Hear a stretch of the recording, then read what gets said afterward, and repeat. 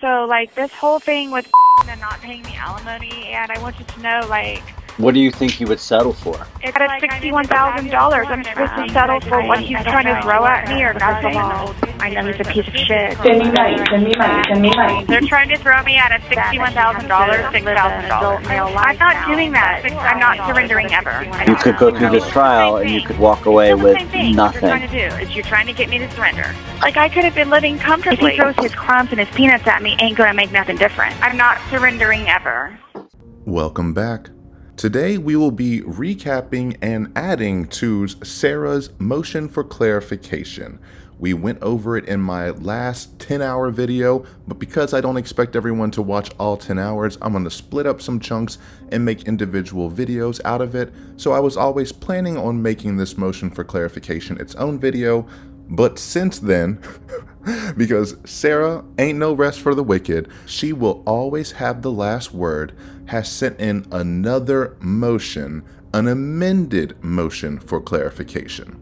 So this first part is going to be pretty much what was covered in the 10-hour video with some expanded commentary here and there. I would say probably like 85% of what people have already seen if you did see the original video, but then some added commentary, and we'll add the amended motion for clarification at the end.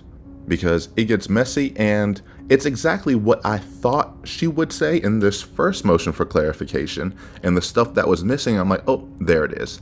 However, what I will say is that my video dropped the same day she sent this off to the court. Coincidence? Coincidence? I think not!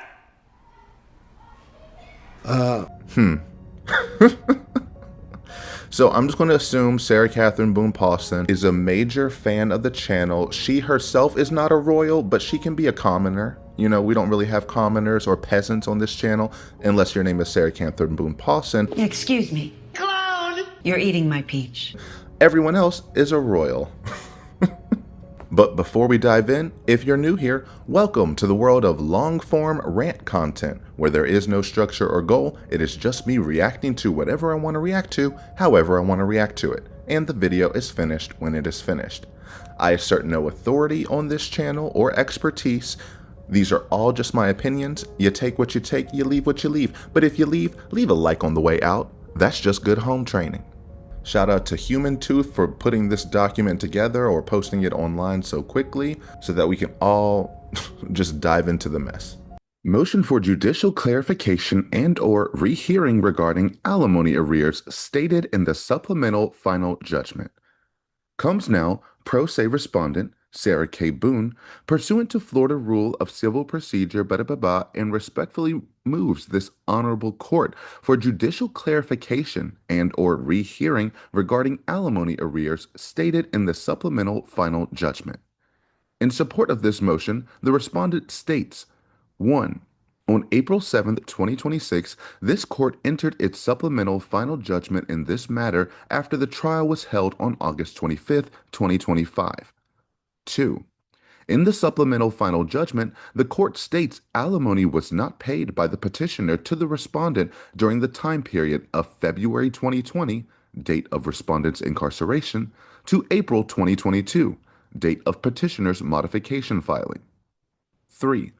Both parties acknowledged in their closing arguments submitted to the court there are 26 months of unpaid alimony by the petitioner. 4. Missed monthly alimony payments were granted by this court to be enforced in the amount of $1,000, page 11, paragraph 44. 5. Based on the aforementioned data, the arrearage amounts should equal $26,000, 1,000 times 26 months. 6.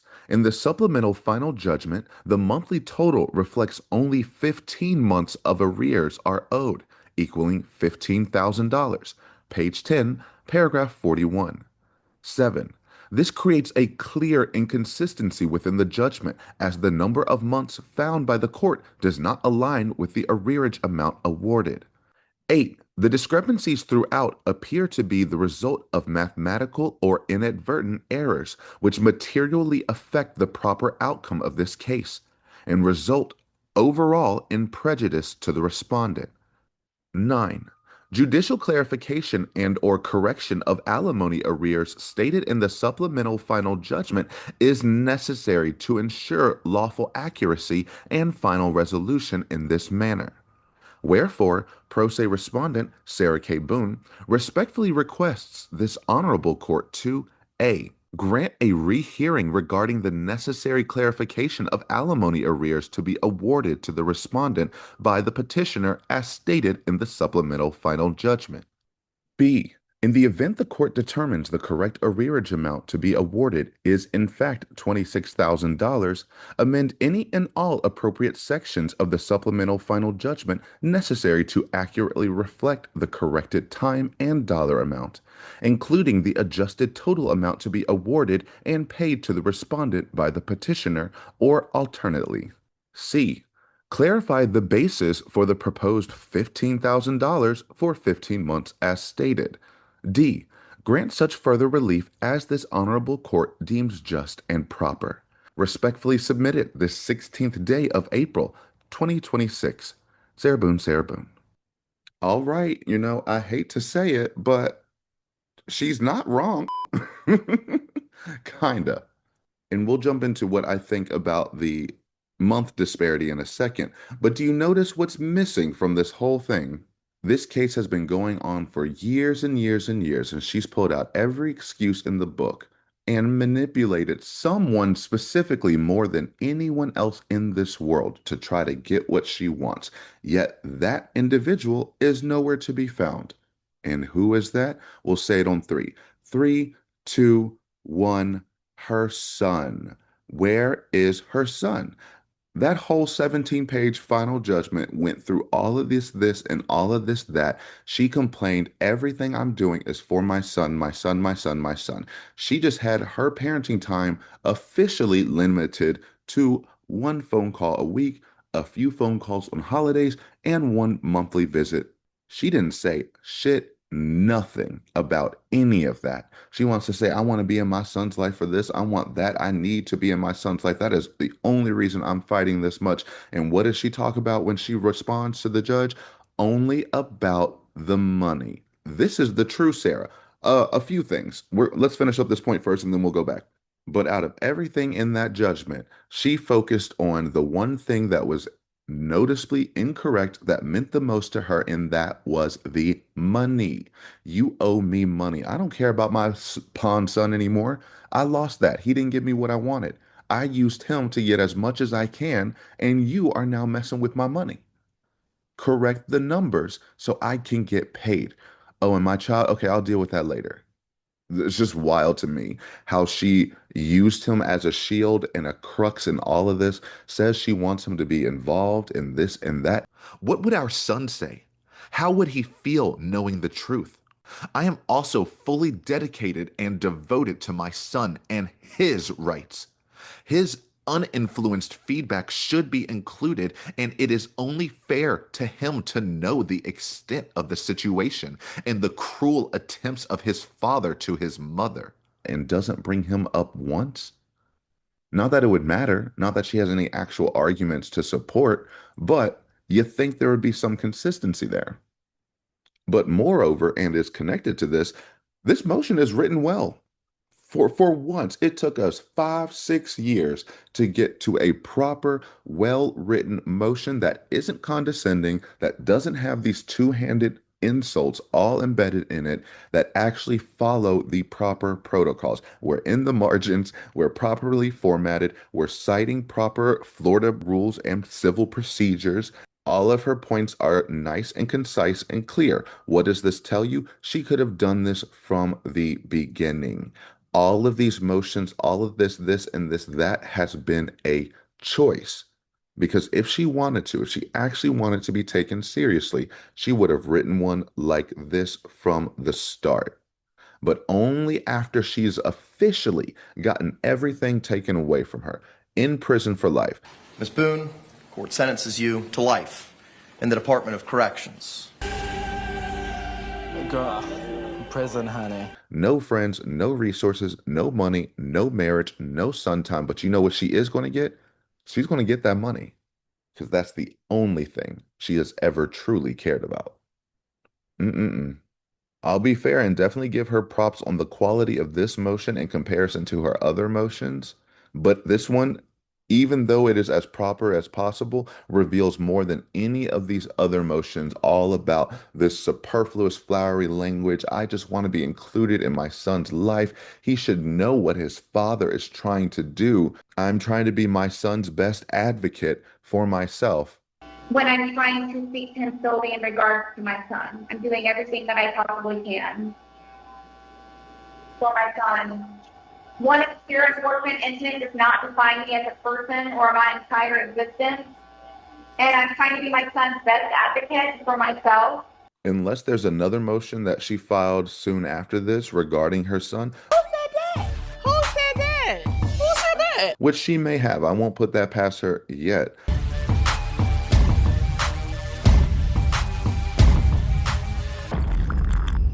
Get used to disappointment.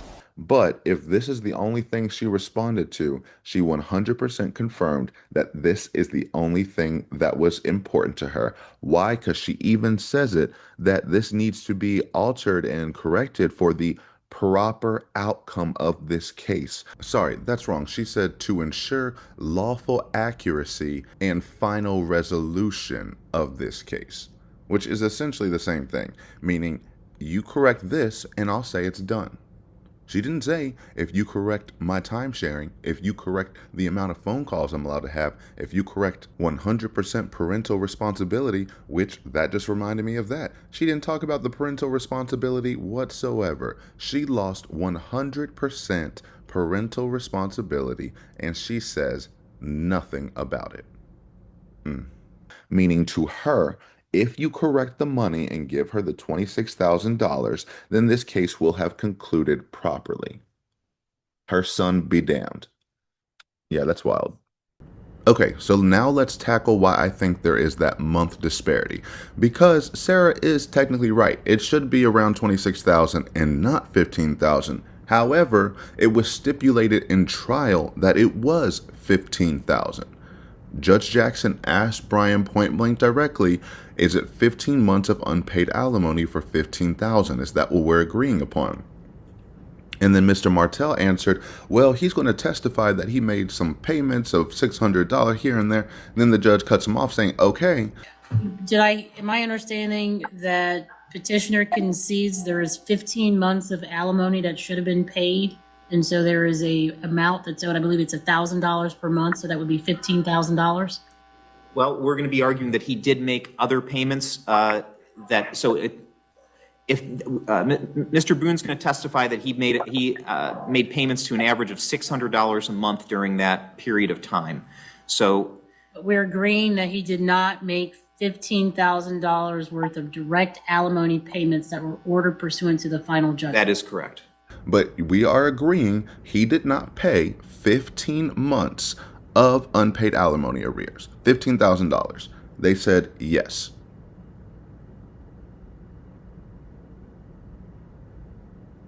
You hear that silence?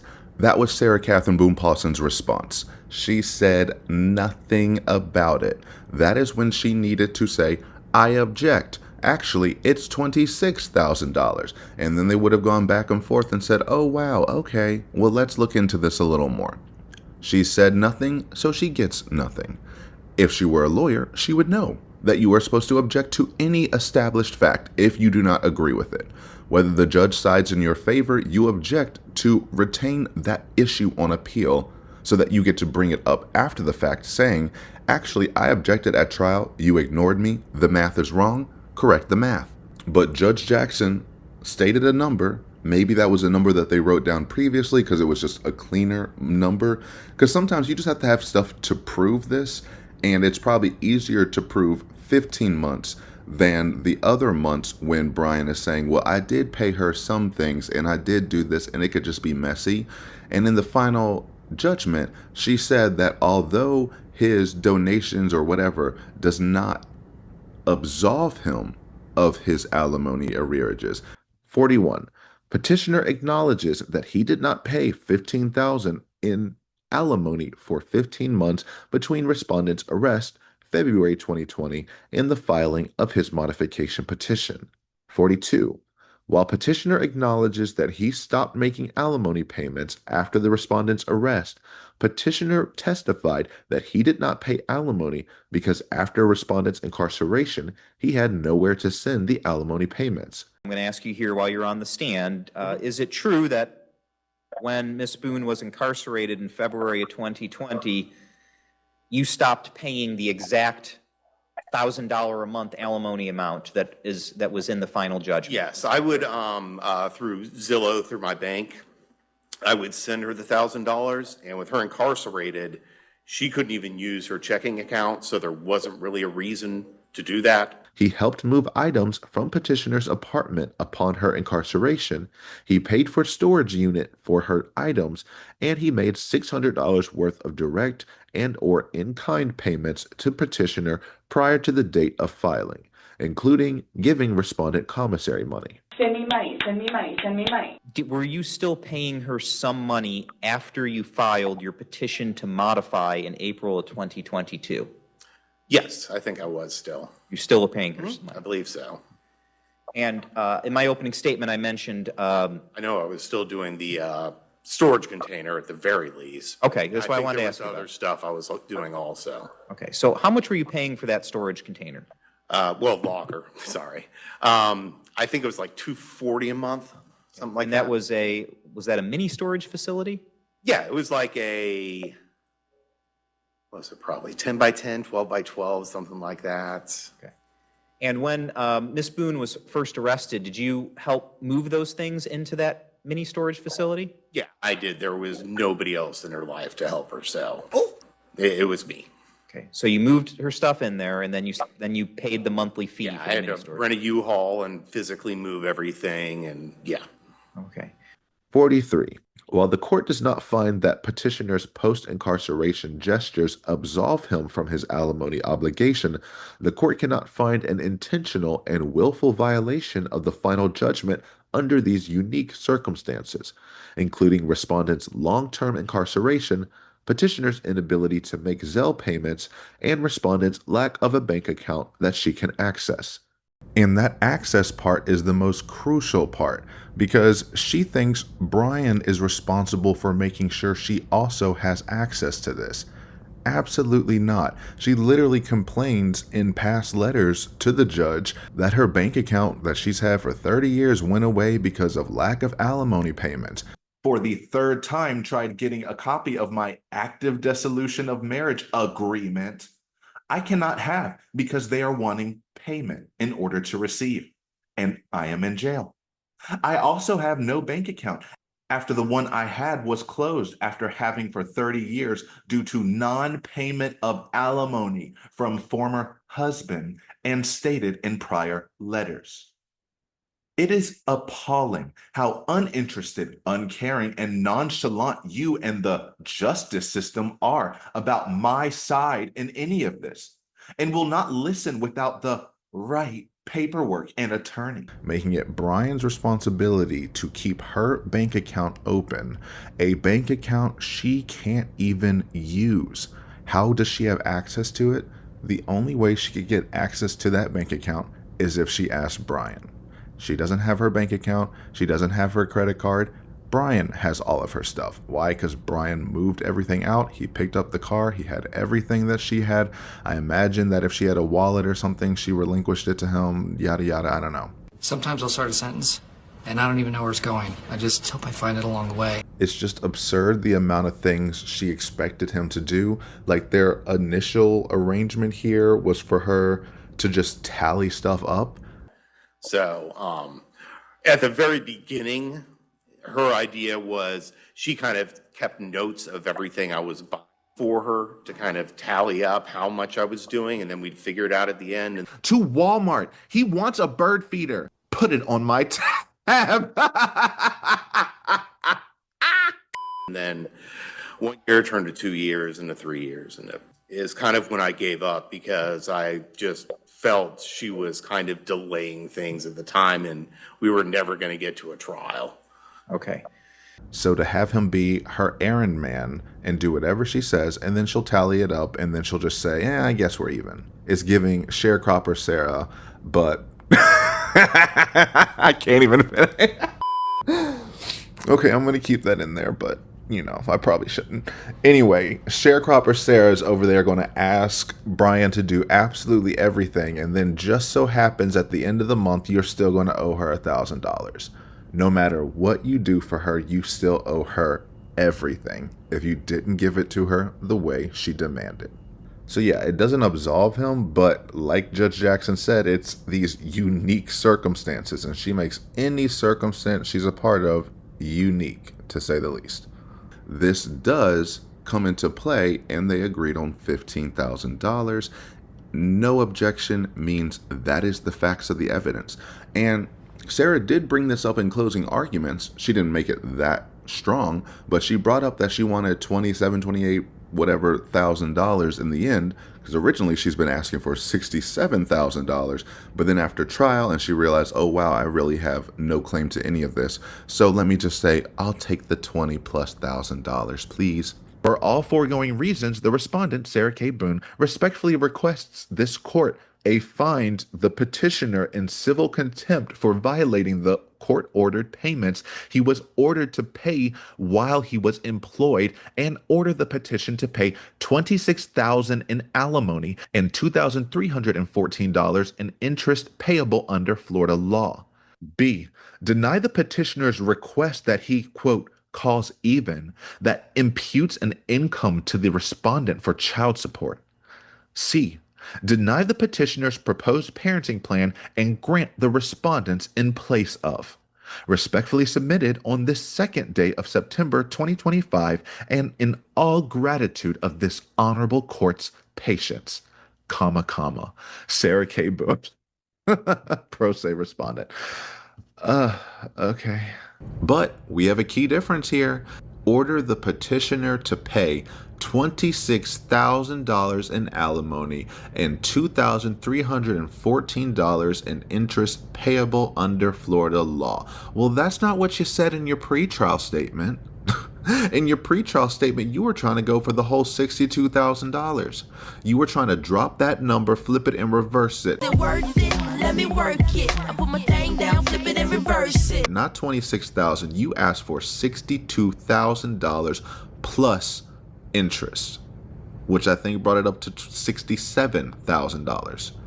In addition, respondent respectfully requests 5. Sanction petitioner and his counsel for their willful violations of the court's orders of alimony payments to the respondent with active agreements, and undermining its authority of consequences for their ongoing noncompliance.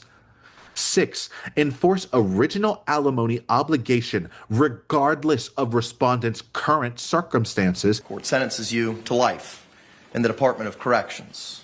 And order petitioner to pay $2,000 as estimated and calculated minus appropriate costs deemed just and ordered by the court. 62 months times 1,000 ordered payments per month equal A, including while located at OCCD without sentence. B, with open active court-ordered agreement. C, no judgment made to any modifications proposed by petitioner. D, no permission granted to petitioner to reduce, terminate payments. E, no stipulations in any agreements regarding incarceration. 5 years plus duration while located at OCCD to present equals petitioner is basing on completion of his 84 ordered payments per agreements April, which is to date and obviously incomplete. 7. Hold petitioner accountable for interest occurred on arrears as a matter of equity, law, and appropriate authority calculated as follows per Florida law. Quote, Florida law imposes interest on unpaid child support and alimony at a statutory rate.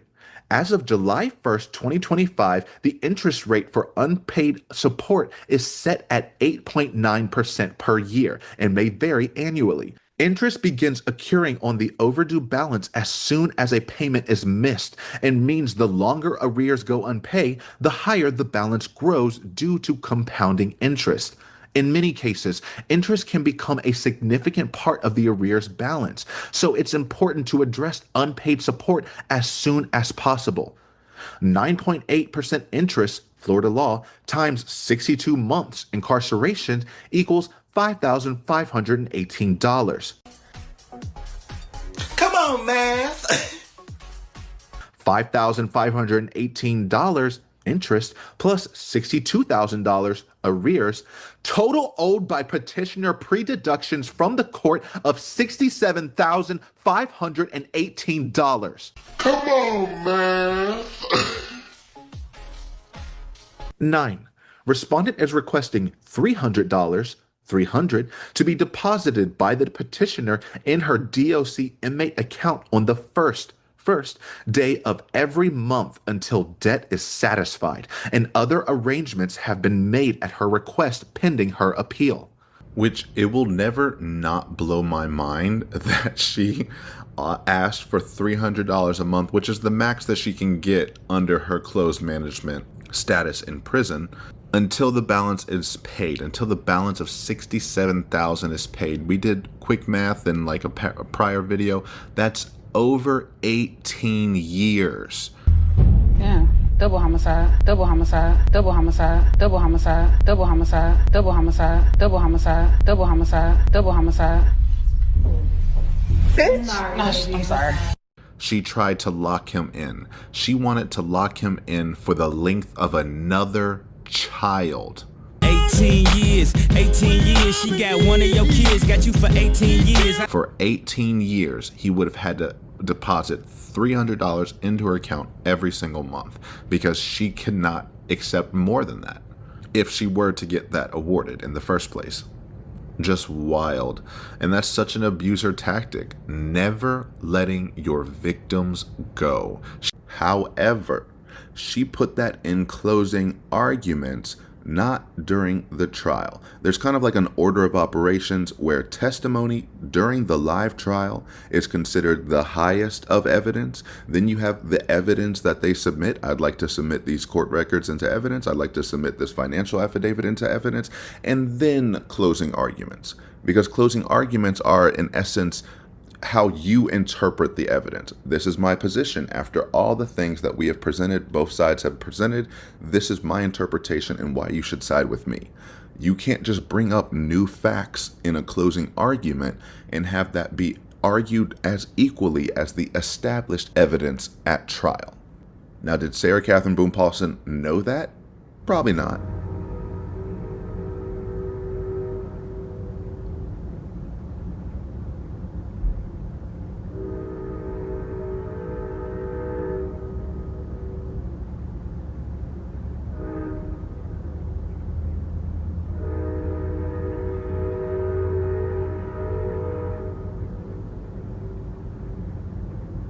Yes, Linda, you are right like always. She definitely didn't know.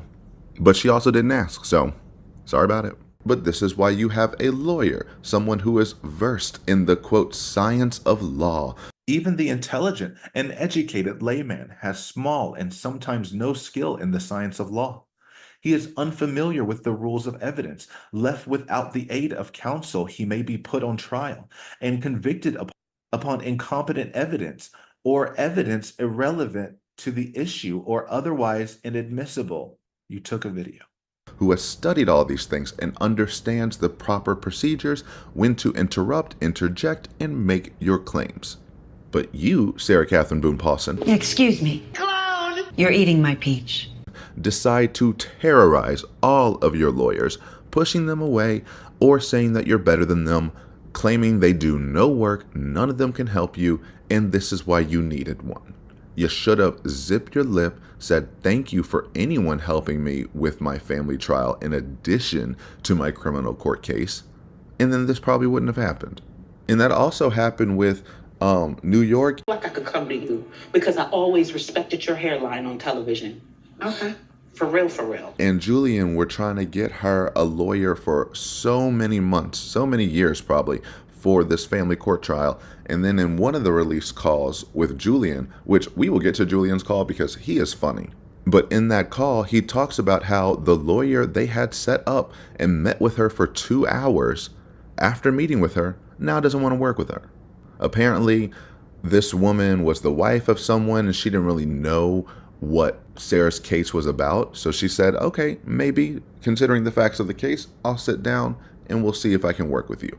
After sitting down with Sarah for 2 hours, she said, nope, I cannot work with her. The direction that we're going right now, you will not achieve your goal. How so? Where's your crystal ball?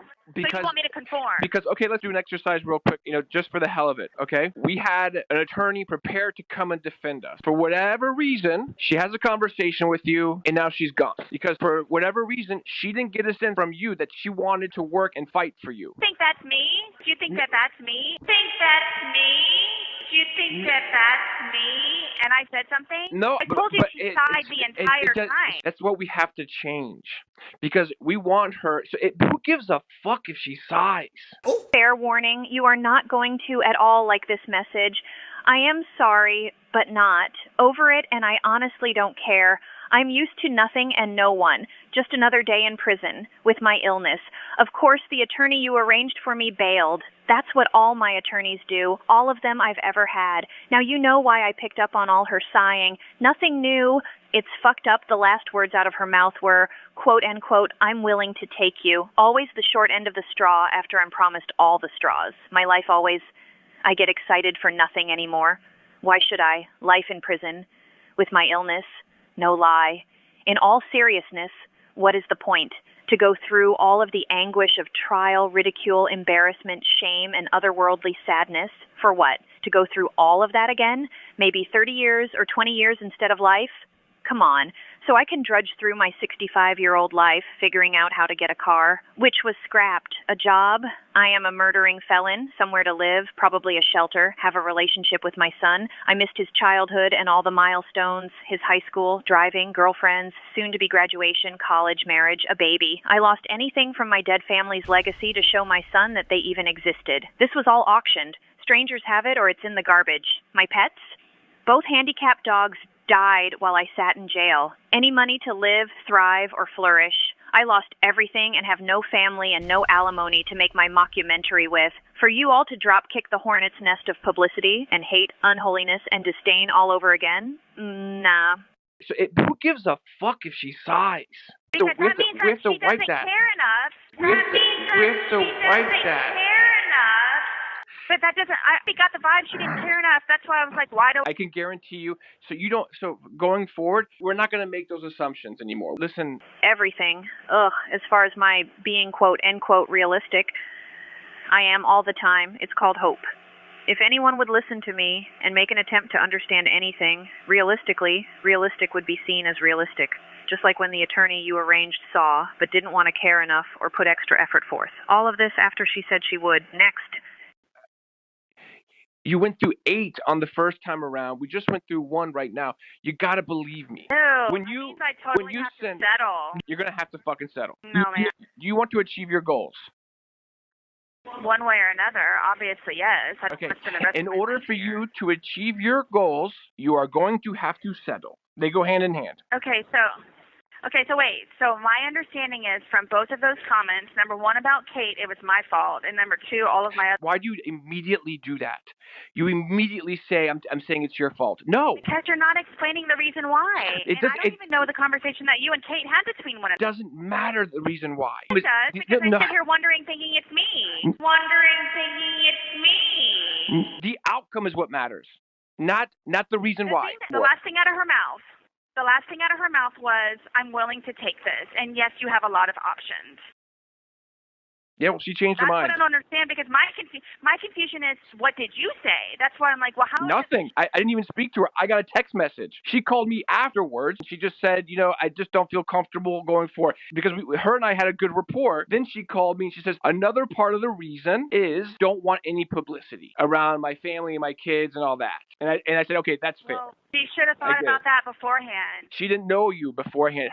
It was her husband who knew. She didn't know a thing about you. She doesn't do social media. She doesn't do all that other, all that shit. Didn't tell her. When you say your name, you figure she knew. She's an attorney for you. So you guys just assumed. Huh? You guys just assumed that she knew. Same thing that you do. So yeah, I did assume. So the whole thing was a waste of time. The whole thing was everybody's waste of time. No. Well, who gives a shit? That's my time. It wasn't your time at that point. I'm the one who took, I took that responsibility. It doesn't matter, Sarah. Listen, but let me tell you, it does matter. Because if I didn't spend 2+ hours on the phone with her and the dysfunction of being down there for a half a day, I would not have missed my interview to where I could have been moved to a different dorm on a different compound with air conditioning. But because I was on the phone with her and basically wasted my time, I missed that interview. So that's why I'm still stuck here and hot as hell. That sucked. But we're all having to do sacrifices here. Okay. And I beg to disagree because Sarah has not sacrificed anything. Also, if you can hear, there's a thunderstorm outside, but it's taking me so long to get through this video that I'm just going to keep going. What should we name the thunderstorm? Tammy? Maybe Tammy. But back to Julian. There are no sacrifices being made by Sarah whatsoever. She refuses. New York asked her, What did you say to me? I said break a leg, guys. I don't want to break a leg. I'm going to get the part. That's what I'm going to do. will you compromise in any way? No, I won't do that. You're going to have to settle to accomplish your goals. Can you do that? No. Why on earth would I settle? So you want me to conform? I still don't get it. It definitely is brain damage from alcohol use. It has to be, to have such unreasonable and unrealistic standards and demands, somehow still getting them fulfilled and then still squandering them because they're not good enough for you. It seemed like she didn't care enough. And that transitions to the start of this section of, you're going to have to settle and you're going to have to conform. We've been through one already, and now, like, you went through 8 in criminal trial. Now we've already gone through 1 here. You think that's me? You think that that's me? Okay, we had an attorney prepared to come and defend us. For whatever reason, she has a conversation with you, and now she's gone. Because for whatever reason, she didn't get a sense from you that she wanted to work and fight for you. You think that's me? Do you think that that's me? You think that's me? Do you think that that's me? Absolutely. He thinks that it's you. Everyone thinks that it's you. Why? Because you are the only common denominator amongst 14 plus lawyers, and none of them have a positive word to say about you. So yes, it is by every conceivable imagination, means, motive, and opportunity, you.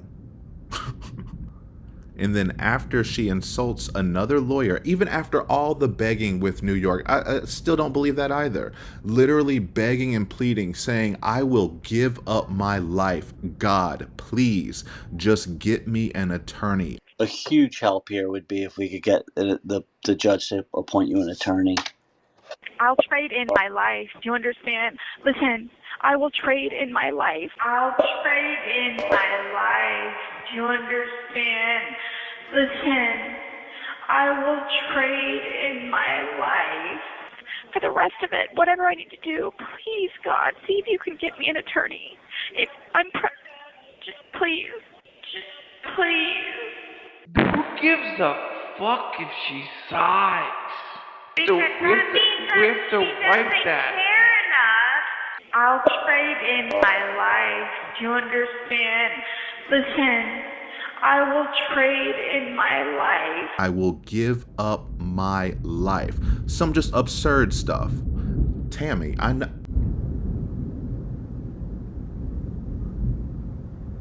I get it. It is a lot. So she's upset, but so are we all. But even after begging God for a lawyer, you somehow got an answer, and someone who does not know you, you get upset being like, you didn't tell her about me? How come she didn't know? She should have thought about that.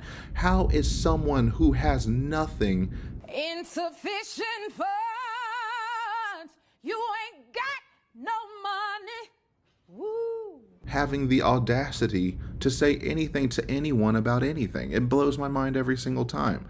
You should have been prepared. You should do more. You just let her assume that was your best case scenario. Someone who knew nothing about you, didn't have a tainted perception, and was going to honestly listen to what you had to say. Apparently, it took 2.5 hours, and by the end of it, she said what she had to say to get off the phone. If she said, yes, I'm willing to take this, and yes, you do have options, that means you keep asking her, what options do I have? Do I have any options? Will you take this? Will you take this? Okay, sure, I might be willing to take this. Let me look into things. And yes, you do have a lot of options. Every lawyer will always tell you you have lots of options. That's a cover your ass move, send you off to the next person. In that whole realistic thing, everyone in her mind, everyone in her life, Brian, son, judges, lawyers, friends, family, strangers, everyone has told this woman she needs to be realistic about the situation and the circumstances in which she's in. And she goes, realistic would be seen as realistic. It's called hope. That is the exact opposite of realistic. What is the definition of hope? Let's just see what Google says. Hope is an optimistic state of mind that combines a strong desire for something to happen with the belief or expectation that it is possible.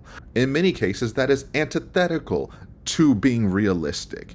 You are optimistic, you are hopeful, you are hoping for the best, but that is not the realistic outcome after you kill someone. As far as my being, quote, end quote, realistic, I am all the time. It's called hope.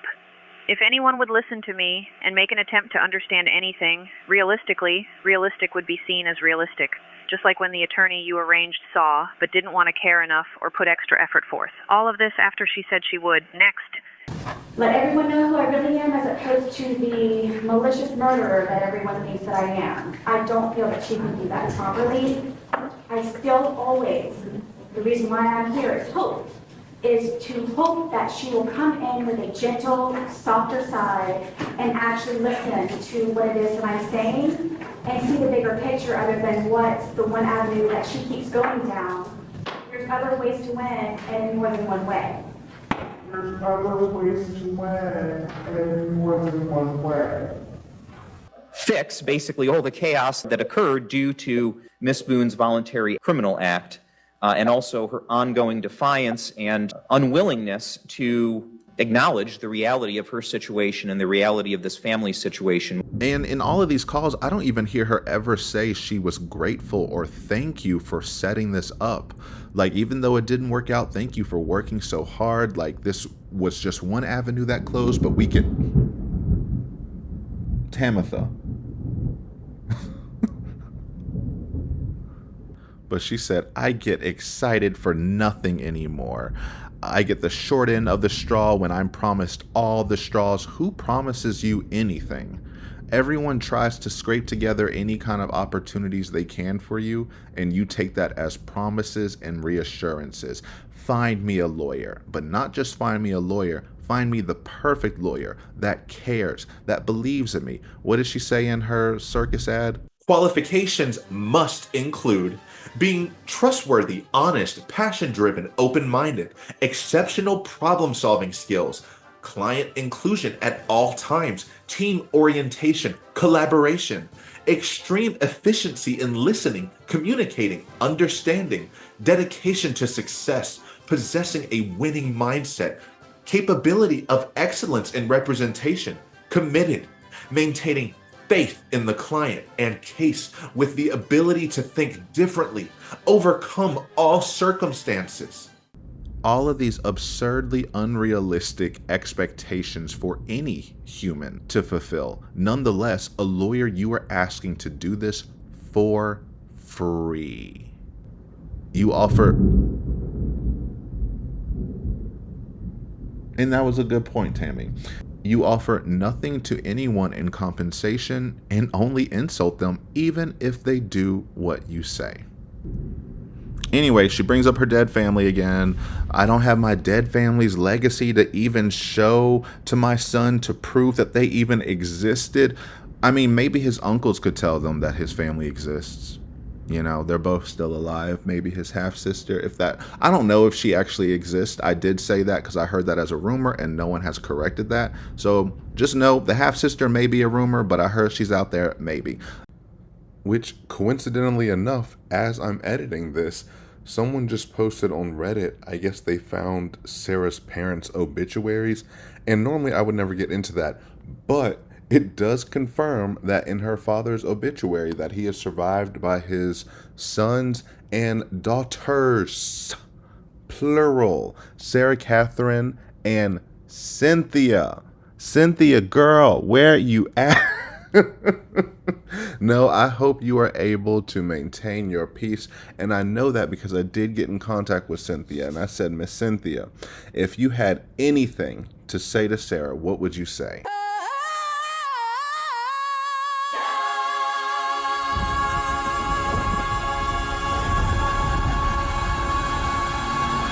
And I think that's all that needs to be said. She never needs to be bothered ever again with this. She has spoken her piece. But also in her mom's obituary, two quick things. One, of course, her mom's name is Karen. I expect nothing less. Two, in here, it says, it's talking about how she went to this nursing school and this community college and how at Valencia, she was on the dean's list for a 4.0 GPA every semester. Madam, not speaking ill of the dead, but this is where Sarah gets this from. I've always been a straight A student. I don't think you all understand who I am. Okay. Well, tell me. I mean, I've always been a straight A student. I am an outstanding mother to my son. Okay. I excel at everything. Madam, you're 47 years old. Madam, you are dead. Why are you talking about your grades in high school? Why is that your crowning achievement?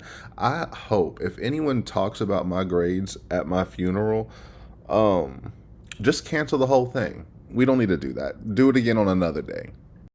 Naturally, I poke fun, but that is just wild.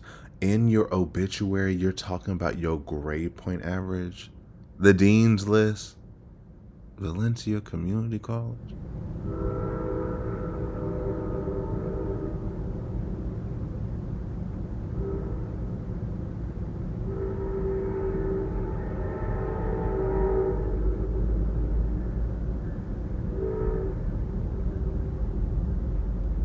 You know, you right, Linda. Let me not be mean. Let's get back on topic. There are other relatives out there, though, that don't like her. That doesn't mean they don't like her son. They could still get in contact with them. He can get in contact with them. I imagine they wouldn't shun him.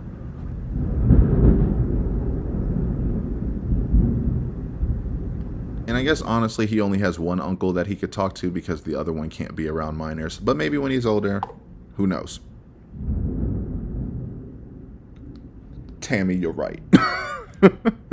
But yeah, all her family heirlooms and legacies, you know, the things she said George destroyed. For ruining my deceased family's heirlooms, traditions, and keepsakes, my son's furniture, destroying the television we watched together. They're all auctioned off and strangers have it and they're in the garbage, even though we find out at trial, Brian says, yeah, I have all her stuff. And we have it in a box. If anyone comes to pick it up, we'll give it to them. Ms. Boone indicated in her pretrial memorandum and in other places that she's alleging that you have possession of some of her belongings. Mm-hmm. Are you aware of that? Yes. Okay. Do you have possession of some of her belongings? Yeah, anything that had any kind of value I had gotten out of the storage unit, so. Okay. And you took it out of the storage unit when you stopped paying for the storage unit, is that right? Yes. Okay. And where did you relocate those items to? To my house in Winter Park, and then they came with me to. Okay. And do you still have those items? Yes. If Miss Boone were to have a family member come by or a friend come by asking for those items, would you release those items to that individual? Okay. My belief is that the brother didn't offer or didn't go over there. There's no mention of the brother tried to go to Brian's house to pick up the things and Brian said no. She just makes all of these assumptions and connections and then serves them as facts. So then Julian has to point blank ask her again, do you want to achieve your goals? Well, of course I do. No, she doesn't. She doesn't want to achieve her goals at all. She could have achieved her goals a million times. She only wants to achieve her goals the way she wants to achieve it and will not accept any other alternative at all. Ever.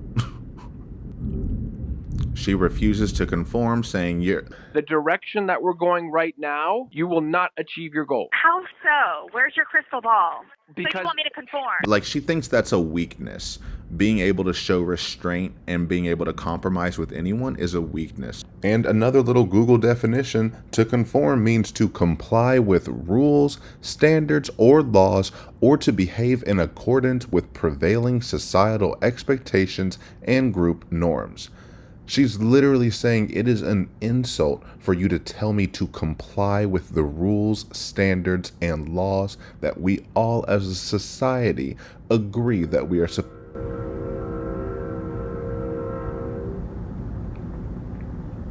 Tell her, Linda. Even Linda complies with laws.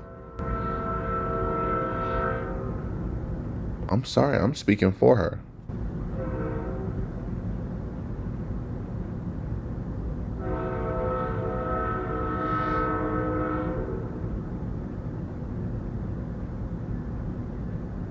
You done? Okay, that was my fault. But she's had it too. She cannot stand this idea of the word conform is an insult in her mind. And truthfully, it's because in her mind she has a different definition and she's misusing the word as she does with most of the English language. However, it's just one of those things she repeats nonstop and something no one has ever brought up or actually asked her to do. So you want me to conform, you want me to surrender and give up, and I won't do that. So everything with Kate was my fault. And two, Julian interjects, says, why do you keep doing that? Because you're not explaining the reason. And Julian is spot on when he says the reason doesn't matter, the outcome is what matters. And Tammy completely agrees. And that applies to everything in this situation. It doesn't matter the reason. It doesn't matter your intent for killing George. It doesn't matter why you wanted to punish him. It doesn't matter why you think he deserved to be punished. No, it's not malicious. Well, saying fuck you. It's not malicious. Then what is that? I'm leaving it like this, please. I'm leaving it like this. I did not intentionally do this. No malicious content or effort was towards this. No malicious. No malicious. I would say, point of does the that video. help you sleep? But you're not sleeping. So. I mean, Last night, I the- maybe got an hour. Right. in your voice you can hear the maliciousness. The fuck you is very, very... You don't talk to people Obvious. like that. That's not like a common like, Nope. hey Scott, fuck you. Thank That's you. not common. It's not something people do. And no one that sees that is gonna think that. Okay. So we were trying to give you an opportunity and it is what it is. There's no maliciousness towards Okay. that. So I would probably be telling myself that too after that video. My intent was not for that to happen. The result is he's dead because of you. The result is these people had to recuse themselves because of you. The point is your son doesn't want to talk to you because of you. These are the outcomes you have to deal with. The reasons why at the end of the day don't matter.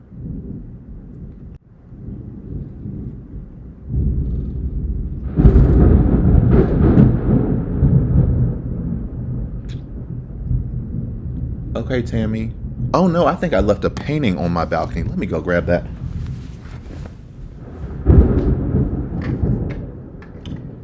Okay, a little wet, but we're all good. What was I talking about? Anyway, she believes that having a reason is the same as having a fact. So her reasons, her intent, her beliefs should outweigh the facts, feelings, emotions, and findings of everyone around her. And it never does. So keep going. How about instead of automatically assuming that the person doesn't give a shit about you, why not speak to them in a manner so they start giving a shit? Well, if they weren't talking to me in the first place, then they obviously give a shit. You told me that you assume you told me that you assume nobody gives a shit about you. You know, nobody ever has given a shit about me my entire life. So that's how you approach things, you said. Well, and you have to remember, I've been incarcerated for 5 years, so I know the different breeds of humans. I know. It's like they think that you're the best friend and they'll pray for you for a bag of fucking chips. Which is just another example of self-aware irony that's her. She is that girl. She is that girl who will smile in your face and say that she's going to pray for you just for a bag of chips and then stab you in the back and yell at you the next second. That's exactly what she does to the girls, going to beg them for all this stuff. That's exactly what she did to her brother Philip. To brother, hi. Oh my, wow. Thank you. What a delight to hear from Blank. And you've been in my prayers every night. I bet. I miss talking to you and Blank your life. We're all we have left, each other. And I love you no matter Blank, coffee or not. If I have sweets or not, no matter, Philip, no matter. You Blank gifts in themselves and all I ever ask for and need. I know you know. Blank, know I would do the absolute same for you. I know you know I am Blank and emotionally able to do to get out of here. Court sentences you to life in the Department of Corrections. And hopefully with my Blank worth living for. I'm guessing with my life still worth living for. I know you know I love you, no matter. Thank you, Blank, was not good to you. I remember you telling me you had a lot going Blank, deployment, etc. Is everything okay with you and Kayla? What all has Blank? If you don't feel like writing it all, it would be nice to hear your voice. Blank right away if you'd like and can. I'll call regardless. God, you opened the floodgates again. I'm just glad you Blank. Why, I'm happy to hear from you. I miss you much, love you more than you Blank, and always in my life. This is temporary. Court sentences you to life in the Department of Corrections. And feels like forever. Life in the Department of Corrections. Blank, do for you also with all you have happening. On top of me being here, Blank, God. More than enough. It's going be all right. Promise. I love you. Though the fig tree does not bud and there are no grapes on the vine, Blank the fields produce no food. Though there are no sheep in the pen, and Blank rejoice in the Lord. Habakkuk 3:17. Therefore do not worry about Blank, about its own things. Sufficient for the day is its own troubles. Matthew Blank. I think towards you, says the Lord, thoughts of peace and not of evil. Blank Jeremiah 29:11. For he shall give his angels charge over you to keep Blank 91:11. Two are better than one, because they have good reward. For Blank lift up his companion. But woe to him who is alone when he falls. For Blank, though one may be overpowered by another, two can withstand him. Blank broken. Ecclesiastes 4:9 through 10:12. I can do all things through Christ with love. Talk to you soon. Again, thank you. Ugh. That just feels so belittling and gross at the end. I can't actually give you anything, and I can't actually express genuine joy because I don't know what that is. That's not self-initiated. I'm going to quote scripture to you. Why? Because I'm trying to take even more of a moral high ground to show you how grateful I am. I love the Lord and you so much. Here are some Bible verses that are absolutely irrelevant to you. A few moments later. The brother sending to Sarah. Your damn book will be there on the 10th. Order number 116502 blank. Welcome for the 50 I put in your account. You are so, I think he says, ungrateful. Blank. Going to do for a while. And no, I'm not going to transfer credits that blank. Talk to you later. Hope all is well. Congratulations, Philip. Sarah responding to Philip. Oh, Lord, this is going to be something. Super miscommunication on my end. I bet it was. I bet it was. I thought you meant 50 credits. Blank, of course, right? Message telling me I had to wait for the other book to be returned. Blank, no, you put $50 on my account. I was in the negative, so thank you. Blank, it. I checked my account this morning and saw your deposit. Thank you, blank. Other than this book, I never ask for anything. You are kind enough to always ask if there's anything I need. That's the $1,000,000 question. Blank and me ungrateful? Never. I am happy with whatever crumbs, crust, blank, dare you. I'm used to nothing and everything being taken.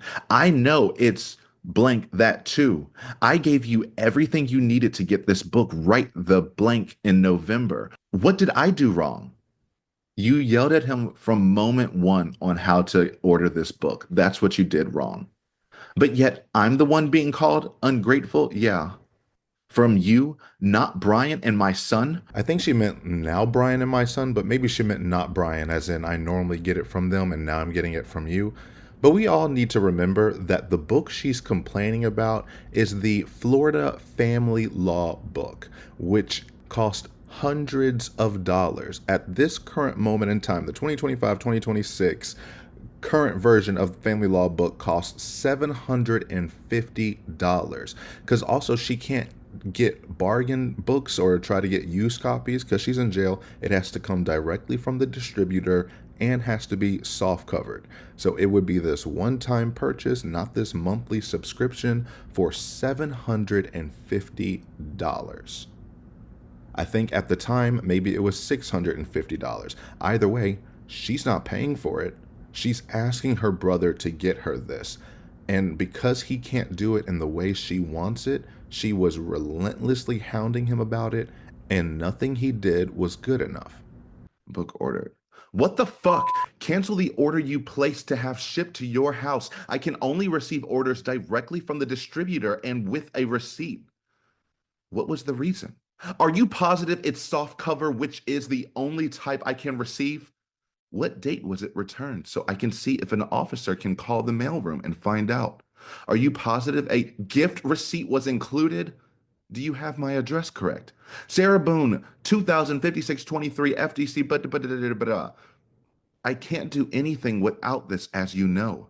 Thank you for the coloring books, but I really need the other the most and first. Please. If anything, if you want and can, please add to my commissary account since I'm in the negative and can finally get some coffee Brian keeps telling me he ordered for ongoing 3 months instead of the coloring books, please. To your brother. Hi, what's happening? What's going on? Hope you're having a nice weekend and have lots to look forward to this week. Got any updates about this spectacular book? I haven't heard from you, so I don't know unless I ask. To brother. Stop! I cannot receive the book from you. It has to come directly from the distributor. I sent you 2 messages telling you to cancel the order and place again to come from Amazon or wherever you're ordering. This is why I get so frustrated, and I know you are too. But there is criteria that has to be met or the entire order gets sent back. Soft cover only comes directly from distributor. A gift receipt or receipt must be included in the order. My info must be correct. Sarah Boone, don't waste money sending from you. Please, please, please reorder so I can finally get this book to get asshole Brian in court. He's withholding me money again for the 3rd week, and I have nothing. Please, Philip, I cannot take much more from him. So even when he gives you money, you had a miscommunication thinking it was 50 credits and not $50. Do you acknowledge that and say, I'm sorry? No. You keep going and you yell at him for calling it out. For the almost 5,000 credits you have, I hope it's no blank unnecessary meanness. I have 0. Live life for me in the real world, blank. Always and forever and ever and ever and ever and ever and ever and ever and ever and ever and ever and ever and ever and ever and ever and ever and ever. She is a nightmare. Ever and ever and ever. And this is your sister. And ever and ever and ever and ever and ever and ever and ever and ever and ever. I am grateful for everything. You are grateful for nothing. Nothing. Blank for you health-wise, life-wise, happy-wise.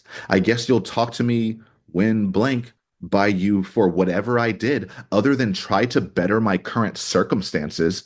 Blank whenever God decides to let me go from this school of hard knocks. Ms. Boone, court sentences you to life in the Department of Corrections. Look out for my V-Day card I sent telling you how grateful I am and how blank Valentine's Day here. Thank you. Hope you still send pictures. And yet again, the saying rings true.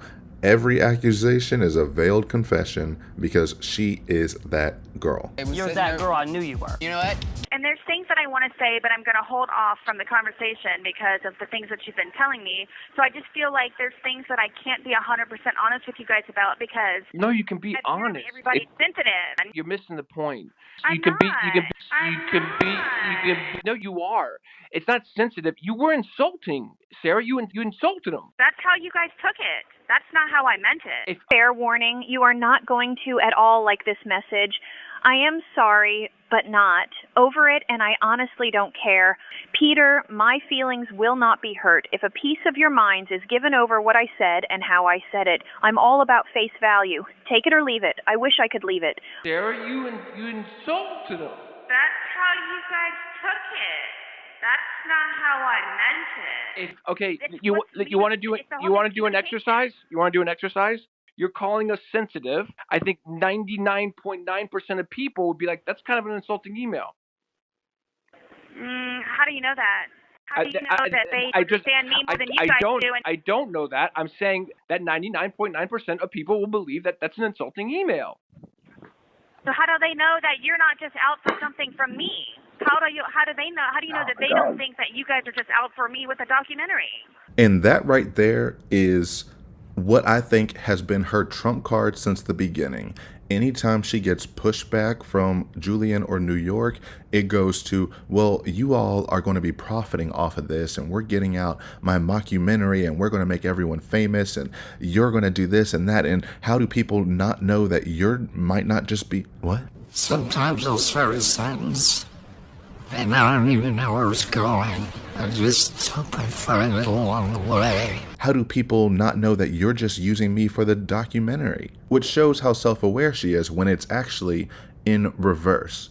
And I think, well, who was I watching? I think it was AG Tactical who brought up that she never gives them anything. You could tell that they're trying to fish for some details at times, and she gives them nothing. It's just, here are the issues I have right now, but nothing about the actual crimes she committed or taking responsibility for any of her actions. And when you call her out on it, you were insulting him, you were being mean. Anyone who sees this would say that this was a very rude and insulting email, which I am one of those people.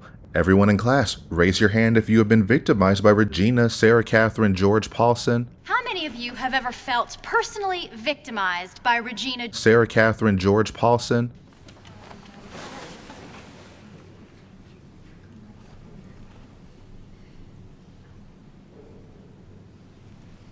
Good.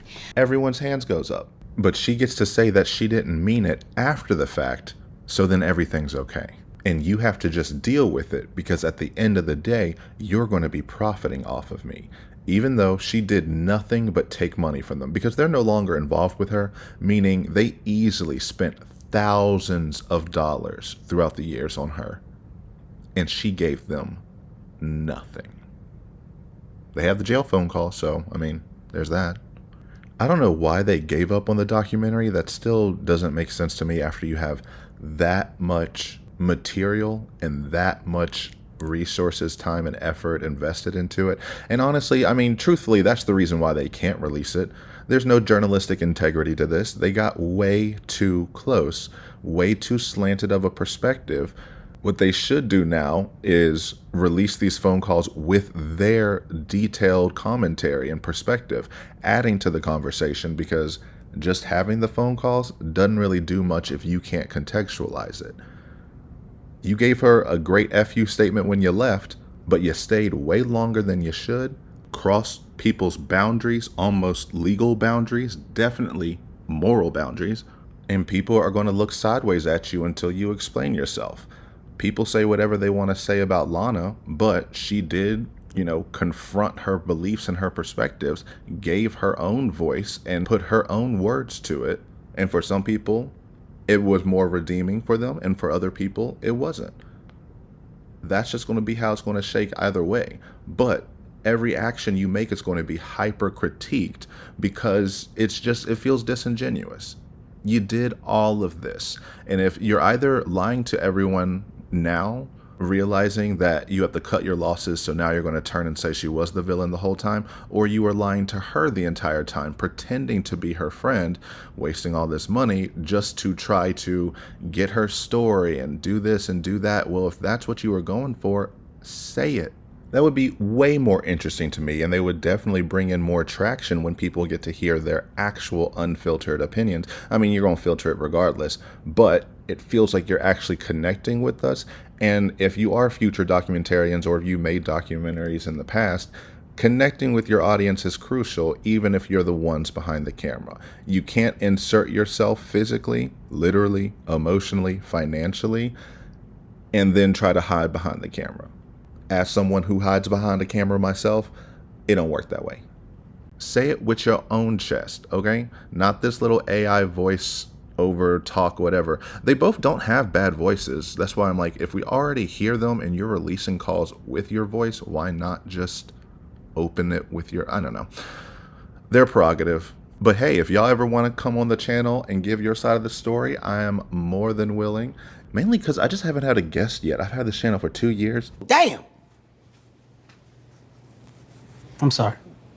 I wouldn't show that to them if I were you, because there's two different ways. Listen, I'm making a point.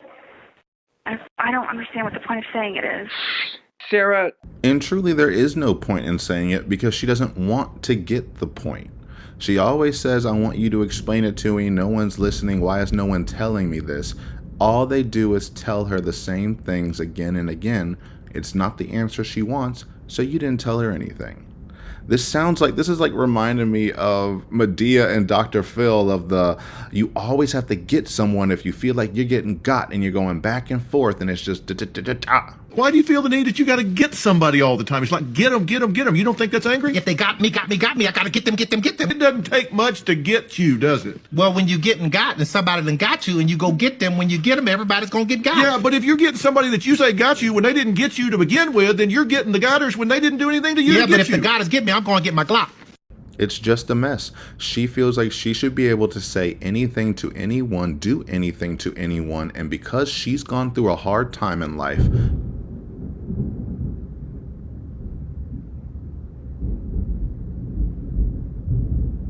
you have to be okay with it. And Tammy's not having it.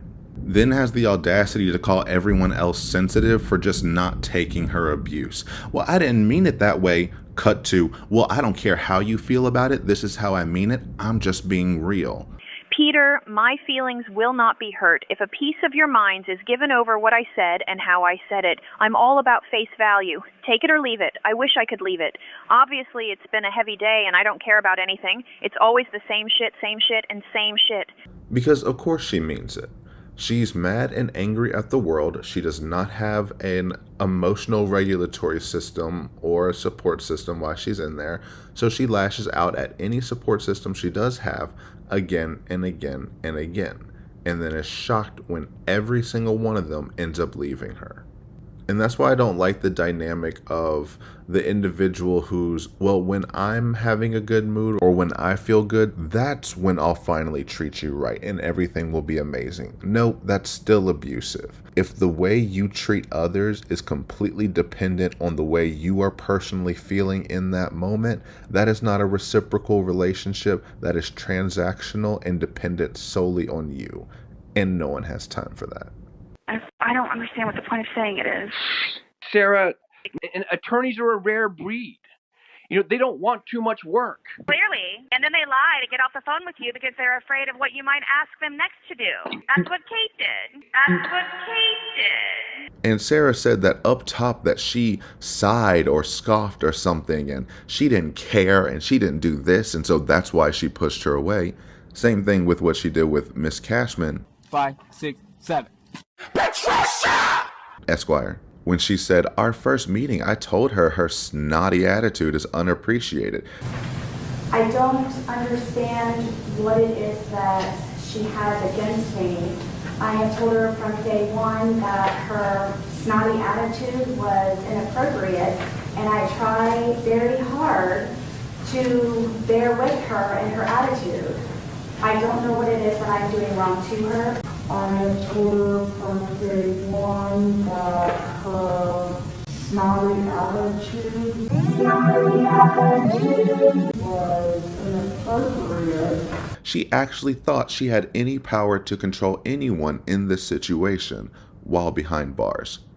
And it's that insistent, defiant attitude, that insistent, I know everything, I'm a straight A student. I mean, I've always been a straight A student. I'm a perfect mom. I am an outstanding mother to my son. I'm better than you. I am better than you. I am better than you in every single way imaginable. I am a better lawyer, a better lover, a better mother, which is something you will never, ever be, you infertile, career-obsessed bitch. That leads you to this situation. If you're going to talk that talk, if you're going to be bowdy, then be that one. But now she gets mad because she steps in it every time, and she's making mistake after mistake and not catching these things, and then wants to throw her hands up and say it's everyone else's fault.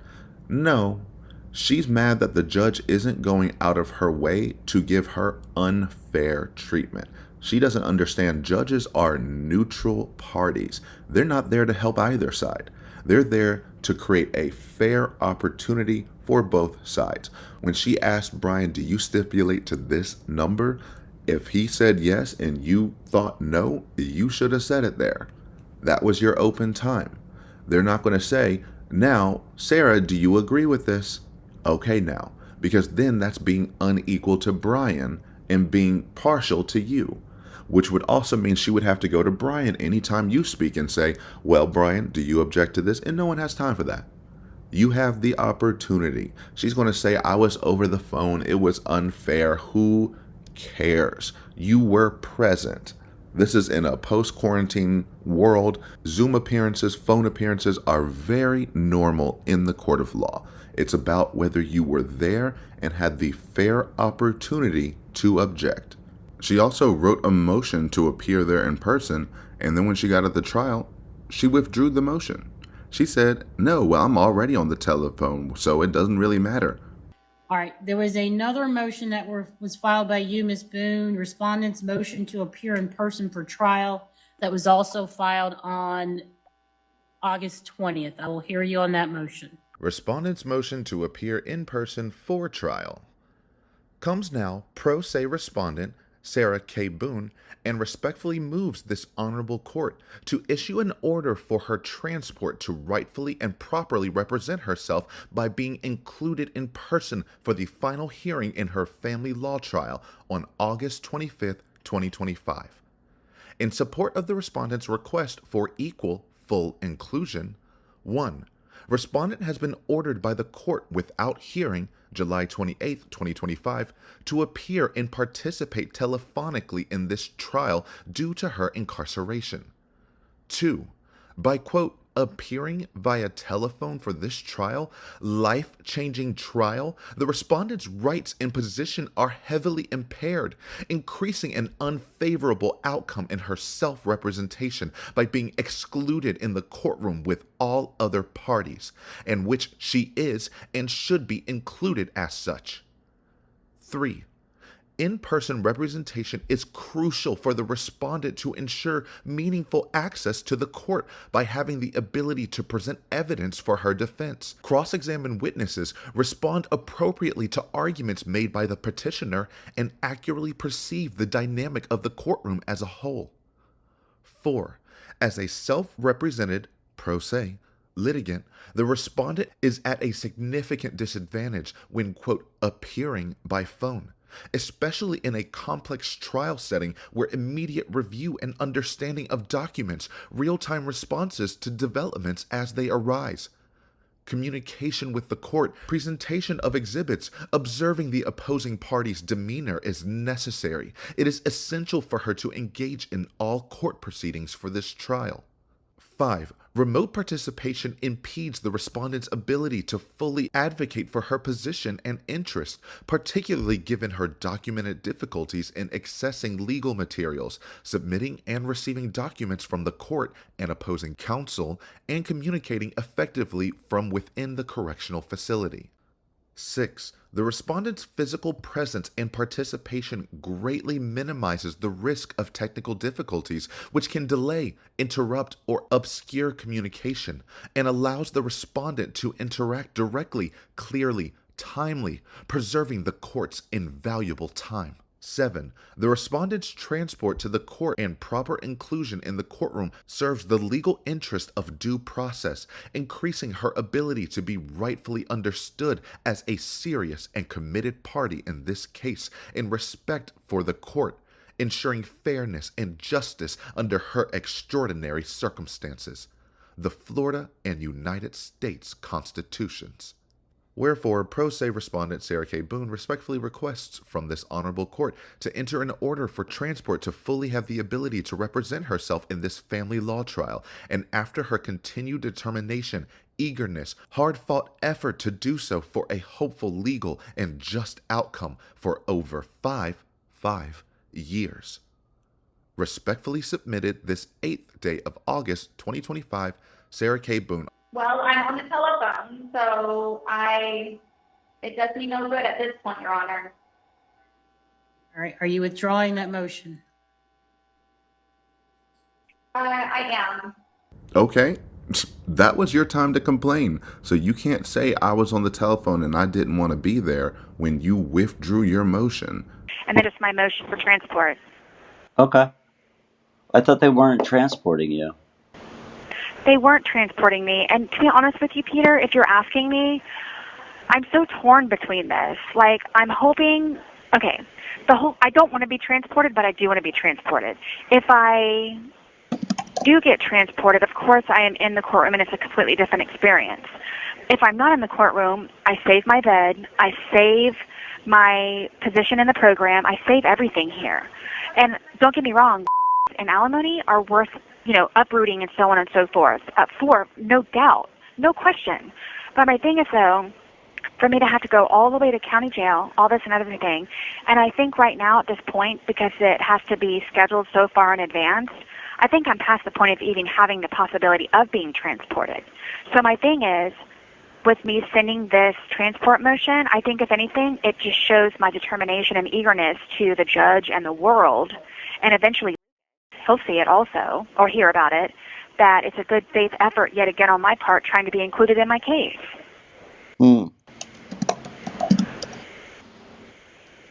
So what are your thoughts? His thoughts are, it's the dumbest thing he ever heard. All you do is complain about not being involved enough, everyone always oppressing you and making sure you're not included and this and that, and secretly the whole time you don't want to be included anyway. The problem is that my constitutional rights are incorrectly being waived without my knowledge or permission. I never signed any nor verbalized the idea I wish to waive my appearances to any of my court dates. I want to be present for all dates going forward, please, regardless of the significance. All are significant to me, since my attorney fails to relay any information in any way.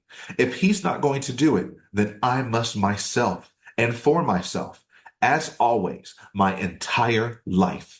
6.5 hours later. I feel it more important also to communicate to everyone so you understand the undertaking it is for an inmate to attend court and why it is so important to me to have progress to report to make the day count.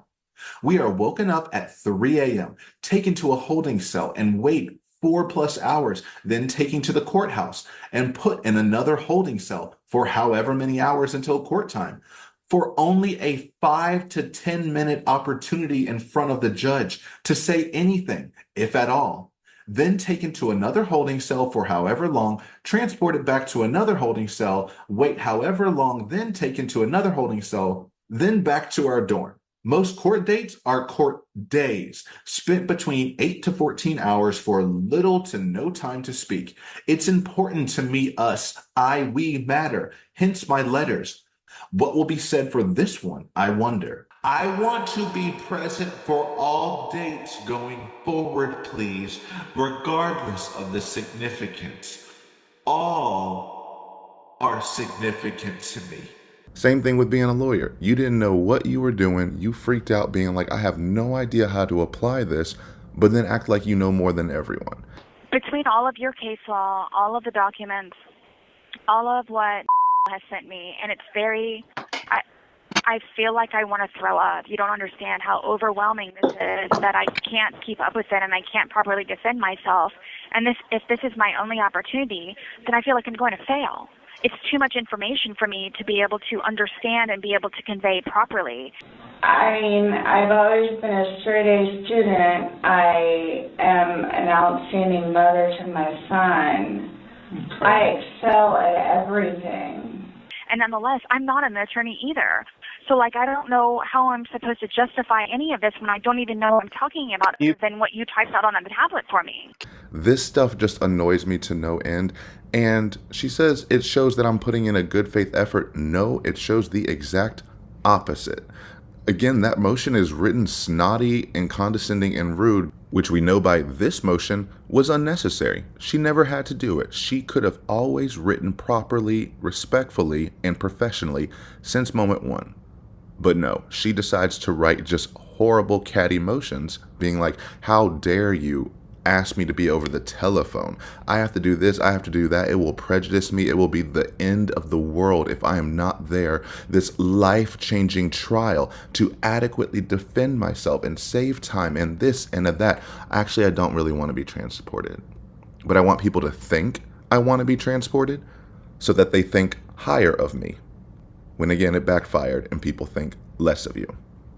And that's why New York is quiet.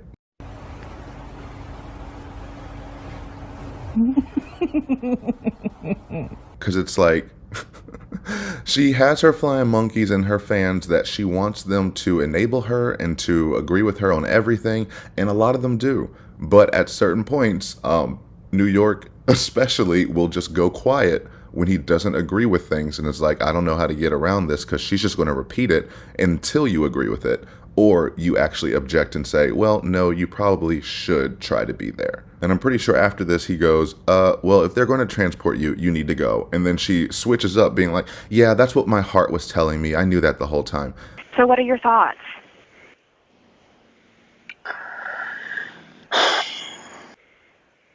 I hear the conundrum, I guess is the word. Yeah. I would say if you can, I would go. Yes, of course I would. If if it happened, then of course I would. Yeah, I mean, if they want you to go, you're going to go. But I mean, I would, if I had a choice, I'd try and make every effort to go. Yep. Okay, well, that's what my heart was telling me at the same time also. And I would love to know also, the court on its own motion. Why would you do that? And I don't know if it's because she was confused on how to do a transport order or what's going on or whatever else it is. I don't know why. Girl, it's because the prison...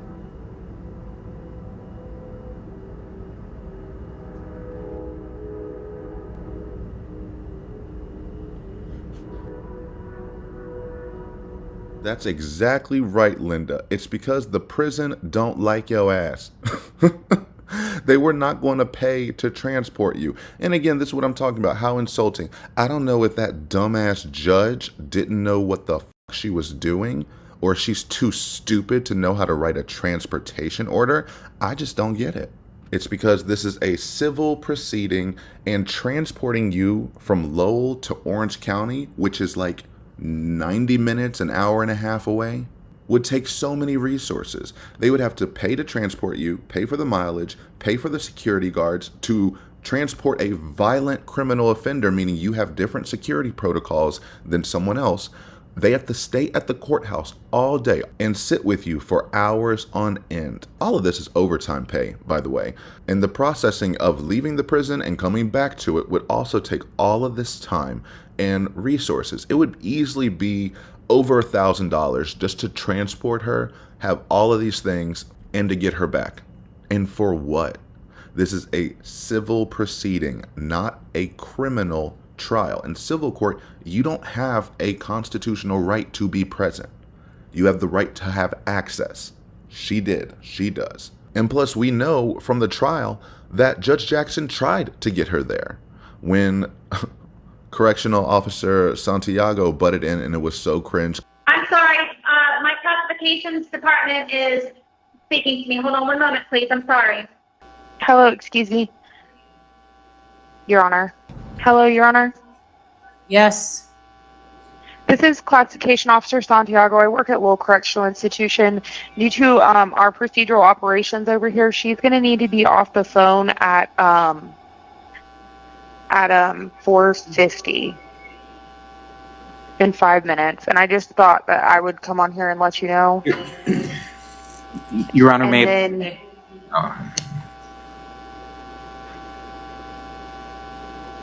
and then Okay. also for future court appearances, they are requesting that communications go through the classification officer so that we can make sure that these she has plenty of time to complete all of this so that we're not having to rush her off the phone. Right. Information was sent regarding this final hearing. And we, my office has been in contact with the Department of Corrections for quite some time over the last couple of months trying to get this set up, because we had initially requested that she be transported to Orlando for this hearing. So there has been contact. All right, but right now you are slowing us down and trying to get this finished. So give me just a minute. Hold on. And you could see that Judge Jackson was upset that she wasn't able to come down here, but she understands why. If Sarah was in Orange County Jail like she was before going to prison, it wouldn't have been an issue at all. But she stalled and stalled until the end of her criminal case. She lost. We, the jury, find the defendant guilty of murder in the second degree. Sentenced to life in prison. Ms. Boone, court sentences you. Electric chair. Holy shit. God damn it. Electrocute that bitch. And I want you to pour some water on her first. Life in the Department of Corrections. And now has a new forever home in Lowell Prison, wherever. Because if she was set free and she was in Orange County, she would have just already been there. But no, her actions always have consequences, and those consequences create hurdles. Well, if it isn't the consequences of my own actions. What's up? What's up? Trying to... Or if she doesn't want me in the courtroom because of the insanity of social media and everything that we've already forewarned them about. I think that's what's happening. Like we talked about the last. But she can't do that to me. She can't do that to me. No, you wanted him to say, that's right, just put in a good faith effort, give him hell, put in motions you don't even want, just like the bond. I want to use my rights to get a bond, even if I can't pay for it. I want this, I want that. The Holy Spirit is pushing me to do, even if I don't get one. I can officially say I tried, since no one else would for me. Sarah Boone. 42-year-old Sarah Boone faced a judge Wednesday morning charged with second-degree murder. Detectives say she left her boyfriend, 42-year-old Jorge Torres Jr. The autopsy findings, which include significant evidence of trauma to multiple sites on the victim's body. The state asked for no bond. The state asked for no bond. No bond. The judge agreed. In Orange County, Alex Villarreal, West 2 News. Don't give me rights if you don't want me to fully maximize them. Be the revolution. It's just your address. So if I do achieve a bond, I will need to be at the address. I'm a good roomie. That's even if I get the bond and can even pay. Doubtful. But who knows? From all my cheerleaders out there, maybe a GoFundMe page will be made for me by my loyal, quote, fans. At least the world will see my efforts, and I believe if I am denied would be in my favor anyway, as everyone knows how exploited my case is and the illegal happenings daily with everything on the internet. Sending this transport motion, I think if anything, it just shows my determination and eagerness to the judge and the world, and eventually he'll see it also, or hear about it. that it's a good faith effort yet again on my part trying to be included in my case. Just another example of it. She complains and asks for things she doesn't even want just to say she did it. And the most troubling part is that end saying that she knows her son will see this eventually. So she's been cognizant that her whole criminal and family court process will be uploaded publicly and her son will one day see it. Even though she doesn't want him on the computer and gets mad when he says, oh, she's a second-degree murderer, and then loses her mind. Private phone time will be my time and made to be important and meaningful. It will also get him off the computer, which has been a huge topic of attempted discussion with former husband with no success. Today, in your comments about my case, you know nothing about. And telling you, and shouldn't be at all in any way. Fly away from blank, misunderstanding, unloving, and caring, going the extra mile to make blank do every day, and including you. One day I'll fly away, leaving all this to blank. Everything your father tells you. Don't believe everything he says. Blank. Of love with him. He doesn't care, nor has ever. And lies about everything. Blank. Every story has two sides. Fly away. I love you no matter what. Blank. Oh my God. But she's aware that her son will see how she behaves. How do you think he is going to feel once he hears how you were at that trial? There's no way his mom and his dad are at trial and it's filmed and it's publicized that he's not going to watch.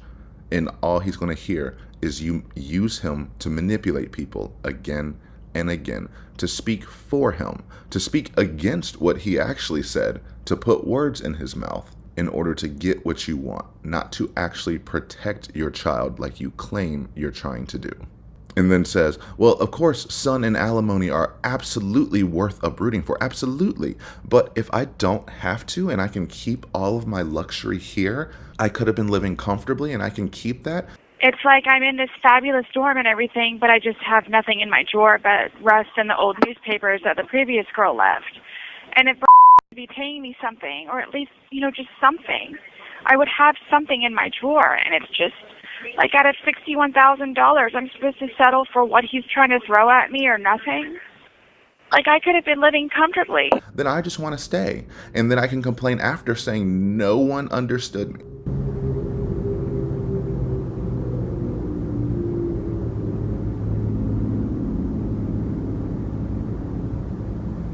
Marty the motorcycle has had it as well. He says he can see clearly, plain as day, that this is just another endless manipulation pattern that will fall flat, or it did fall flat, but is only there so that she can further complain later on. Ridiculous. That was not going to be addressed beforehand. This is the time where motions get addressed, during hearings. It just so happened your hearing was the final hearing.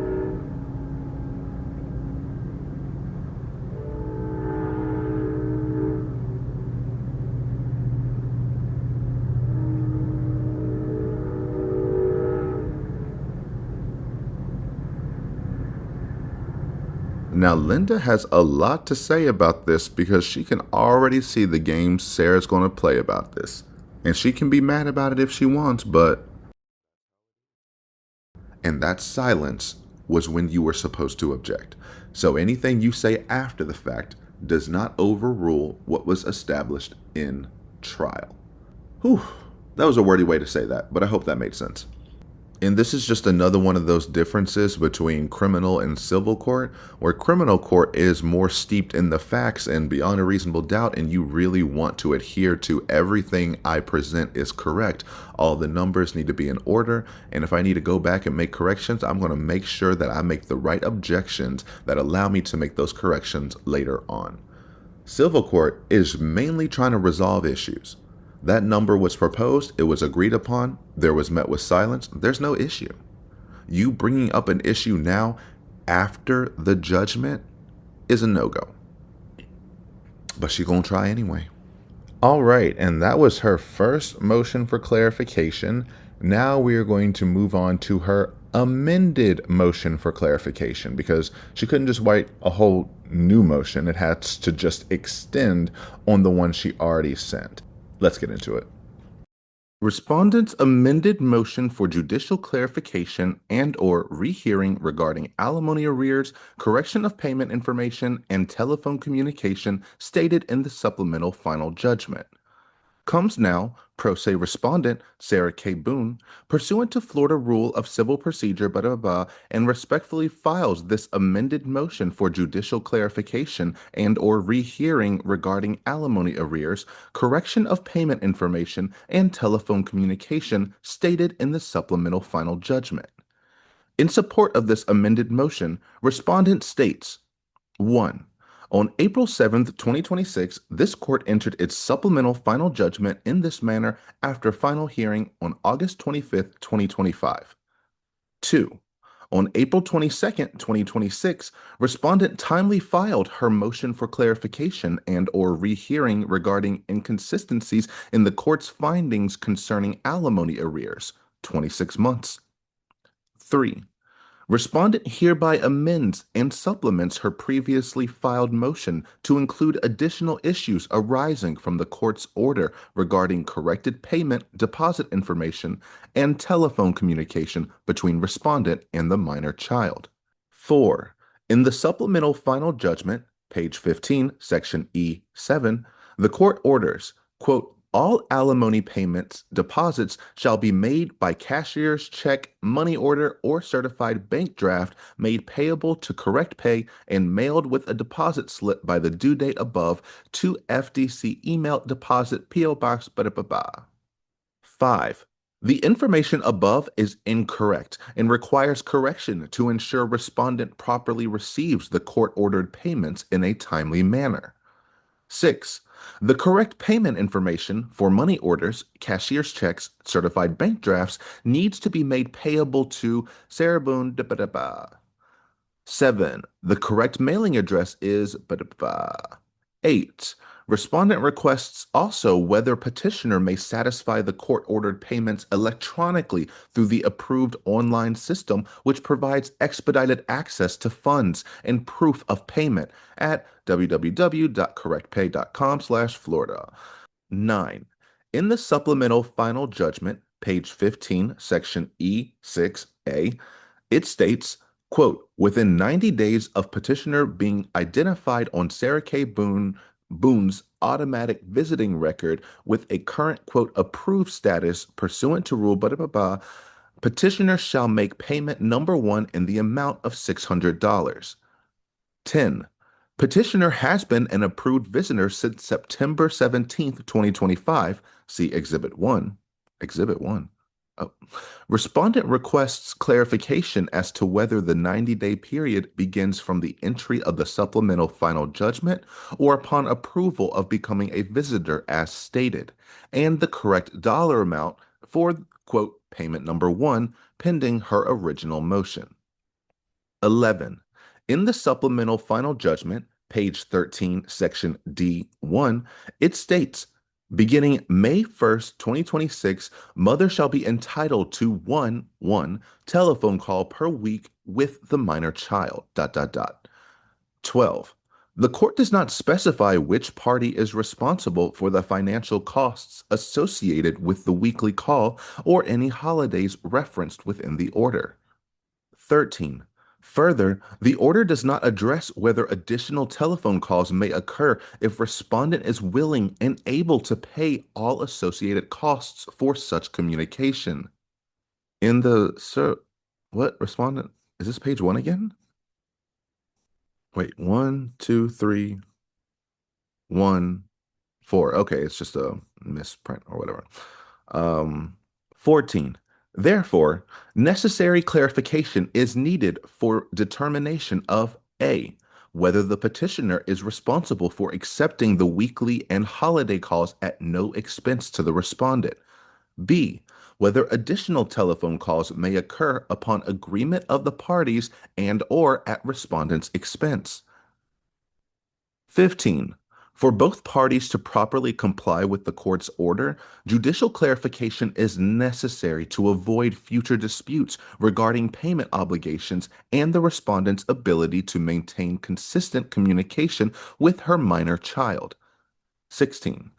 Respondent maintains and reasserts all arguments and requests for relief contained within the original motion for clarification and/or rehearing filed on April 22, 2026, including the pending issues relating to alimony arrears. Wherefore, pro se respondent, Sarah K. Boone, respectfully requests this honorable court to A. Grant a rehearing and/or provide clarification regarding the discrepancies in alimony arrears identified in the original motion. B. Enter on court record the correct payable to and mailing address for alimony payments to be made by petitioner to the respondent. C. Grant the online payment option for petitioner to make expedited payments as an alternative to mailing. D. Confirm petitioner is an approved visitor, clarify when first installment payment is due, and the correct amount to be paid after respondent's pending motion is addressed. E. Clarify which party is responsible for costs associated with the 1 weekly call and holiday calls listed as ordered by the court. F. Clarify whether respondent is permitted to have reasonable additional telephone communication with her minor child if it bears the associated costs. G. Amend the supplemental final judgment as necessary to reflect all court clarifications and findings. H. Grant such further relief as this honorable court deems just and proper. Respectfully submitted this 20th day of May, 2026, Sarah Boone. And that was her amended motion for clarification. Also, one thing I want to point out is the dates between these filings. The first one, at the end of it, it says that she's doing this 16th day of April, even though it was posted, I think, on the 22nd or whatever. And then this one says on the 20th day of May. And it was submitted to the Department of Corrections on the 21st, and then it was uploaded online on the 27th. That's like a 5-week difference. It wasn't she submitted something or she wrote it on the 16th, and then on the 20th she forgot to add some things, and so then this one was uploaded shortly after that. It was she had 5 weeks in between these two filings. That is enough to read it back, get feedback on it, see what other people are thinking, and then trying to fill in the gaps. Because while on one hand, I wanted to be happy in the first motion that she didn't include her son, because she should have been behaving this way from the beginning of not using him as a crutch in each of these filings. But because of the context of when it was submitted and what she's asking for, his lack of inclusion made her look even worse. And I think she didn't expect that. So she's like, oh, well, of course I got to get another one out there. And then at the very end, include my son. It goes, money, money, money. Who's paying for what? Change my mailing address. Money. Also, can I harass my son more? If you give her an inch, she will take the yard every single time.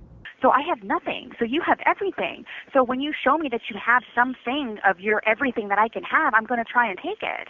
I'm not trying to look a gift horse in the mouth. I'm just trying to take the whole mouth. That's what I'm trying to do. Take the whole mouth. That's what I'm trying to do. So if you give me that opportunity, and I'm just not trying to settle for nothing. I'm just not trying to settle for nothing. And this will just be more evidence of that.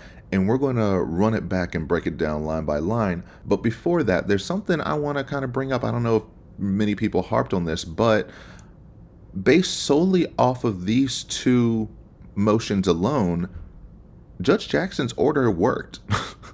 Or it is working. And it's really interesting because Sarah actually fooled me as well, and she fooled most people, of thinking she's the center point of this whole case, because she keeps amping it up and keeps saying, I need money, I need money, I need money. Send me money, send me money, send me money. I'm so poor, you're treating me, you're disadvantaging me, you're being unfair to me. It's not fair to me that I should be treated this way, even though I'm incarcerated. This has nothing to do with me being a mother to my son. I'm trying to be my son's best advocate for myself. I would like to say that my incarceration has nothing to do with me as being a human being and a mother to my son. It's not fair to me that just because I'm here, it doesn't justify how I've been treated and excluded. Okay, well, it's not fair. It's not fair. It's not fair that you guys automatically blame it on me. It's not fair. To me, that is just not fair. One obscure enforcement incident does not define me as a person or my entire existence. And I'm trying to be my son's best advocate for myself. And I'm trying to be my son's best advocate for myself. And Judge Jackson ignored all of that. This order centers the son, not Sarah. Send me money, send me money, send me money. And she's not going to be able to accept that for years to come. Well, luckily she didn't have that many years left.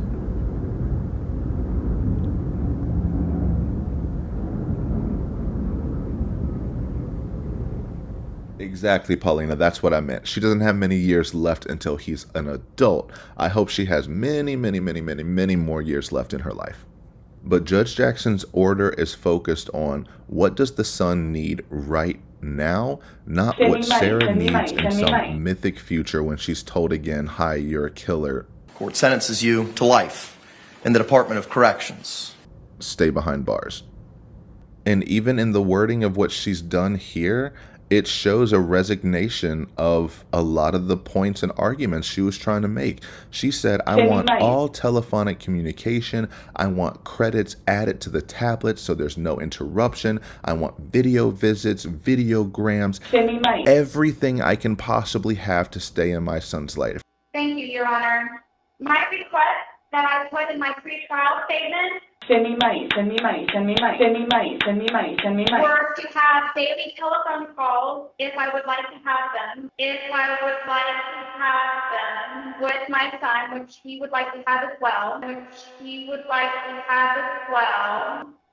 Personal space and funds already added to the phone. Send me money. So there's no interruption, please. Send me money, send me money, send me money. Tablet credit for he and I to be able to correspond with one another and utilize the features of the tablet to stay in communication. Send me money, send me money. Virtual visits. Send me money. On the kiosk, the in-person visits, I put 122 per month with a maximum allowable time afforded by the correctional facility, please. I would like to be included in all holidays, including schooling holidays and any other time the minor child would like to include me. I'll never get over that. She didn't say anything and everything or some things. She said, I want everything. Tablet messages, all of the features, everything that I can possibly have, so please to be in my son's life. And that has been her MO from the beginning. She will not compromise on anything. What do you think you would settle for? I don't know. I don't have a crystal ball. I know he's a piece of shit. And either she will take absolutely everything from you, or you will take everything from her. And it's not that people want to do that, it's that she forces these ultimatums to be the only decisions possible. They want to give you a 15-year plea deal. You said no, either you set me free now or you keep me in here for life in the Department of Corrections. So she made that choice herself. Ma'am, understanding the state's offer, do you wish to accept or reject the state's offer to resolve this case? Reject. But then in this order, she doesn't say, well, can I still get text messages? Can I still get this? Can I still get that? She says, well, no, can I add more reasonable telephonic communication? Because she also said, wasn't it like, I want Brian to be cooperative in every manner, phone calls, letters, videos, third-party representatives, any way I need to communicate with him at any moment in time, he needs to be cooperative and answer. To enforce communication, regular correspondence of the petitioner me in all available options, including phone calls, tablet messages, letters, third-party representatives, Any manner necessary, please, that I request. Any manner necessary, please, that I request. So we can communicate between one another, which has been a huge problem in this entire process. How on earth did she think a judge was going to approve that and say, yup, that's the reasonable alternative to this situation?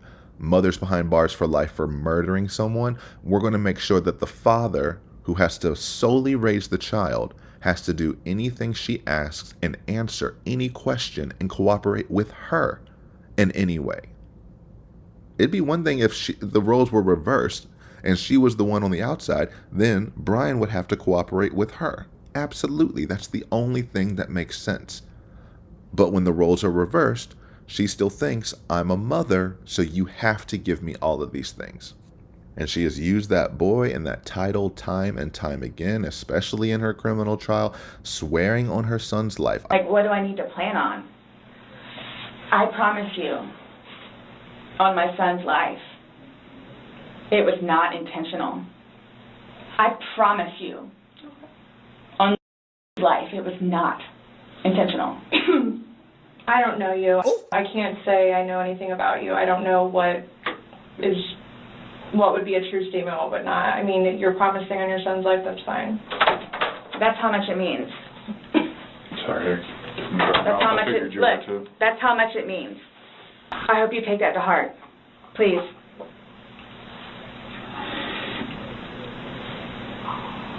And it's documented that you said that, yeah. Like I was telling her, like, yeah, that's bad. Like, which I swore on my son's life was not intentional.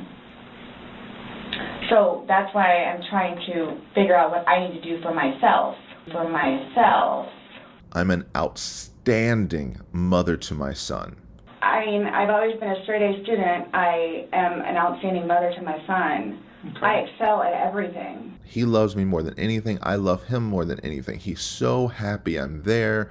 He's been waiting for me. He's waiting for mom to come home. Not intentional. Okay. So what am I supposed to do now? You will... Someone needs to call Brian. Okay. He's waiting for mom to come home. This was not my intention. I thought I was waiting for you all to come and figure out what's what and how many. That's what we're trying to do. And I was going to be able to go home and see. Now he's just not going to have me come home. So there's nothing that I can do. All right, no.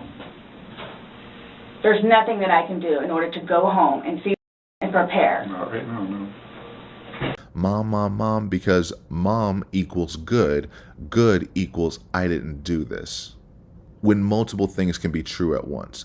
You can be a mother who loves her child, and you can be a mother who killed her boyfriend and took him away from his children, took a father away from their children.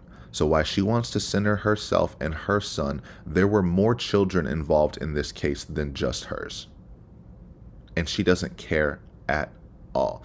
And even when Scott brings it up of, she's like, I have to live with him, me. I can't believe this is punishment. I have to live with him, his daughters too. Are you trying to make it worse? I am through with alcohol. And it's unfortunate that stupid things like this happen. Stupid things like this happen. Mm-hmm. Absolutely. Nonetheless, I have to live without him now. Mm-hmm. Yep.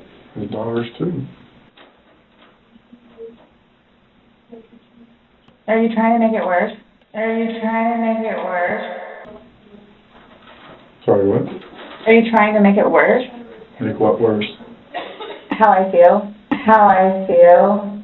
Yes, absolutely he's trying to make it worse because he's trying to make you feel anything for someone else other than yourself.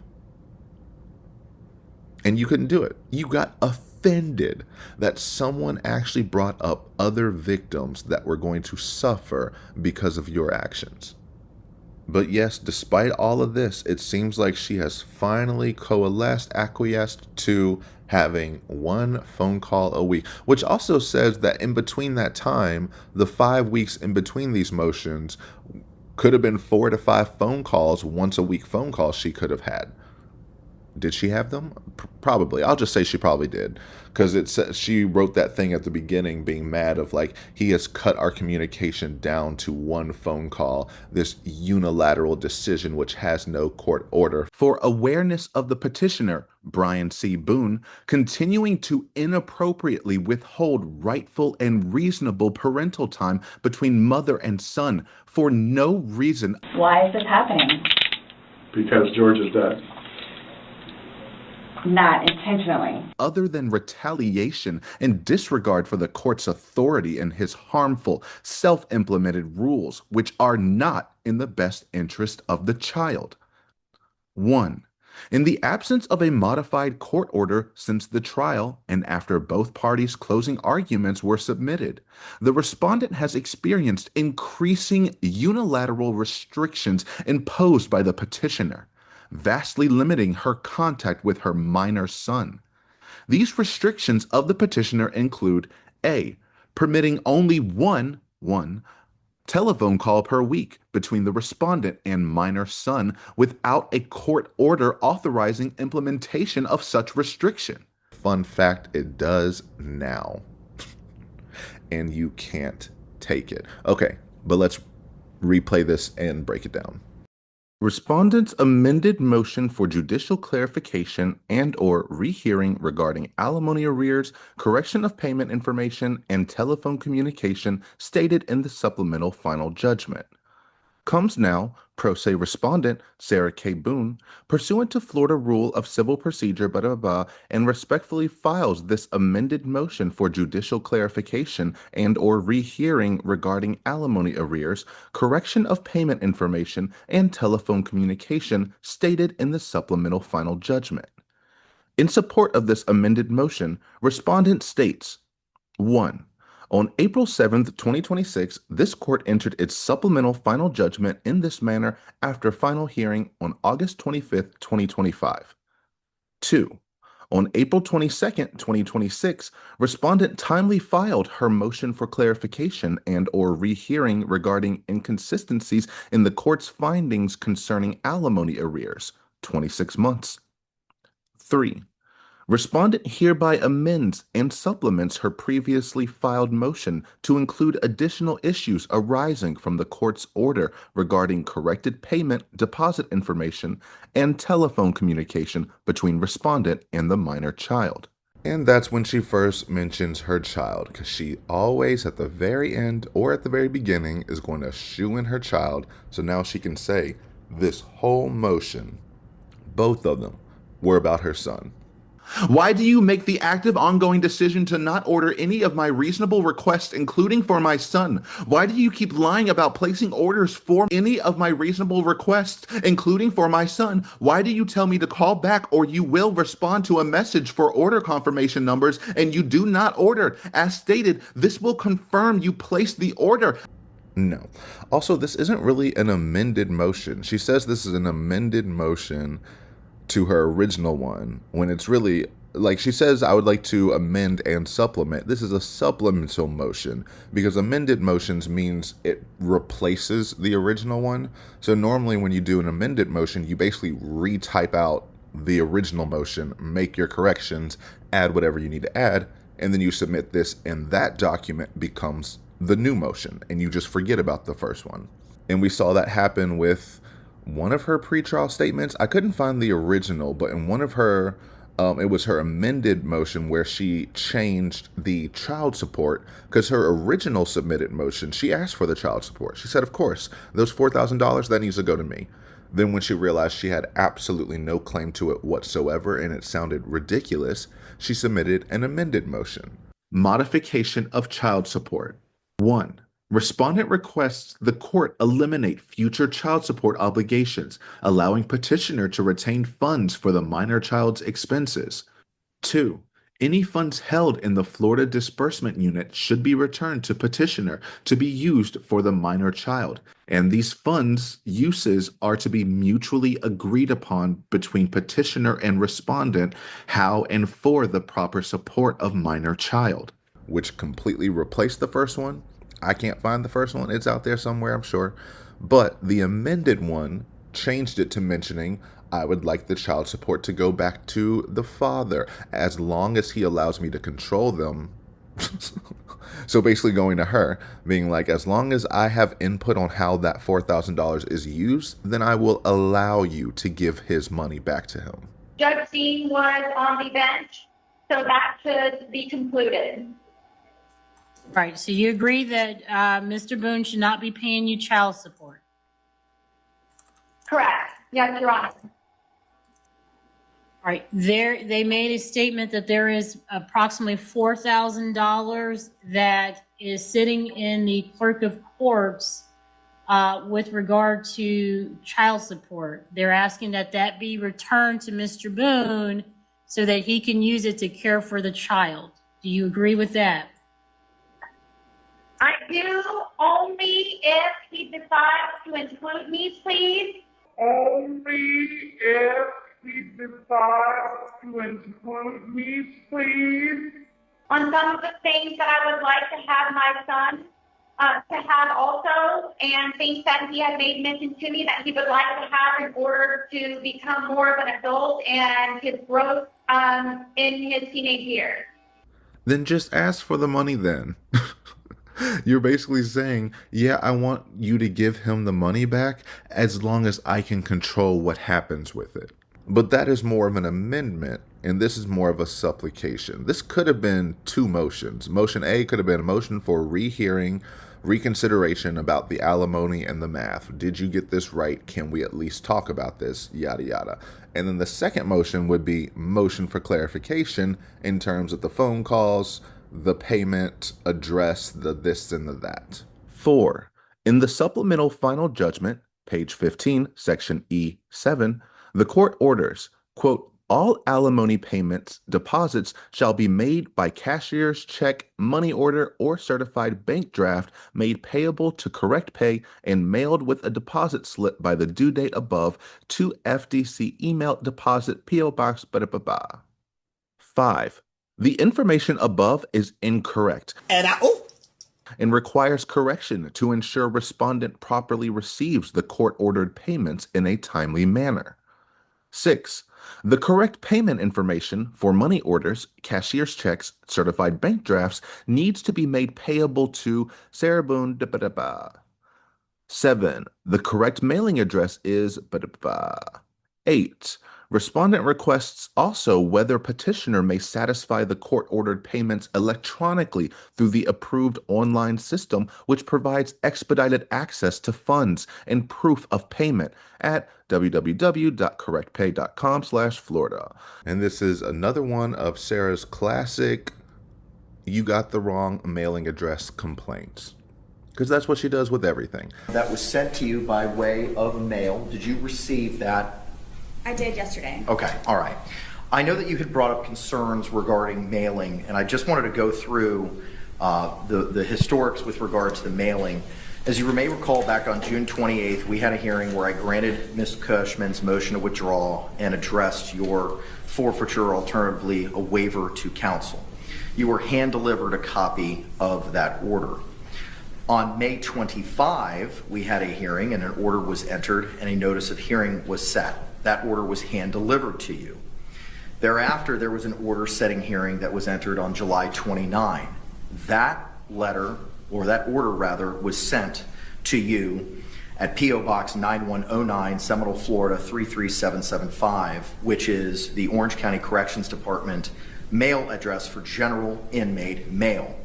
That was remedied the next day. See, I knew it. I knew it was something that was so inconsequential and not intentional at all. She made such a big stink about this at the last hearing and made sure to needle it in every time she could to say, you sent my stuff to the wrong address. I could not believe she made two separate motion things talking about changing this address. Formal address correction. Oh my gosh. I remember I could not believe she wrote a whole motion about changing her address. Motion for defendant's immediate address correction. We just did this one. What? Formal address correction. She did two. She did this motion twice. Oh my gosh. I knew it wasn't a big deal in the long run, but she is the type of person who cannot let any single perceived slight go. If she thought something was intentional, she has to make sure the whole world knows and has to make sure that she can drill it into your mind that you made a mistake. Your contact names from the jail? Give us 1 second. Please, and also, because of the court's error of sending my information that you're referencing to the incorrect address, could you please provide me a copy of that also? What is it that you're asked? The protocol, ma'am? That was what was most recently sent. I don't know. And there it is again. She doesn't even know what she's allegedly being slighted as. It didn't get mailed to me. I didn't get this. I didn't receive that. And I understand at the base why she wants to transition from being mailed a check and to getting electronic deposits, just because it'd be quicker for her to get, like she says, use immediately or whatever. But she absolutely loves telling judges and telling anyone that they're wrong, especially when it comes to her address. How dare you not get my prison address corrected? How do you not know this? I only move cots every other week. So I'm just massively confused. I'm sick to my stomach. I can't freaking concentrate on anything because of the sheer terror of me being removed from this program for a misunderstanding. I'm gonna bring it with me anyway. Okay. It's just mind-blowing to me. It's just mind-blowing. Out of all of the effed up things that go on in this compound, they're worried about me being successful in my pretrial conference with my tablet. It's just wild to me. It's nuts. And then strip me of everything else that I've worked for and, like I said, led up to me being an, in quotes, role model inmate, which is why I'm here in the first place, because they chose me to be in here. Girl, no. Just because you are in this incentivized program, which is the nicer dorm, does not mean you were chosen. They chose you because you are, in quotes, role model inmate after working so hard. No, it's like you met a threshold. You had to apply to the incentivized program, and they say, oh wow, you don't have a DR in thus a so amount of time.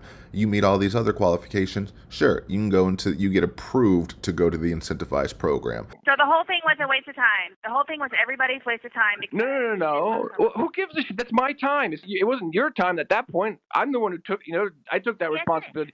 It doesn't matter, Sarah. Listen. But let me tell you, it does matter, because if I didn't spend 2+ hours on the phone with her and the dysfunction of being down there for a half a day, I would not have missed my interview to where I could have been moved to a different dorm on a different compound with air conditioning. But because I was on the phone with her and basically wasted my time, I missed that interview. So that's why I'm still stuck here and hot as hell. That sucked. But, we're all having to do sacrifices here. Okay. So keep going. It wasn't they went up to her like she's trying to frame it and say, wow, you've been working so hard. You are incredible. We are actually choosing you to move you up. We just upgraded your room. We would like you to come with us. No, you begged for the nicer dorm and they said, okay. So it's like, you're not wrong, but everything that happens to her, she ties directly to her identity in the most favorable light to herself. So it's like her being a mother. It's not, I have a child, I have a son. It's, I'm a good person because I'm a mother.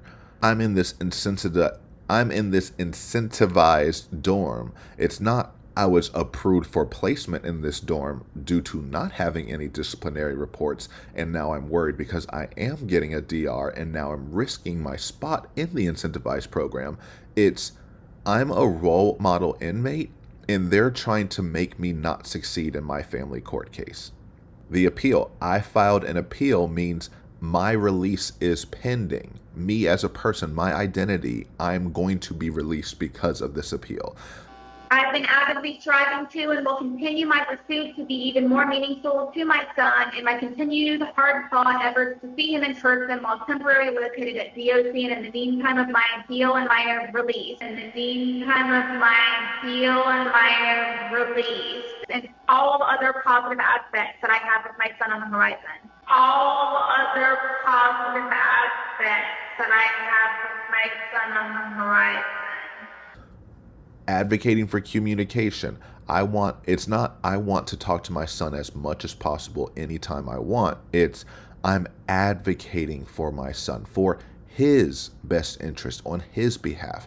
I'm an advocate. I've encouraged him, acknowledged him, understood him, listened to him, believed in him, and I make him stronger and more beautiful.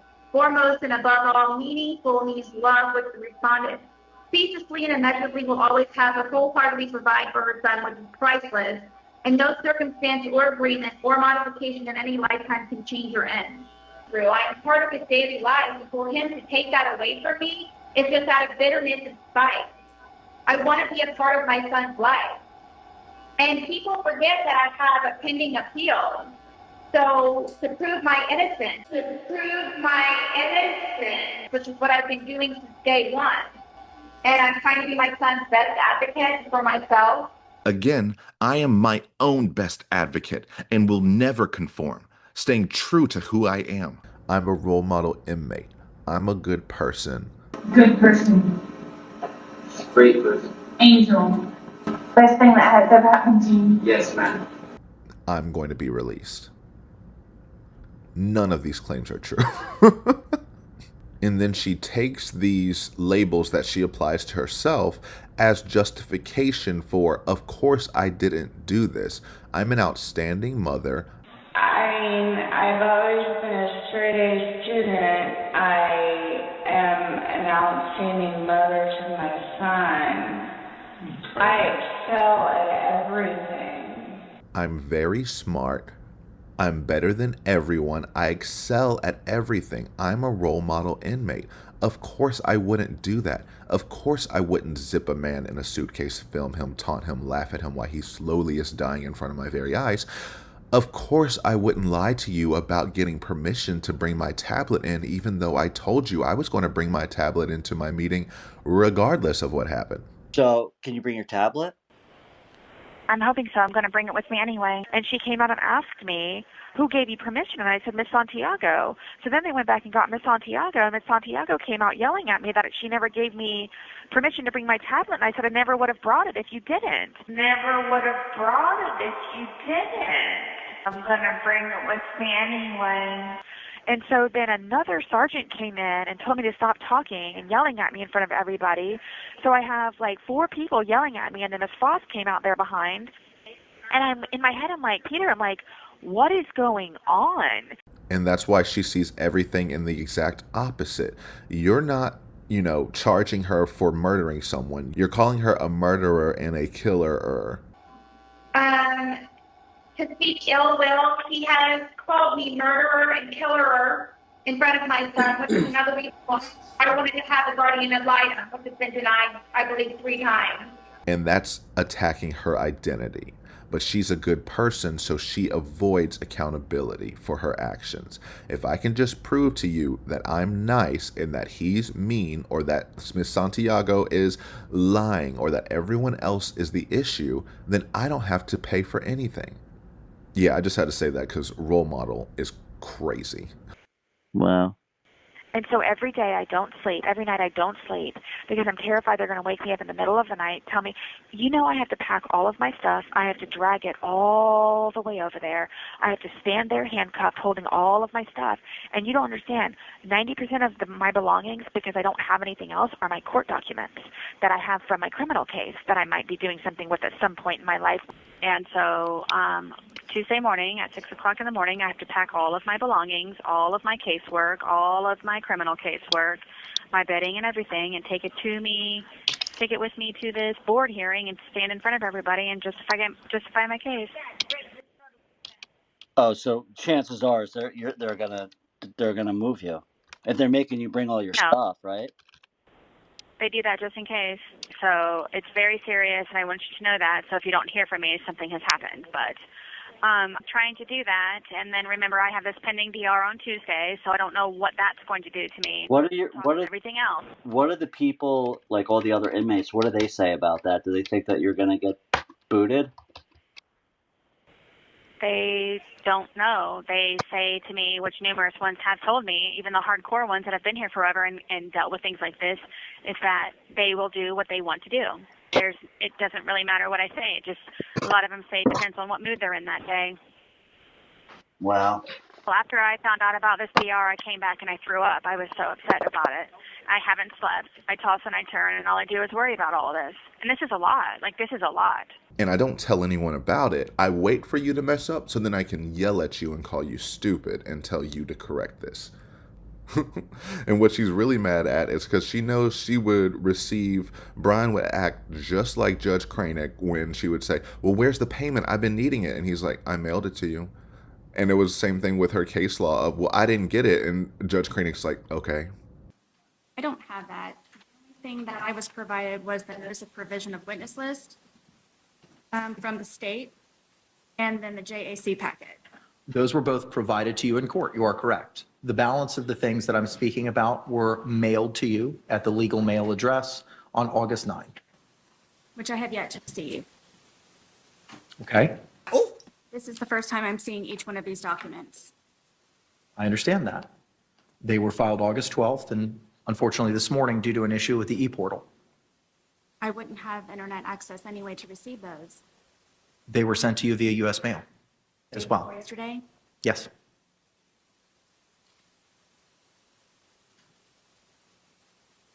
So you're not wasting the court's time? What do you want me to do about it? You're in prison. That's something you did. All I have to do is mail this off to you. Whether you get it or not, that's on you. That has nothing to do with me. I can't control how the jail receives mail, how it sorts it, how it gets it to you. These are consequences you have to deal with after murdering someone. But all in all, it makes sense. She just wants access to her money quickly so that she can get her deodorant, she can get her snacks. And what else is going on? How are you doing in there? It's fine. And look, I know you don't, okay, with you asking me these questions, which I think you're probably going to stop asking me, but please, whenever you can throw $10 or $15 my way, I very much would like deodorant and makeup, please, when you come my way.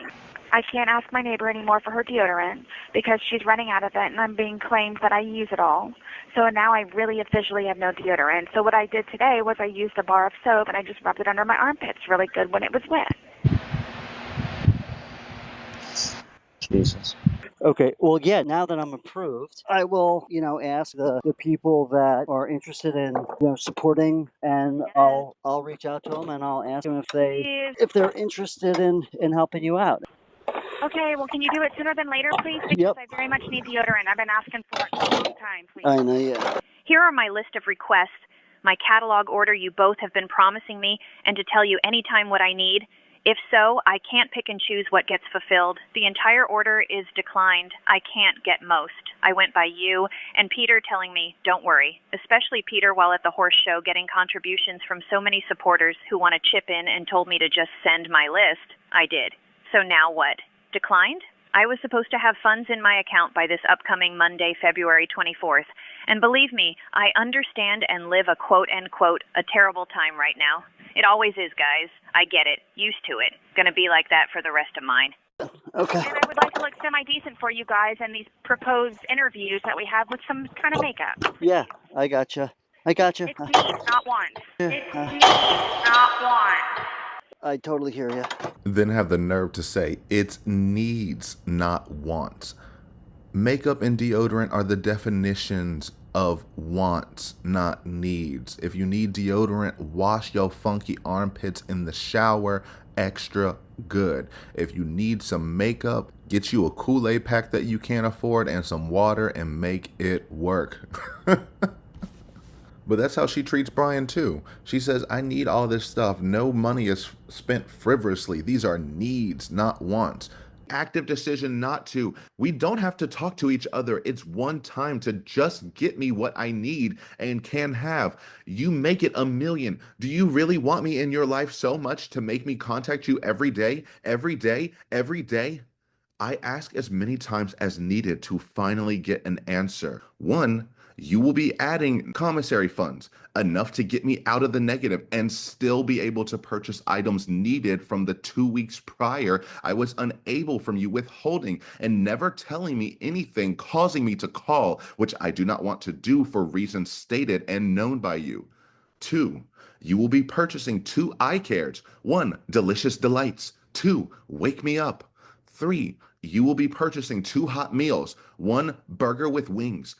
Oh, okay. So really quick before I forget.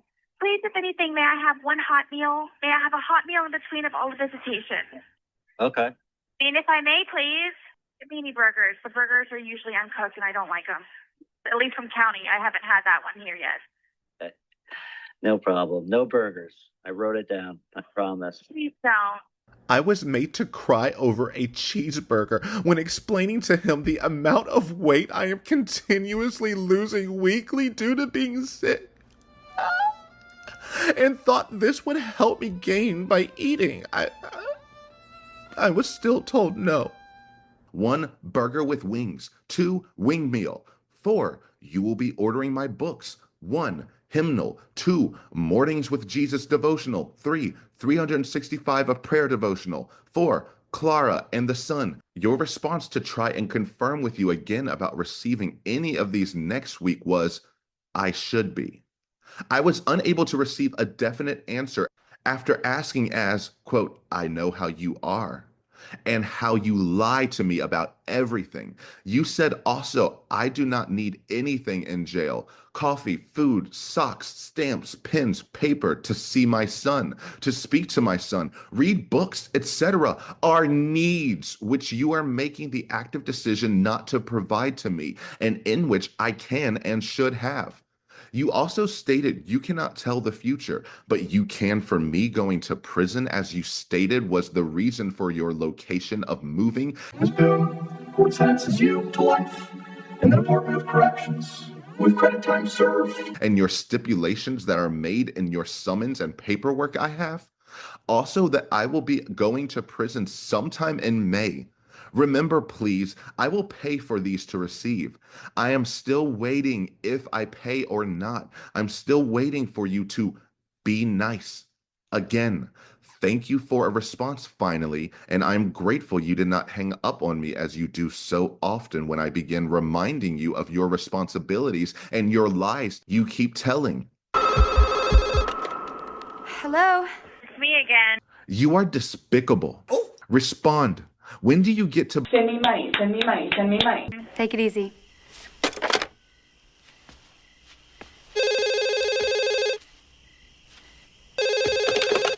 Hello?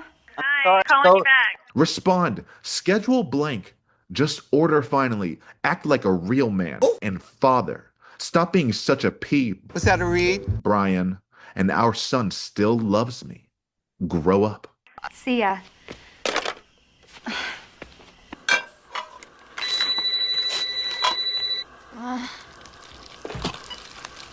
Hello?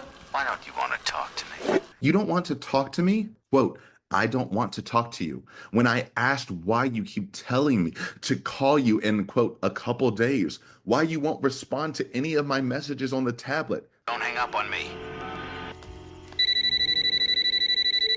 Shit. Yes? As I explained, I did not want to speak to you either, and is why I keep sending messages to not have to from your emotional stress and cruelty every time. Why do you keep telling me you're going to respond? I told you not to hang up on me. What do you want? Send me money, send me money, send me money. Well, dial someone else, okay? So then my stupid self called back in 30 minutes and nobody answered, so I called. Someone needs to call Brian, please. And then I called. Someone needs to call Brian. And I called. Well, how long will that take? Because I need to talk to Brian. And I called Brian. for like 6 hours afterwards, and nobody answered. I await patiently until next week. Remember also, I do not ask for the aforementioned all the time.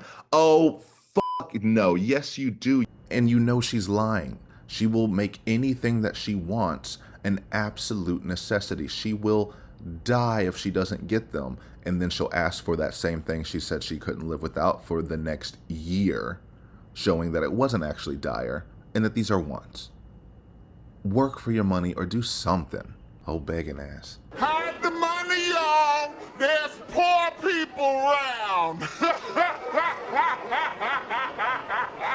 With your broke ass. She can get more pens, papers, stamps, envelopes, and credits to the tablet so she can just harass everyone in every method imaginable. But again, this shows her order of operations of the first motion, completely about money. You got the money wrong. I need more money. This, so far in this motion, is you got my address wrong. I need my money quicker, so change the address. Normally, you start with the thing that is most important to you. So if she actually cared about her son, she would say, I would like to talk about these phone calls and let's work this out of who's supposed to pay what and when I'm supposed to have them. Also, you got the mailing address wrong, so let's correct that so I can receive these payments so I can have these telephone calls and visits with my minor child. But no, she tells on herself every time, and it's always been about the money.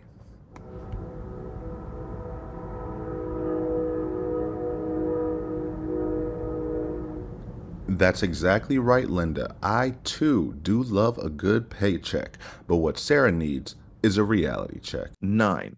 In the supplemental final judgment, page 15, section E6A, it states, quote, within 90 days of petitioner being identified on Sarah K. Boone's automatic visiting record with a current, quote, approved status pursuant to rule, petitioner shall make payment number 1 in the amount of $600. 10. Petitioner has been an approved visitor since September 17th, 2025. See Exhibit 1. Exhibit 1. Oh. Respondent requests clarification as to whether the 90-day period begins from the entry of the supplemental final judgment or upon approval of becoming a visitor as stated, and the correct dollar amount for, quote, payment number 1 pending her original motion. Now with this one, I don't have a problem with this one. This one actually makes sense. It is confusing. So it says within 90 days of him being approved, he is supposed to make the first payment. That day has passed, so when is he supposed to pay? All Judge Jackson would really have to do to fix this is just say, or within 90 days of this final judgment, you must make that payment. So congrats. You have found one actual good issue that is worthy of clarification because her next payment isn't until December, so she is going to have to stretch this one. 11. In the supplemental final judgment, page 13, section D1, it states, beginning May 1st, 2026, mother shall be entitled to one telephone call per week with the minor child, ... 12. The court does not specify which party is responsible for the financial costs associated with the weekly call or any holidays referenced within the order. 13. Further, the order does not address whether additional telephone calls may occur if respondent is willing and able to pay all associated costs for such communication. The order absolutely addresses that. If that were allowed, it would have been in the order. The order said that you are entitled to one phone call a week, no more than 30 minutes, unless agreed upon by the parties. Mother shall be entitled to one telephone call per week with the minor child, as well as an additional call on the child's birthday, Thanksgiving, and Christmas. The holiday calls shall be in addition to the weekly calls, but each call shall be no longer than 30 minutes each unless otherwise agreed upon by the parties. Damn.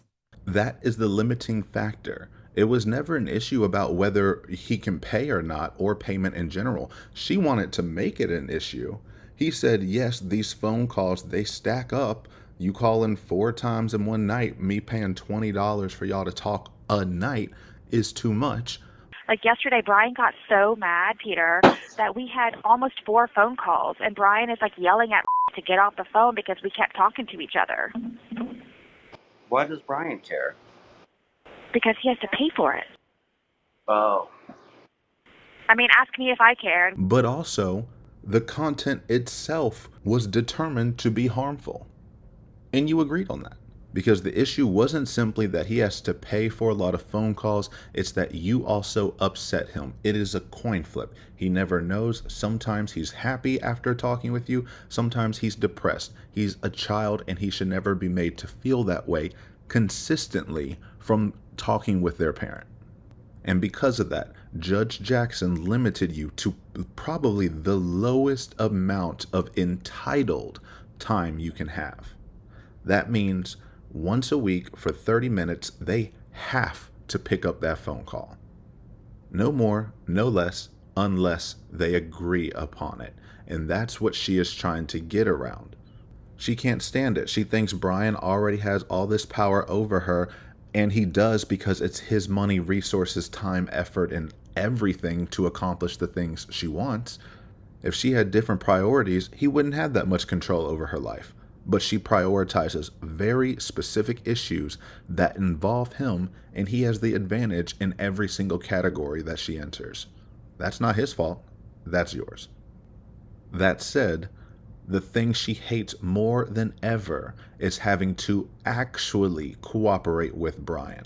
She says to him time and time again, just cooperate, Brian. This is you not cooperating. The judge is going to tell you to cooperate. You're going to be told the same thing. Cooperate. Active decision not to. We don't have to talk to each other. It's one time to just get me what I need and can have. You make it a million. Do you really want me in your life so much to make me contact you every day, every day, every day? I ask as many times as needed to finally get an answer. If not this way, which would be more simplistic and less time consuming, especially for you than in court, where you can answer everything when the judge asks you or orders you to answer. Don't you think? The reason for a very needed court date is simply over you not cooperating. You understand that, right? Then with all my paperwork, messages, requests, concerns, questions, etc., I'm going to submit. Everyone will see it. It's simply you taking up everyone's time. You. As noted above, the prejudgment litigation lasted 197 days versus 1,236 days of litigation. Further, respondent continued to drag out the post-judgment proceedings. Even after she was convicted of second-degree murder and sentenced to life in prison without possibility of parole. Ms. Boone. We, the jury, find the defendant guilty of murder in the second degree. Court sentences you. Electric chair. Holy shit. God damn it. Electrocute that bitch, and I want you to pour some water on her first. So simple. Please be part of the solution this year, not the problem. Cooperate and just work together, Brian. But that's never been what she's wanted. She's wanted authority. Because this order point blank says you both have to cooperate. But you now know that throwing a fit isn't going to get you what you want, and that you will actually have to correct your behavior and your attitude, learn how to talk to someone correctly, and you will be able to talk to them. If you want to sit there and abuse people, you have 30 entitled minutes. And moreover, the order doesn't explain whose the costs are associated with. Exactly. That means it's up to either. Y'all both have to agree on it. Like I said, that 30-minute call means they have to answer. It doesn't mean they have to answer and pay for it. And it's not like she just forgot about costs, because right underneath she talks about how Sarah is entitled to 1 monthly visit and that the transportation costs will be allocated to Brian, specifically identifying who will be paying for any costs associated with transporting the child to Sarah. 2. Beginning May 1st, 2026, or within 30 days of the minor child being approved as a visitor, whichever occurs first, mother shall be entitled to one weekend visit per month with for 2 hours per visit at the Lowe's Lowell Correctional Institution main unit in Ocala, Florida. 3. The transportation cost for weekend visits shall be allocated to father. If she wanted that same specificity with the phone calls, she would have written it. All costs for phone calls will be allocated to Brian. Beginning May 1st, 2026, mother shall be entitled to one telephone call per week with the minor child, as well as an additional call on the child's birthday, Thanksgiving, and Christmas. The holiday calls shall be in addition to the weekly calls, but each call shall be no longer than 30 minutes each unless otherwise agreed upon by the parties. That language would have been in there as well. It's not, because you're not going to force him to pay for you to abuse them. I just can't believe she admitted to it. She could have at least lied and talked around it. He's upset after talking with you on the phone. Well, actually, no, he's not. He's upset when he gets on the phone with me because of what you said to him.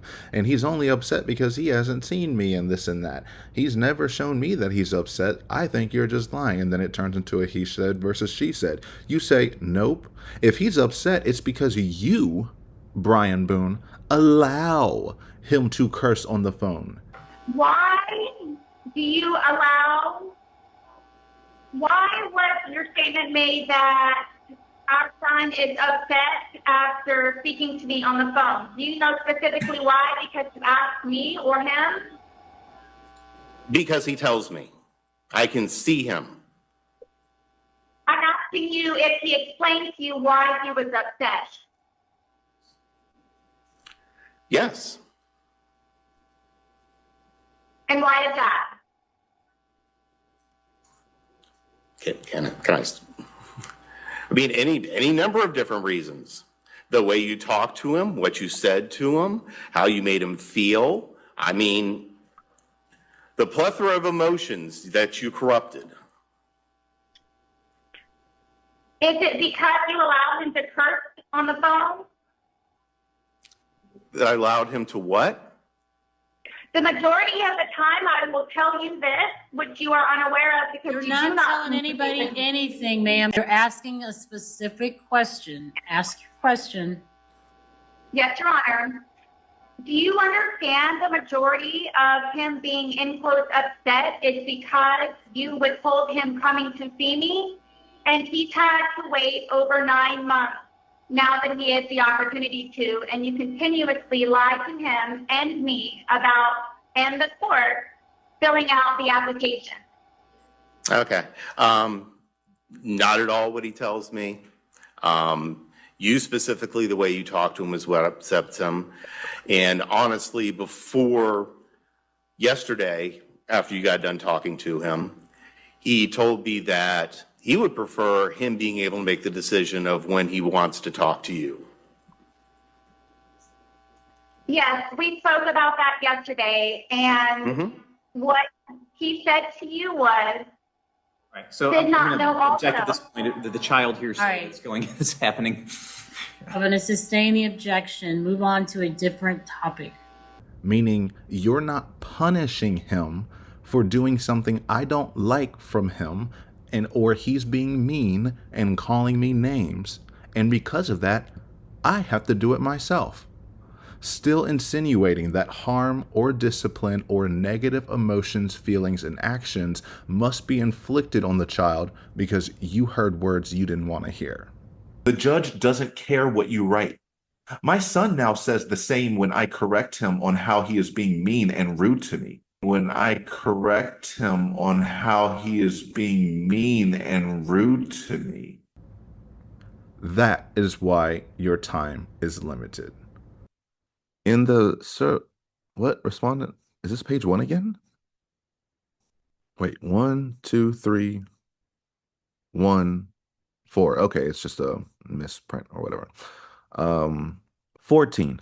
Therefore, necessary clarification is needed for determination of A, whether the petitioner is responsible for accepting the weekly and holiday calls at no expense to the respondent. B, whether additional telephone calls may occur upon agreement of the parties and or at respondent's expense. 15. For both parties to properly comply with the court's order, judicial clarification is necessary to avoid future disputes regarding payment obligations and the respondent's ability to maintain consistent communication with her minor child. She was as clear as she needs to be. Absolutely not. She does not need any more clarification. The judge can offer it. And if she does, I can see her allocating the cost to Brian. I don't think that's that big a deal. Well, actually, no. It's because she already gave that money within the $145 per month, and that's supposed to be within the $600 payments.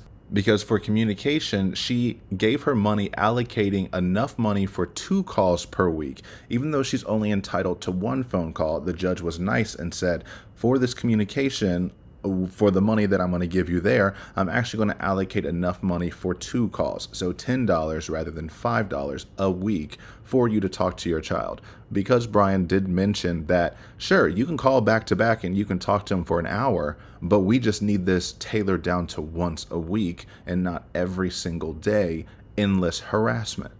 And $43.33 based on the testimony of a $5 cost for a 30-minute call and allocating 2 calls per week. The court does not find credible respondent's testimony that she needs $250 per month for snacks because her stomach not handling meals, quote, properly.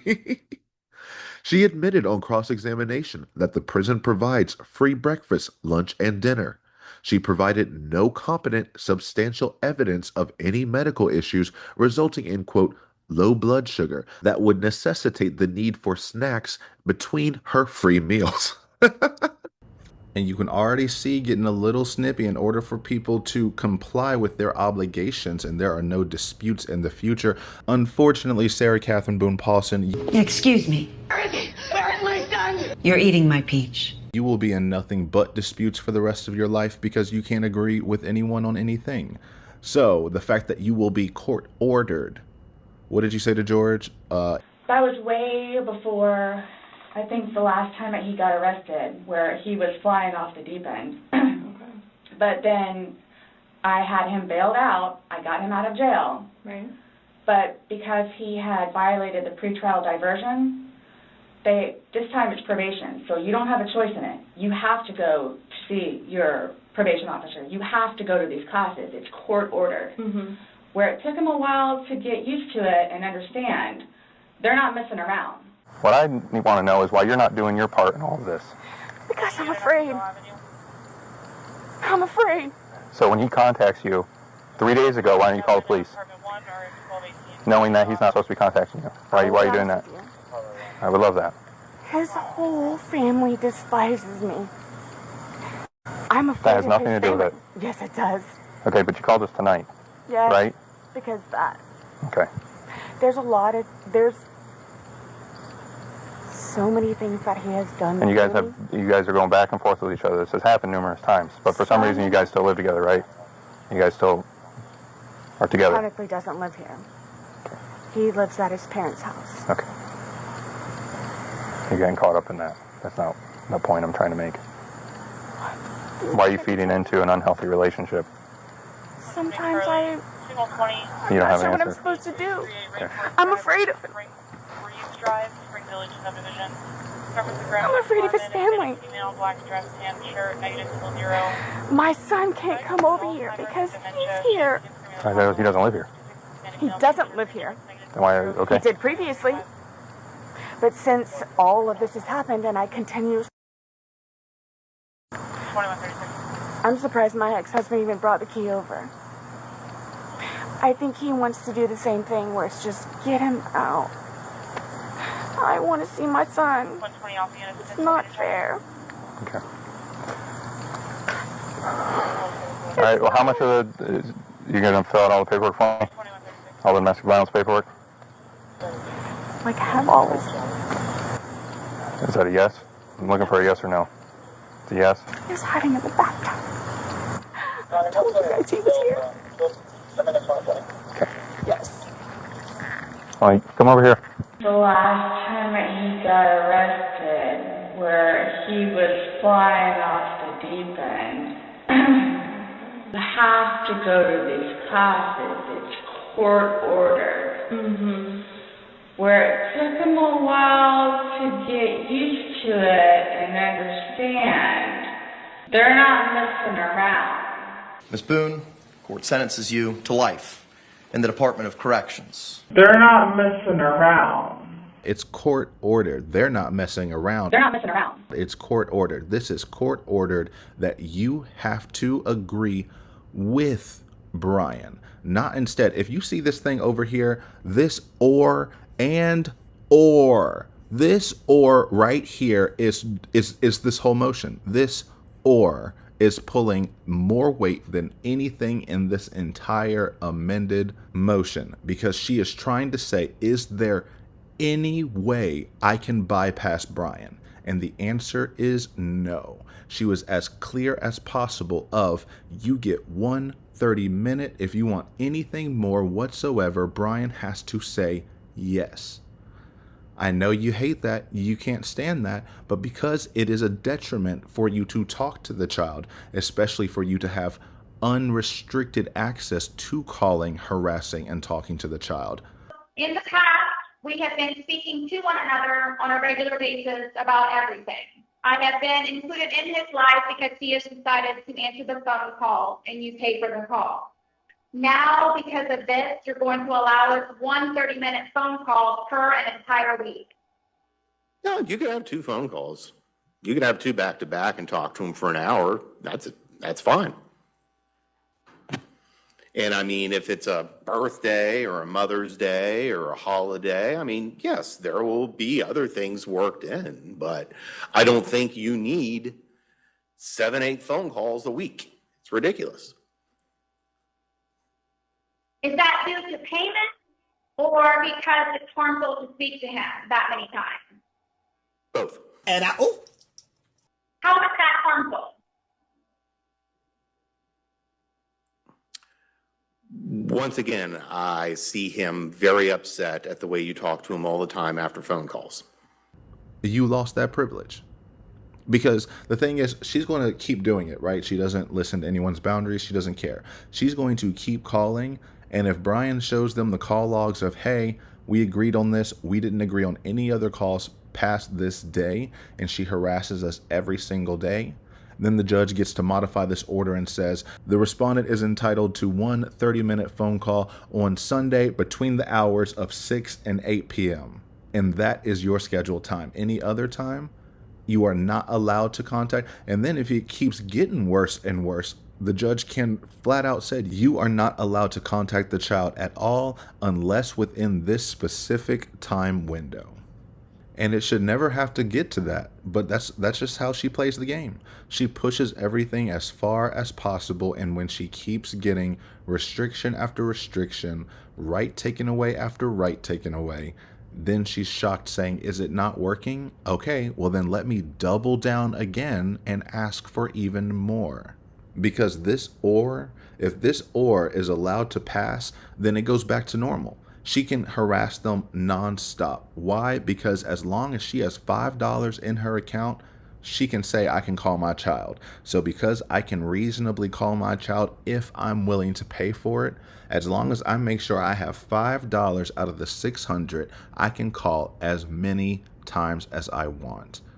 Absolutely not. She's going to say, refer to the order. It must be agreed upon or you get nothing. Because you want consistent communication with the minor child, meaning you want more than 1 30-minute phone call. And if that were allowed, it would have been written down. How do you also know? Because you did get the full 2-hour monthly visit. She didn't say you have a 1 30-minute monthly visit as well, unless otherwise agreed upon by the parties.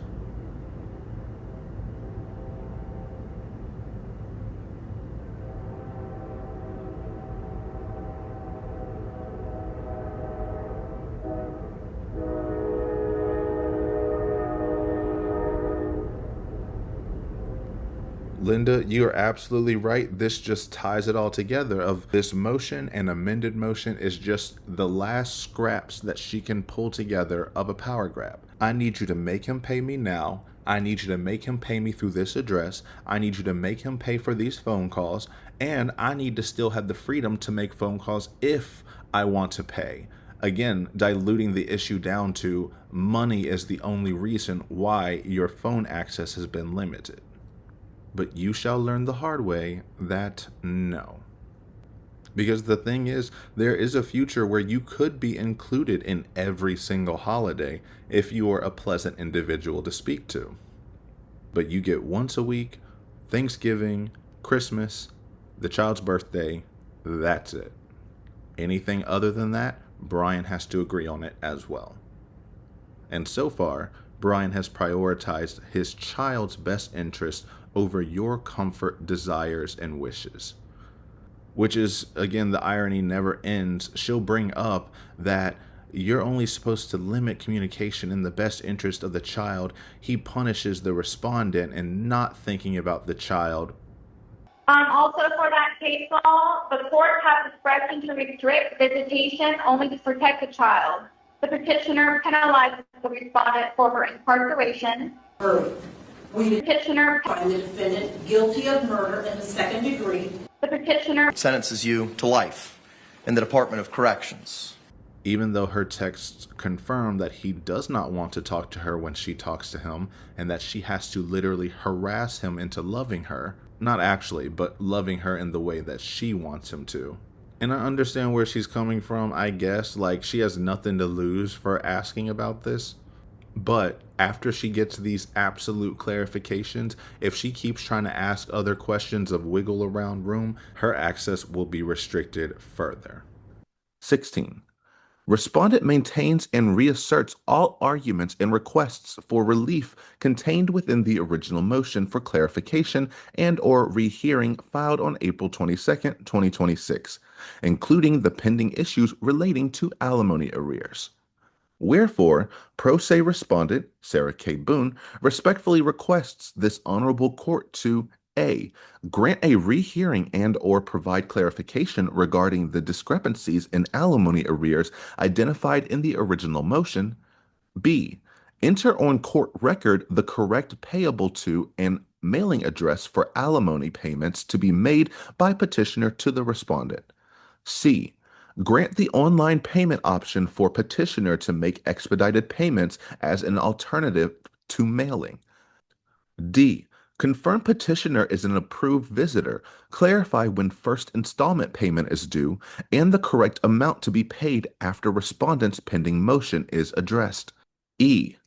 Clarify which party is responsible for costs associated with the 1 weekly call and holiday calls listed as ordered by the court. F. Clarify whether respondent is permitted to have reasonable additional telephone communication with her minor child if it bears the associated costs. G. Amend the supplemental final judgment as necessary to reflect all court clarifications and findings. H. Grant such further relief as this honorable court deems just and proper. Respectfully submitted this 20th day of May, 2026, Sarah Boone. And that was her amended motion for clarification. She just gave her a checklist of everything she wants you to do. Judge, get it right and correct the numbers. She is going to be so mad when she gets that clarification and it's actually the numbers are right, because that's what happened at trial. And you didn't speak up. So, and then she will speak up and she'll throw a whole fit and it'll be like, okay. Sometimes I'll start a sentence and I don't even know where it's going. I just hope I find it along the way. But no, both of these motions had strategic outcomes for both of them. The first one was, I want my money. Send me money, send me money, send me money. The second one is, I want to inject ambiguity into this parenting plan, because all of the parameters are very clear, very strict. You are entitled to one phone call and one visit. Everything outside of that must be agreed upon by Brian. And so she needs you to agree to words like reasonable or additional. Additional, like, no, you lost that. You asked for all the phone calls you wanted. Actually, you asked for daily phone calls. I don't know what I'm supposed to do if I say it again. If that's on record from previous. But the daily telephone call, personal space for him to grow up as the teenager that he is. He's going to be a legal adult in 3 years, which is why I'm unclear on why he's fighting for this so hard, the petitioner. Nonetheless, I've not been included in anything major or included in an ending period since day one. So I don't understand. But I'd like to have, please, tablet messages, all of the features, everything that I can possibly have still needs to be in my son's life. That was taken away. And even if she does get additional calls, if I were Brian, I'd make her pay for them anyway, being like, you get your 1, you get your 2 on that one day or whatever, but anything outside of that, that's going to be on your dime and if I agree to it. Not or. Okay, but now I'm going in circles. And honestly, I mean, that's this whole case. That's anything you deal with, Sarah, is just going in circles again and again and again until it finally stops in her favor. And yes, what you are doing is and has been proven mental and emotional abuse. It's recorded again and again and again and again, again and again and again and again and again and again and again and again and again and again and again and again and oh my God. Whoa. Oh my. Okay, I did some rough, loose math. She wrote this over 1,500 times. You want to say that he is mentally, emotionally abusing you, and you are sitting here, and it's recorded. What a dumb... And it never stops in her favor, so she keeps the merry-go-round going. And it looks like your Honorable Judge Jackson is putting a stop to this Ferris wheel circus show of madness and confusion and ambiguity and saying, hey, at the end of the day, this centers the child, not the incarcerated murderer who happens to be a parent. That is you keeping your parental rights. She's also like, my parental rights are being terminated. No, if they wanted your parental rights terminated, which they could, then you are no longer legally a mother. You cannot say that anymore. And you put in your letters that everyone needs to know how important it is for me to be considered my son's mother. I want my son to know and show him I am always willing to exceed any limitations placed upon me that would hinder my relationship with him as his mother and being included in every aspect of his life, then, now, and future. He is my life. Who is former husband to assume and to, quote, think his sole decisions are the best, fairest, and most successful for our son. If needed, our son should be included and asked his thoughts of his father attempting to remove my right in being his mother, and only ever be able to ask about his video games and what he had for dinner. Nothing of moral value or life-defining. I am not the worthless, mindless, heartless, unproductive, non-contributing, poor, and pitiful footstool he would like me to be and tries to make me out as to others. It makes no difference where I am. It's who I am. Mother. Now and always. If I have no authority, power, or control, there are no discussions or interactions of concerns, ideas, plans, future our son does and will need involving both parents, me, the other parent included. Not only am I continuously disrespected, I am verbally threatened with some form of this looming lawsuit. In former, quote, husband's original verbal threat made sometime last year, early 2021, to take away my parental rights and funds necessary for my, quote, livelihood while incarcerated, after my sincere, heartfelt begging while sobbing to him while on the phone in the middle of my dorm, in my desperation asked why was he doing this to me, fully and completely knowing I have nothing or no one, and how meaningful it is to me to be called son's mother. Congratulations, you got that. But if you keep pushing and you keep harassing and you keep abusing, you will lose the title of mother entirely. And I don't think that's what they want to do. They didn't want to do any of this. The way that the things that your ex-husband has done for you after you have murdered someone, completely altering the trajectory of their lives permanently. And yet he still put up with as much as he did for as long as he did. And you just spat in his face time and time again and said, why aren't you giving me more? So finally, someone had to tell her that it's not about you. And you can hear in all the other letters, she thinks it is. And that's why she thinks she's making brownie points of saying, he is telling me I'm unimportant. He is telling my son I am unimportant and that this doesn't matter, that my rules don't matter. Love and respect from my son. It is not okay. You're a killer. That's why I'm not doing anything. Former husband said in front of son on phone, you're not important to anyone. Former husband, numerous dates. You are not priority. Former husband, numerous dates. Dad says you're annoying and beg all the time. Son told me after asking him to ask former husband if he finally ordered a book and hot meal after being made to call daily to check for 13 weeks. I lie to you because I can. Dad does all the time. Son, you make no difference in our lives.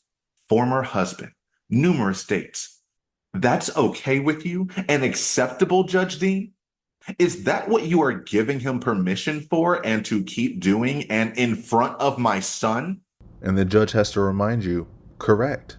It only matters what is in the best interest of your son, and the judges are the only ones who have been centering him, because that is what the judge is here to do. Because the sad truth behind all of this is that boy is being completely controlled by adults and has very little autonomy in his own life. Is it true that we just spoke to our son and told him that he has the authority to choose when to speak to me and how often? No. It's He his told me decision. he told me he would like for it to work that way, but it can't work that way. He's a minor. Why do you not care? About you. I'm sorry, Your Honor. We're way off target here. Let's move on to something else. The fact that he's excelling and going to a biotech magnet program is incredible, amazing. You aren't the sum of your accomplishments, but you should be able to revel in them and appreciate everything that you accomplished, especially in spite of the circumstances and obstacles you have, and the anchor who wants to guilt you into drowning into the abyss with her. No.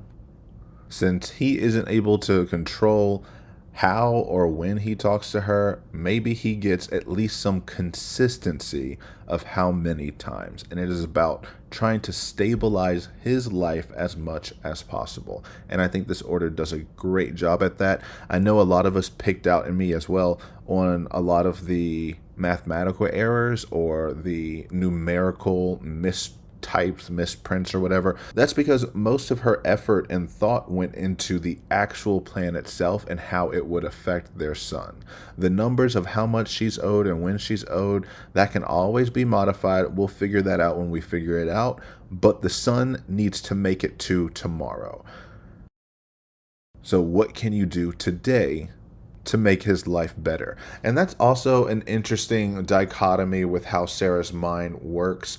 She wants her son and Brian to live in her imagined future, and they have to pause their life until that imagined future comes to fruition. Look at her crystal ball. Don't worry, it's in her property. If you just give her her discovery, she'll pull out her own crystal ball and it'll show her that imagined future where she wants her son and husband, former husband, to live. Kind of like that movie Krampus, but like way worse. Hello? It's me again. Take it easy. That's hard to believe, but it's true. This is temporary. Court sentences you to life in the Department of Corrections. with credit times. However, when it comes to money, she needs them to live in the right now, present moment. Give me money, give me money, give me money. When it is actually the opposite. It needs to be what is happening this week with the son, what is happening tomorrow, the day after that. It is not about what could happen to him if she is free and has access to him after getting her car and securing housing with New York in New York. You know what? I'm trying to stay positive because I did have fun in here, but this bitch is getting on my nerve. That was also the really weird thing, side tangent, of her saying, I'm going to go live with New York on that farm or whatever. That's going to be so great. Oh my gosh! Her pen is filthy. She should be ashamed of her little pig ass. Listen, you guys listen. When words come out of your mouth, I trust you, what you say. I believe what you say, and I feel that I can use it to my life in whatever application and any way. So when you tell me that I can come live there, I'm coming to live there, and I'm taking care of all of the animals, especially after you guys sent me pictures. Some of the pictures are so ethereal. It looks like it's from a fantasy. It's just, I get to go through all of this shit because I know that I get to go there. We specialize in rescuing, so. Well, I'm slowly but surely letting you guys pet me too, so it's perfect. So you'll have a leash on and I'll be walking and I'll just, tricks and everything. Oh my gosh! She should be ashamed of her little pig ass. Thank you in advance. How are you going to have your custody of your son in Florida, in New York? That just telegraphs to me that the son was never actually the true goal, and it's her freedoms, her comforts, and her access to care, love, and support, which she would have squeezed every last drop she could from New York. He's my confidant. He's my best friend. Confidant? He says words that I never heard before. I know, like, And it would have been a mess. Because in one of the phone calls, I don't know if I'm going to find it, maybe I will, it's revealed that Sarah's heard this woman's name, but that New York has a wife, and Sarah didn't know that. And then Sarah's tone just ever so slightly changed up a little bit of, oh, I didn't know you were married. They come here and they like reset, they spend time around animals, they spend time around me and Mary and our dogs and all of our animals, and and it does wonders. Of course it does, just to pet a dog or a cat. Yeah. Oh, and I meant to ask you too, who's Mary? Who's Mary? That's my wife. Oh, I didn't know that, because I know that when I had gotten in one of your messages that Mary and your mom you had commented on, so I was like, oh, who's Mary? Yeah, Mary's my wife. Oh, wow. Okay, Yeah. awesome. Well, I'm glad to hear that you guys got each other too, so, but at least you know now, don't ever bring it up, because I don't want him to be like, who told you? Yeah, so. No, I won't. I definitely. It's very sensitive for him. Which is wild. I don't know how long they were talking. I think it was still months and months and months to over a year. And he never told her that he was married. But he did say that this inmate woman can come live with him on his farm in New York. All right. I don't think she's that crazy for thinking there might have been something else. And then she got snippy and annoyed with them when she realized that that future is not possible. Which then, yeah, that still doesn't make sense with her and all the positive aspects I have with my son on the horizon. I've been avidly striving to and will continue my pursuit to be even more meaningful to my son in my continued hard-fought efforts to see him in person while temporarily located at DOC, and in the meantime of my appeal and my release, and all other positive aspects that I have with my son on the horizon. What, the horizon, the nature-esque, beautiful farm horizon where you're going to have your son come up with you in this stranger's farm? None of it ever makes sense, but it's because she has to live in her own world, and in that world, the best outcome is whatever makes her feel best in that moment. But anyway, tangent over. I don't even know what I was talking about. But let me clarify something for you, Sarah. You don't have to send me a motion. I'll just do it for you. This is no longer about you. Your games have finally come to an end, and their lives can finally begin. Little cheesy, but I hope that's how it actually works out. And I was going to end it there, but there's something else that I've been wanting to cover, and I've played it before on the channel, but we never really got into it and broke it down. And I meant to actually include it in the 10-hour video, but I didn't put it in there here, so I think it fits here. We can, who cares? I'm just going to talk about it. It's her guardian ad litem motion. That came up so many times during the trial, so many times in these phone calls.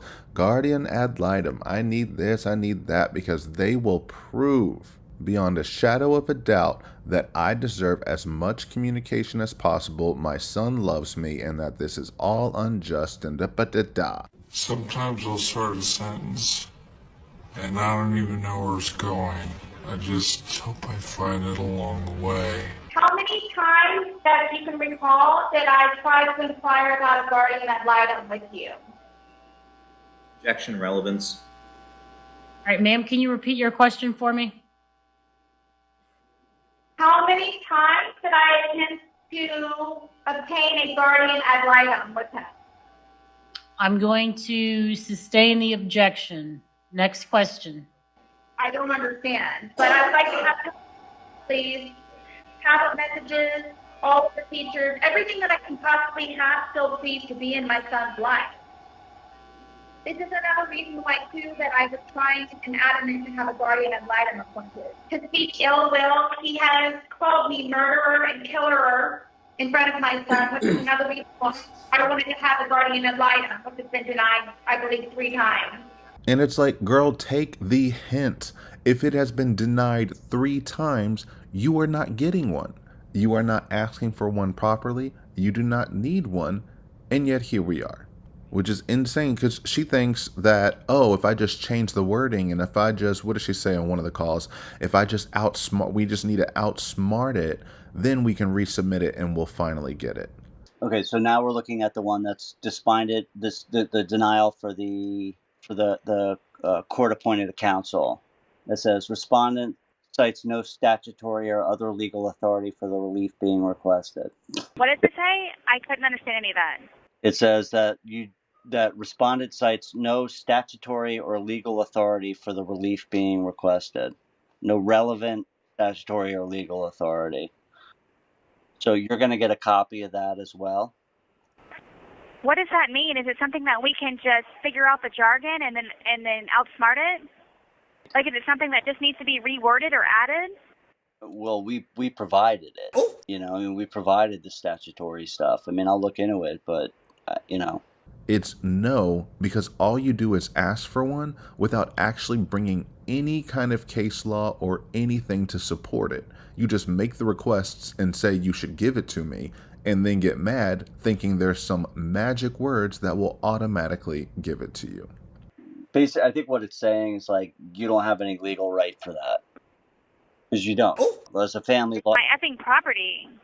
but as a family law attorney, asking, like, family law court doesn't have to give you an attorney. It just sounds like we didn't put enough whatever it is in there in order for her to say, yes, you can have it.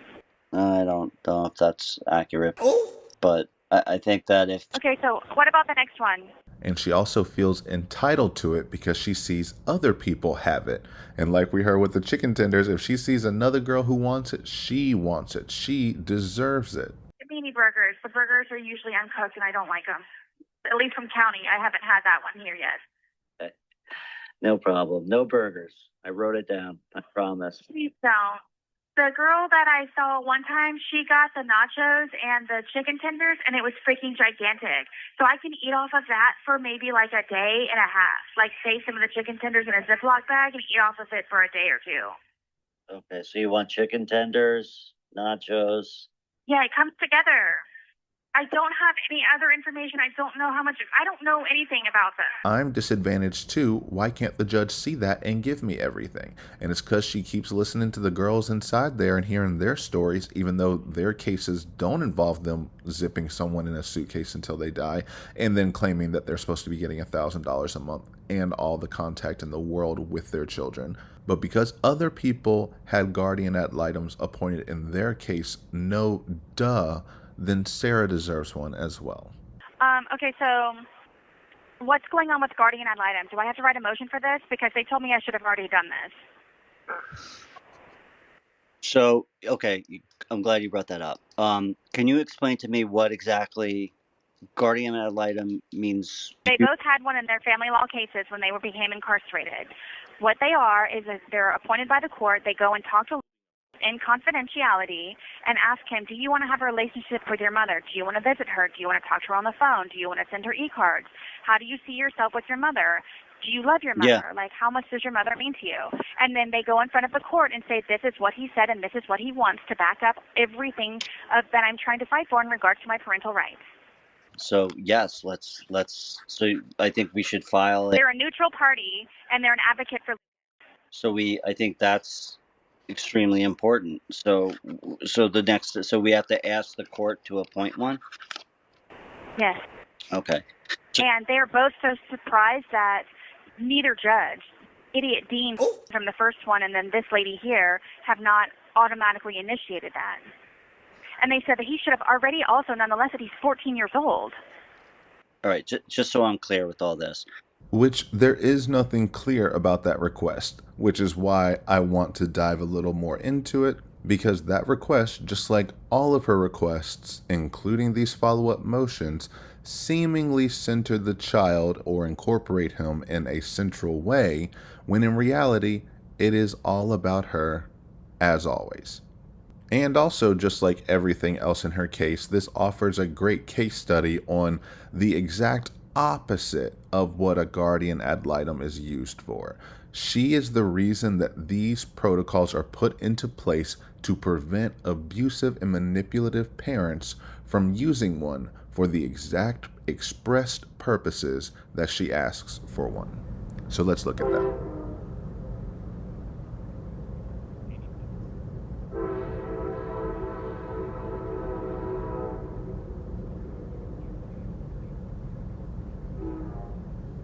And just like that, Linda has spoken. That means we keep going. Respondent's motion for court appointment of guardian ad litem to preserve and protect her parental rights. Comes now, pro se respondent, Sarah K. Boone, respectfully moves this honorable court for the appointment of a guardian ad litem pursuant to Florida Statute 61 And before we move on, we're going to stop right there, because I thought she had a mistype at first, because I saw, 61.405 and 61.401. She means 61.401 through 61.405. That's not all just one statute. And I got bored, so I actually looked it up because we hear her bring this up constantly, and she has brought it up, and I imagine she'll bring it up in the future, as everything would have changed if this guardian ad litem had been appointed, if only their son had the advocate he needed, all of this, all of that. So before we even dive into her motion, I want us to understand fully what these statutes, which is her legal foundation for making this motion, how do those statutes actually define a guardian ad litem? Okay, so we'll start with 61.401, appointment of a guardian ad litem. In an action for dissolution of marriage or for the creation, approval, or modification of a parenting plan, if the court finds it is in the best interest of the child, the court may appoint a guardian ad litem to act as next friend of the child, investigator, or evaluator, not as attorney or advocate. The court in its discretion may also appoint legal counsel for a child to act as attorney or advocate. However, the guardian and the legal counsel shall not be the same person. In such actions which involve an allegation of child abuse, abandonment, or neglect, as defined by Statute 3901, which allegation is verified and determined by the court to be well-founded, the court shall appoint a guardian ad litem for the child. The guardian ad litem shall be a party to any judicial proceeding from the date of the appointment until the date of discharge. 61.402, that deals with the qualifications of a guardian ad litem. I'm not going to go through that, I don't care. But what it is important is 61.403, which is guardians ad litem powers and authority. What can they actually do?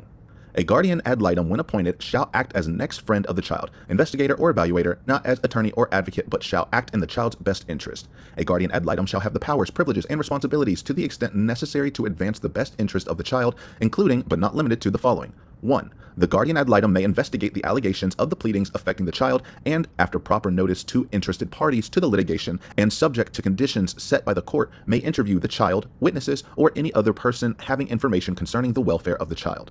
2. The guardian ad litem, through counsel, may petition the court for an order directed to a specific person, agency, or organization, including but not limited to hospitals, medical doctors, dentists, psychologists, and psychiatrists, which order directs that the guardian ad litem be allowed to inspect and copy any records and documents which relate to the minor child or to the child's parents or other custodial persons or household members with whom the child resides. Such order shall be obtained only after notice to all parties and hearing thereon. 3. The guardian ad litem, through counsel, may request the court to order expert examinations of the child's parents, or other interested parties in the action by medical doctors, dentists, and other providers of healthcare, including psychiatrists, psychologists, and other mental health professionals. 4. The guardian ad litem may assist the court in obtaining impartial expert examinations. 5. The guardian ad litem may address the court and make written or oral recommendations to the court. The guardian ad litem shall file a written report which may include recommendations and a statement of the wishes of the child. The report must be filed and served on all parties at least 20 days prior to the hearing at which it will be presented, unless the court waives such time limit. The guardian ad litem must be provided with copies of all pleadings, notices, and other documents filed in the action and is entitled to reasonable notice before any action affecting the child is taken by either of the parties, their counsel, or the court. 6. A guardian ad litem, acting through counsel, may file such pleadings, motions, or petitions for relief as the guardian ad litem deems appropriate or necessary in furtherance of the guardian's function. The guardian ad litem, through counsel, is entitled to be present and to participate in all depositions, hearings, and other proceedings in the action, and, through counsel, may compel the attendance of witnesses. 7. The duties and rights of non-attorney guardians do not include the right to practice law. 8. The guardian ad litem shall submit his or her recommendations to the court regarding any stipulation or agreement, whether incidental, temporary, or permanent, which affects the interest or welfare of the minor child within 10 days after the date which stipulation or agreement is served upon the guardian ad litem. And that's all the main big authorities and powers that the guardian ad litem has. So when Sarah says, oh, we just need to get one and get things going, this is a whole process that takes a whole lot of time. And then 404 and 405 deal with confidentiality and immunity. Yeah, and none of that is free.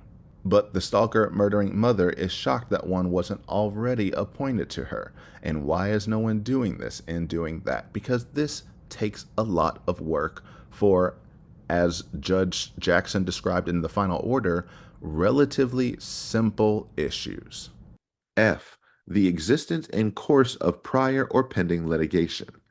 As noted above, the prejudgment litigation lasted 197 days versus 1,236 days of litigation. Further, respondent continued to drag out the post-judgment proceedings even after she was convicted of second-degree murder and sentenced to life in prison without possibility of parole. Ms. Boone? Electric chair. Holy shit. 47. Upon evaluating the Rosen factors, the court finds that the majority of respondents' defendants in the post-judgment proceedings were frivolous or spurious, which resulted in unnecessary litigation. It was never that deep. That's why this was never going to be appointed. And as grounds, therefore, states the following. 1. This is a family law matter involving parental responsibility, time sharing, and other issues affecting the minor child between the respondent and petitioner. 2. Due to the inappropriate allegations and repeated ongoing slander made by the petitioner regarding the surrounding circumstances of the respondent, she believes it is vital to her preservation ability of her invaluable parental rights and the protection of their minor child's best interest to be clearly presented in this manner between his mother and self. To request necessary appointment of a neutral, professionally trained, independent guardian ad litem to ensure the proper success of the aforementioned for all parties, primarily and foremost, the minor child. And that's your main issue. Well, one of many. This whole thing is an effing mess that made literally no sense.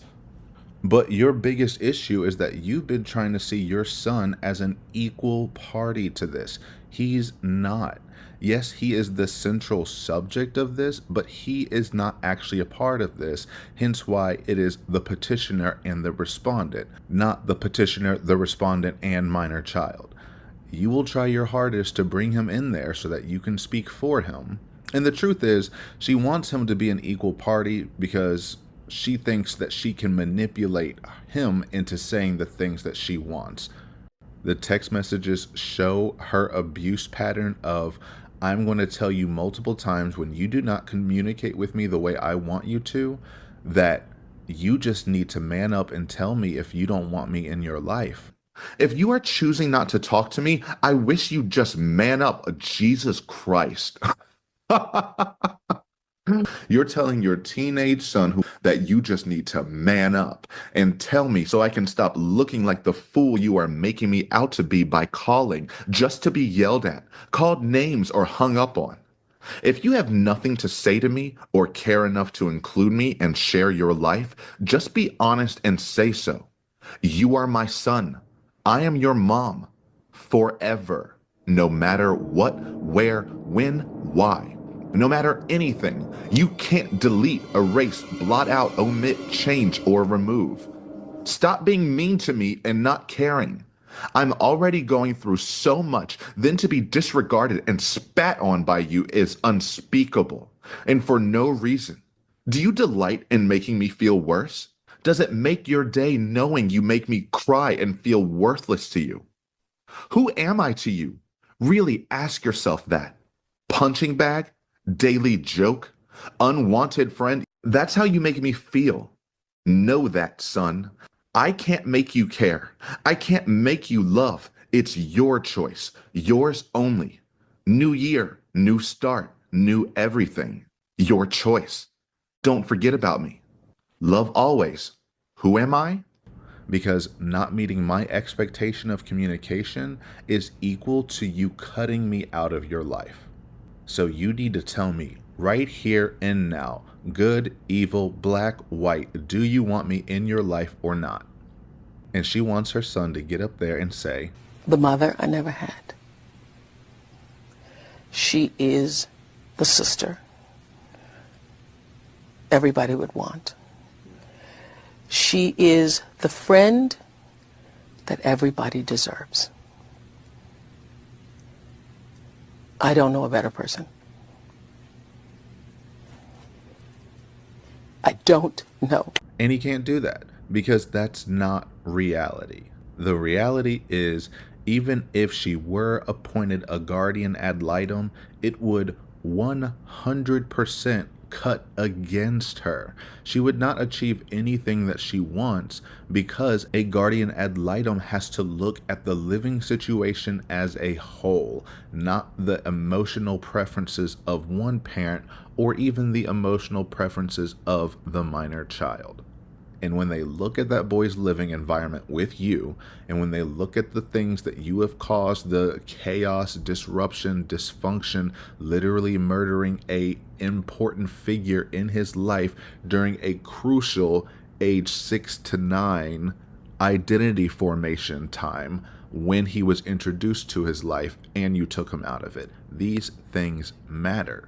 Just because you can push it behind you because it meant nothing to you, because it didn't hurt your feelings, does not mean it is not one of the most important central aspects of the child's best interest.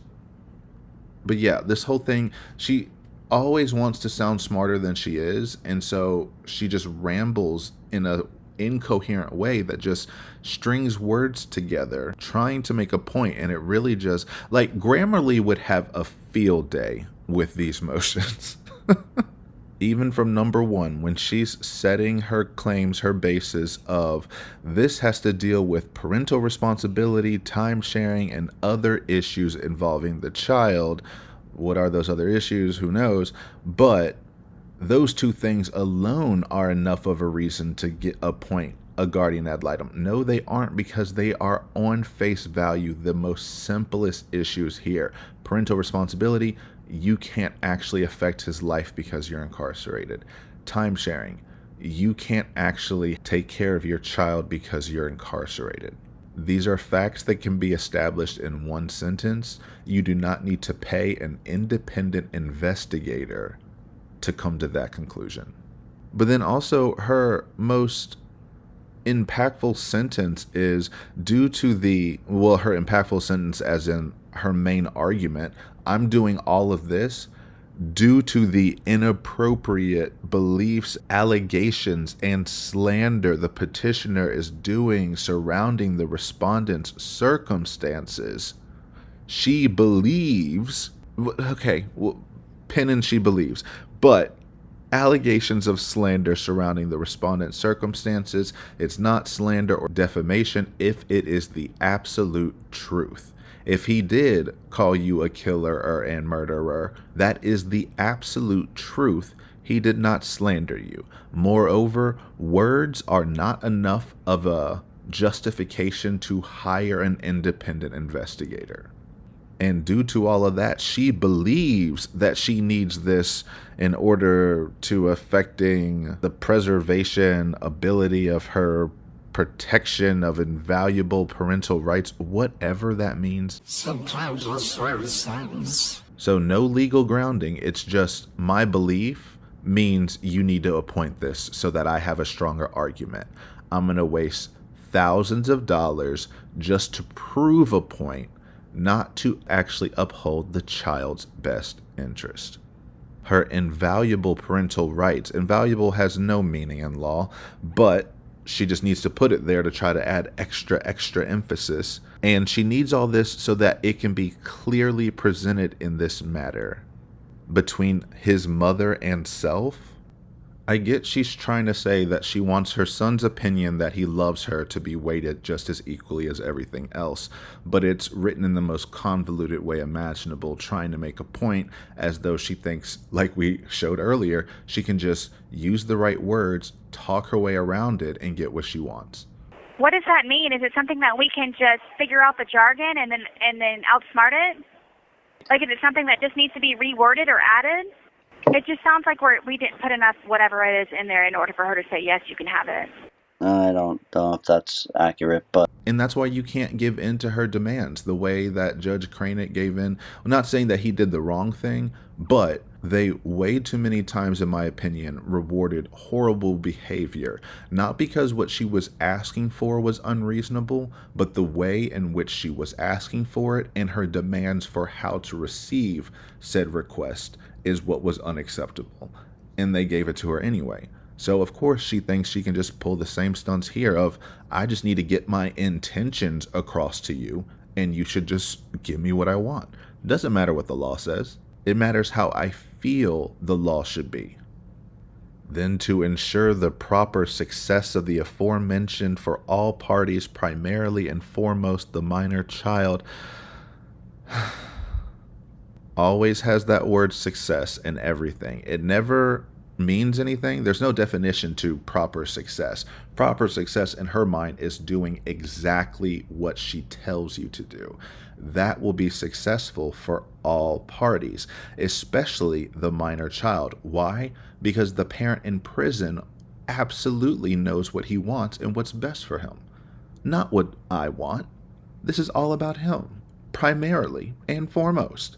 This was a successful outcome. It's just the outcome that you feared more than anything and that you didn't want. But it was successful in taming, reining you in, preserving, and returning funds to the child that did not deserve to be with you to begin with, and providing consistency to a child in a chaotic environment against a woman who refuses to be consistent in anything. Not her stories, not her lies, not her facts, not her fictions, not her affections, not her hatred, and definitely not her love.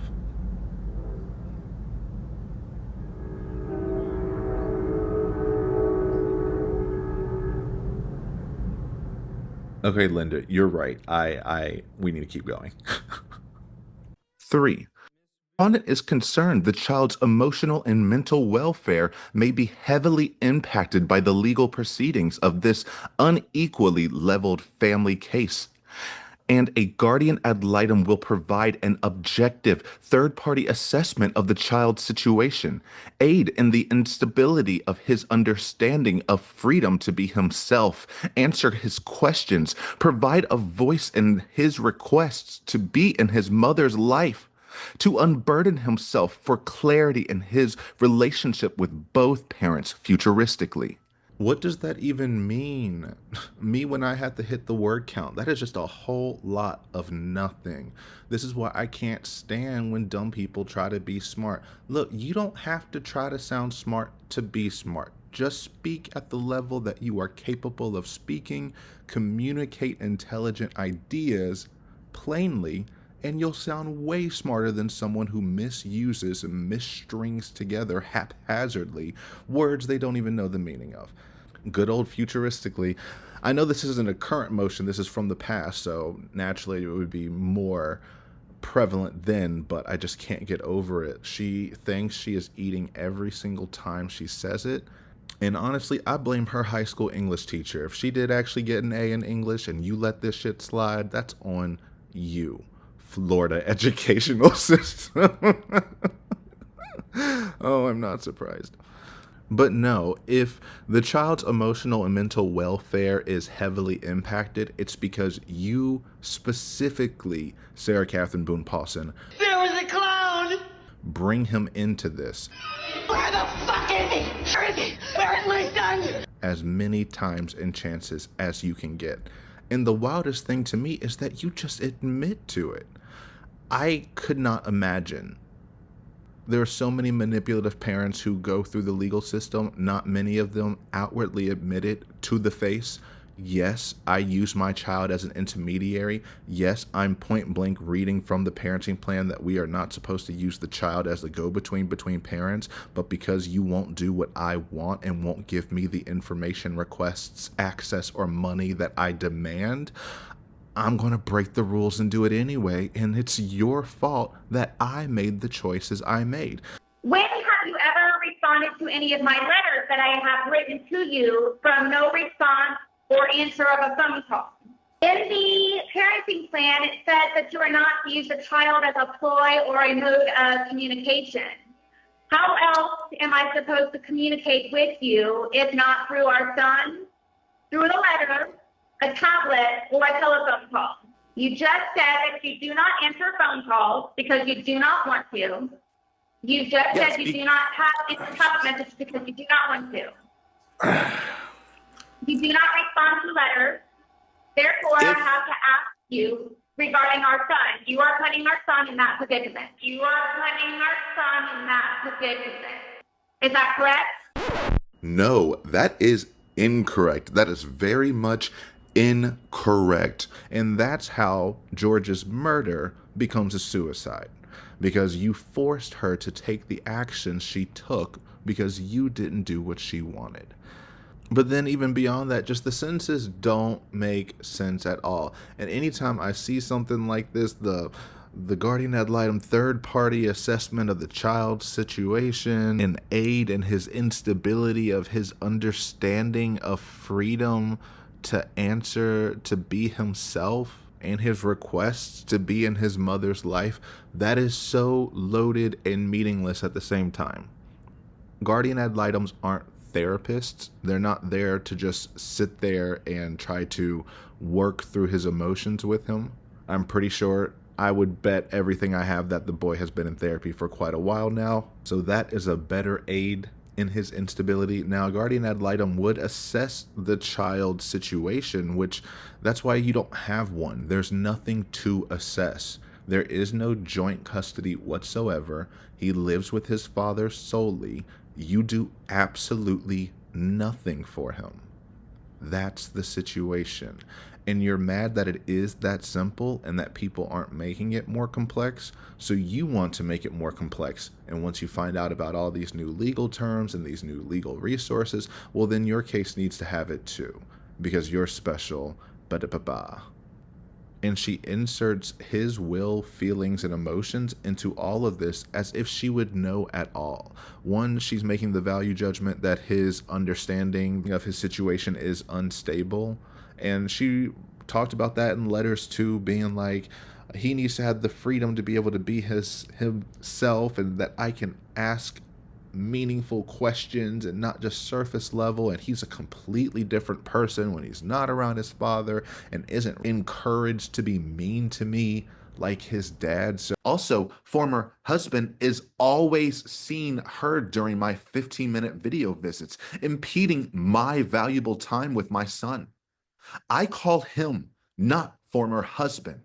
Foremost, my son is a completely different person when not around his father.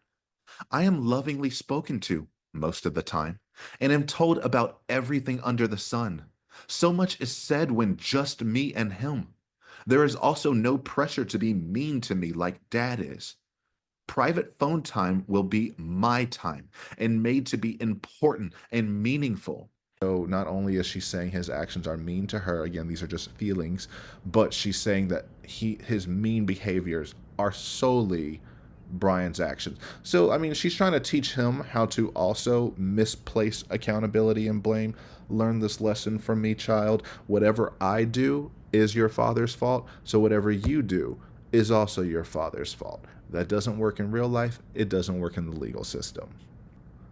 And she has just no issue ascribing intent to everyone about everything, and then just loses her mind when you see a video that she filmed of her committing a murder, and you assume that she's the one who committed the murder because she even says, "That's my name, don't wear it out," on the film. Okay. I thought he was okay. Like, I didn't, He's telling you he's not. He's telling you, Sarah, I can't breathe. He's saying your name, and you're like, "That's my name, don't wear it out." Guys, that's how we are with each other. Like, nobody understands our relationship. The whole suitcase thing never happened before. Well, I would hope not. But no, again, if you don't mind, please. Oh. So you all are assuming that it's like, oh, good, I got him in there, now I'm going to go to sleep? Is that what you all are assuming? Well, it's not an assumption when that's what you told us, so that happened. Oh. Like, I don't understand. Like, I don't know if you guys are just going to, like, because it makes it sound like, to me, like, I'm being accused of something that was not intentional. I'm being accused of it. Mm-hmm. And a handful of other things that I'm being accused of. But not intentional. My intention was not to leave him in there. My intention was not to leave him in there. I didn't do it intentionally. That was not my intention. But my intention was not for this to happen.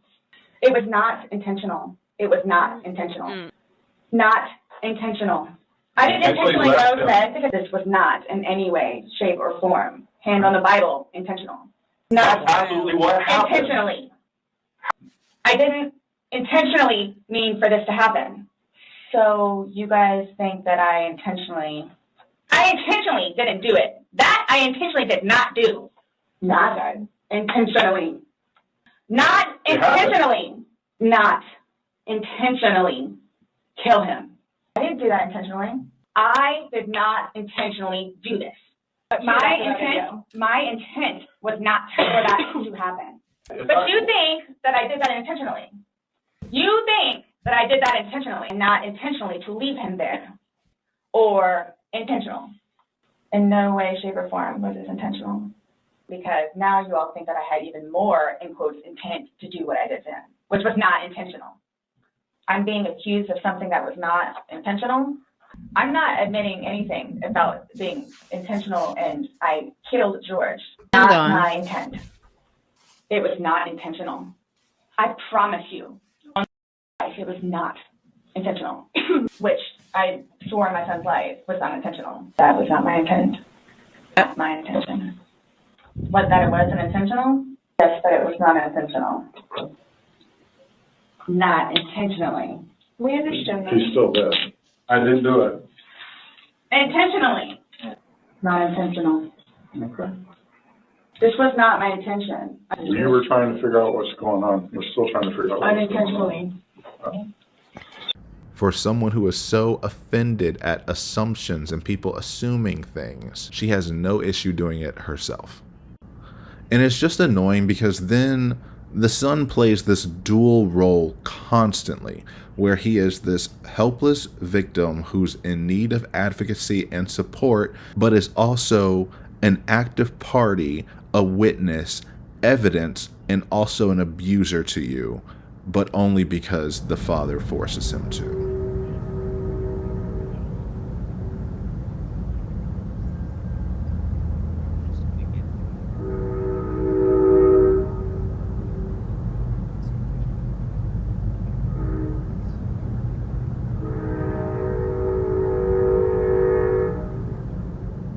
You know what? You're right, Linda. She's not shocked at all. She truly isn't. She's just mad.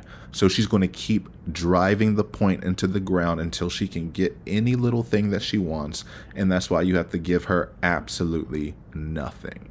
Can you, like, if you really just put on paper all the things the legal system and Brian tried to give to this murderer for free, and she spat in their face every single time, and now she has nothing, which is what New York warned you about. Have you thought about sending him a letter and him and his attorney and saying, hey... I'm not doing that. I'm not surrendering ever.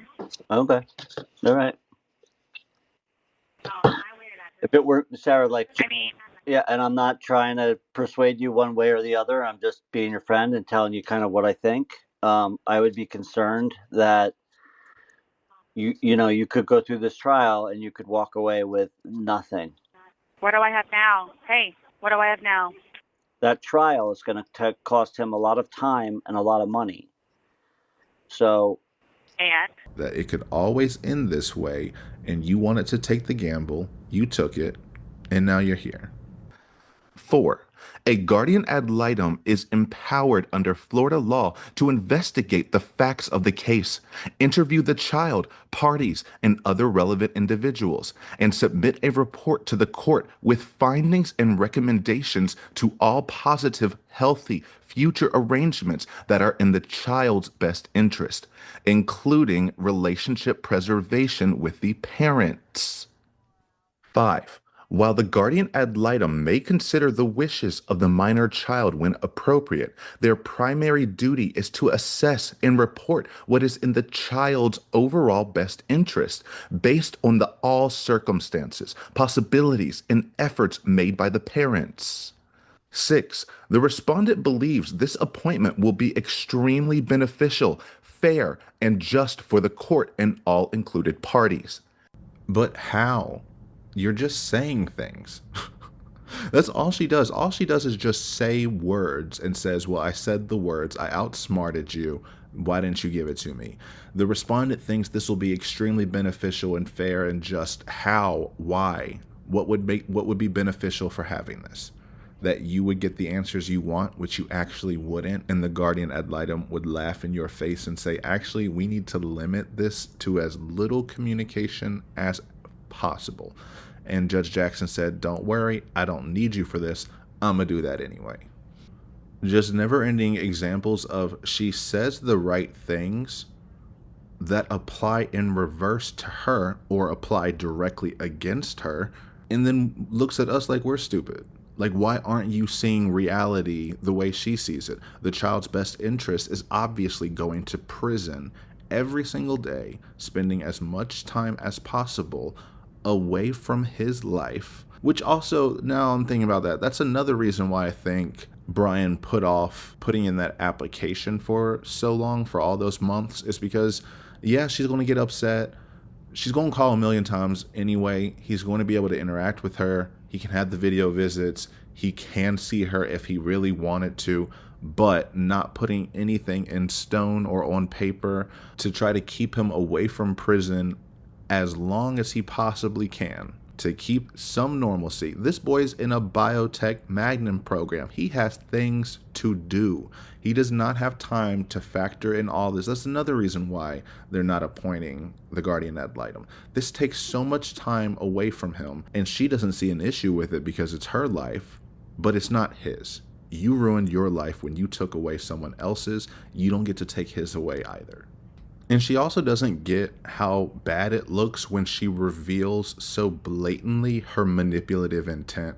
So when you say that you want the guardian ad litem to assess his situation for his best interest, including the relationship with his mother, that shows that you are going to make sure that that report reflects that no matter what. Why on earth would anyone want to give that to you for free? But she thinks she's slick there with the guardian ad litem may consider the child's opinions when appropriate, so she wants you to only consider his opinions when they're positive to her, but if they're negative, then you can't consider them. He doesn't know what he needs. You know what's in the child's best interest, looking at all of the child's circumstances, and she wants to emphasize that last part of "and efforts by the parents." You calling and harassing people is not you putting in effort to raising your child or communicating or continuing that relationship in any way. And that's just a running trend that we've seen since the beginning. She believes effort and intent and care or whatever is what is actually being judged on and not the result or the actions. You need to judge the feelings that she wants, that connection, the effort that she's putting in, and she's only fighting this hard because she cares so much, regardless of the fact you've traumatized that boy. That's the outcome of this. Your intent on how we got here doesn't matter. Same with George. You intended to teach him a lesson, or in your mind, I don't teach lessons, you just wanted him to understand how you were feeling, and in that process resulted in someone's death. You did that, though. He didn't do that to you. No one forced you to. Okay, I'm rambling. 7. The respondent graciously requests that the court determine if a pro bono or low-cost guardian ad litem may be appointed in this case based on the known and unconcluded financial circumstances of the respondent, and understand her determination in showing ceaseless good faith efforts to be permanently included and unremoved in the life of her child, regardless of location, time, or any other possible circumstances. And it's sentences like that that just undermine everything you've been arguing for. When you say, I need to be permanently included and never removed, regardless of location, time, or any other possible circumstances. Fun fact, all of that is important to the judge. Location is absolutely important to the judge. Do you live in state and can take care of the child, or do you not? You do not. I mean, you live in state, but you're also a ward of the state, so you can't really take care of him. Location matters. Time matters. I know it didn't matter to you on the outside because you would just take your son whenever you wanted to, but time sharing, as your original parenting plan had set out, has to follow time. Time is taken into consideration and is a major factor when determining your involvement with your child or any other possible circumstances. Translation, who cares? I'm a murderer. This does not matter. I should be permanently included. But it's okay because she graciously requests. It can't be respectfully requests. It can't just be requests. It's graciously requests because she has to try to amp up every little thing. But that's not a big deal, whatever. But graciously requests a free or low cost guardian ad litem due to her known and unconcluded financial circumstances of the respondent. That's another thing she doesn't get or just doesn't care. She doesn't address it in this motion of who is paying for this. Even if she appointed a low cost one, y'all still have to pay for it. And since you in here say the known and unconcluded financial circumstances of the respondent, even if you were afforded a low cost one, you would force Brian to pay for it. You would say, you owe me alimony, so you need to get this guardian ad litem for our child, blah, blah, blah, blah, blah. How dare you not do this for our child, our child? How many times that you can recall did I try to inquire about a guardian ad litem with you? Objection, relevance. All right, ma'am, can you repeat your question for me? How many times did I attempt to obtain a guardian ad litem with him? I'm going to sustain the objection. Next question. And instead of having anything substantive to add to the conversation or argument, she reframes the goalpost as, it's not me trying to make a point, it's me just playing the game. I should win the game because I signed up and I stepped on the field, not because I had any actual skill to make a point. And that's why she uses phrases like understand her determination and ceaseless good faith efforts to be permanently included. And it's fine if you have, quote, good faith. It's not good faith, but if you're reading it at face value, a mother wanting to be in contact with her son and is calling him to try to establish that communication. Cool, good faith on the surface. However, your actions are still abusive, so your intention is abusive. Regardless of the result you want, if you go about it in an abusive manner, you are an abuser. And she has no clue how much she just reaffirms everyone's abusive allegations against her when she's just like ceaseless efforts, this and that. She's saying, I never stop. I will harass him continuously until I get what I want. Do you really want me in your life so much to make me contact you every day, every day, every day? I ask as many times as needed to finally get an answer, and I want you to give me a gold star because I'm trying so hard. There is no A for effort. There is no A for alimony. There's only a P for prison. Girl, prison, honey. Please. Yes, I would like to make an opening statement, please. What do you mean by inferred, please? I would like, please, to put into evidence from my parenting or from my pretrial statement, please, I would like to say that my incarceration has nothing to do. Do you have another case? Yes, I do, Your Honor. All right. Please. All right, give me just. I'm trying to make sure that I have everything pulled up. Okay, I'm going to start, please. Would you like to have the citation? Okay, one moment, please, if I may. I'm looking through really quick. Yeah, we cannot find that case. Yes, please, if I could put a substitution in. Yes, please, if I may comment on that. You may continue. Yes, please. If I could please add one more.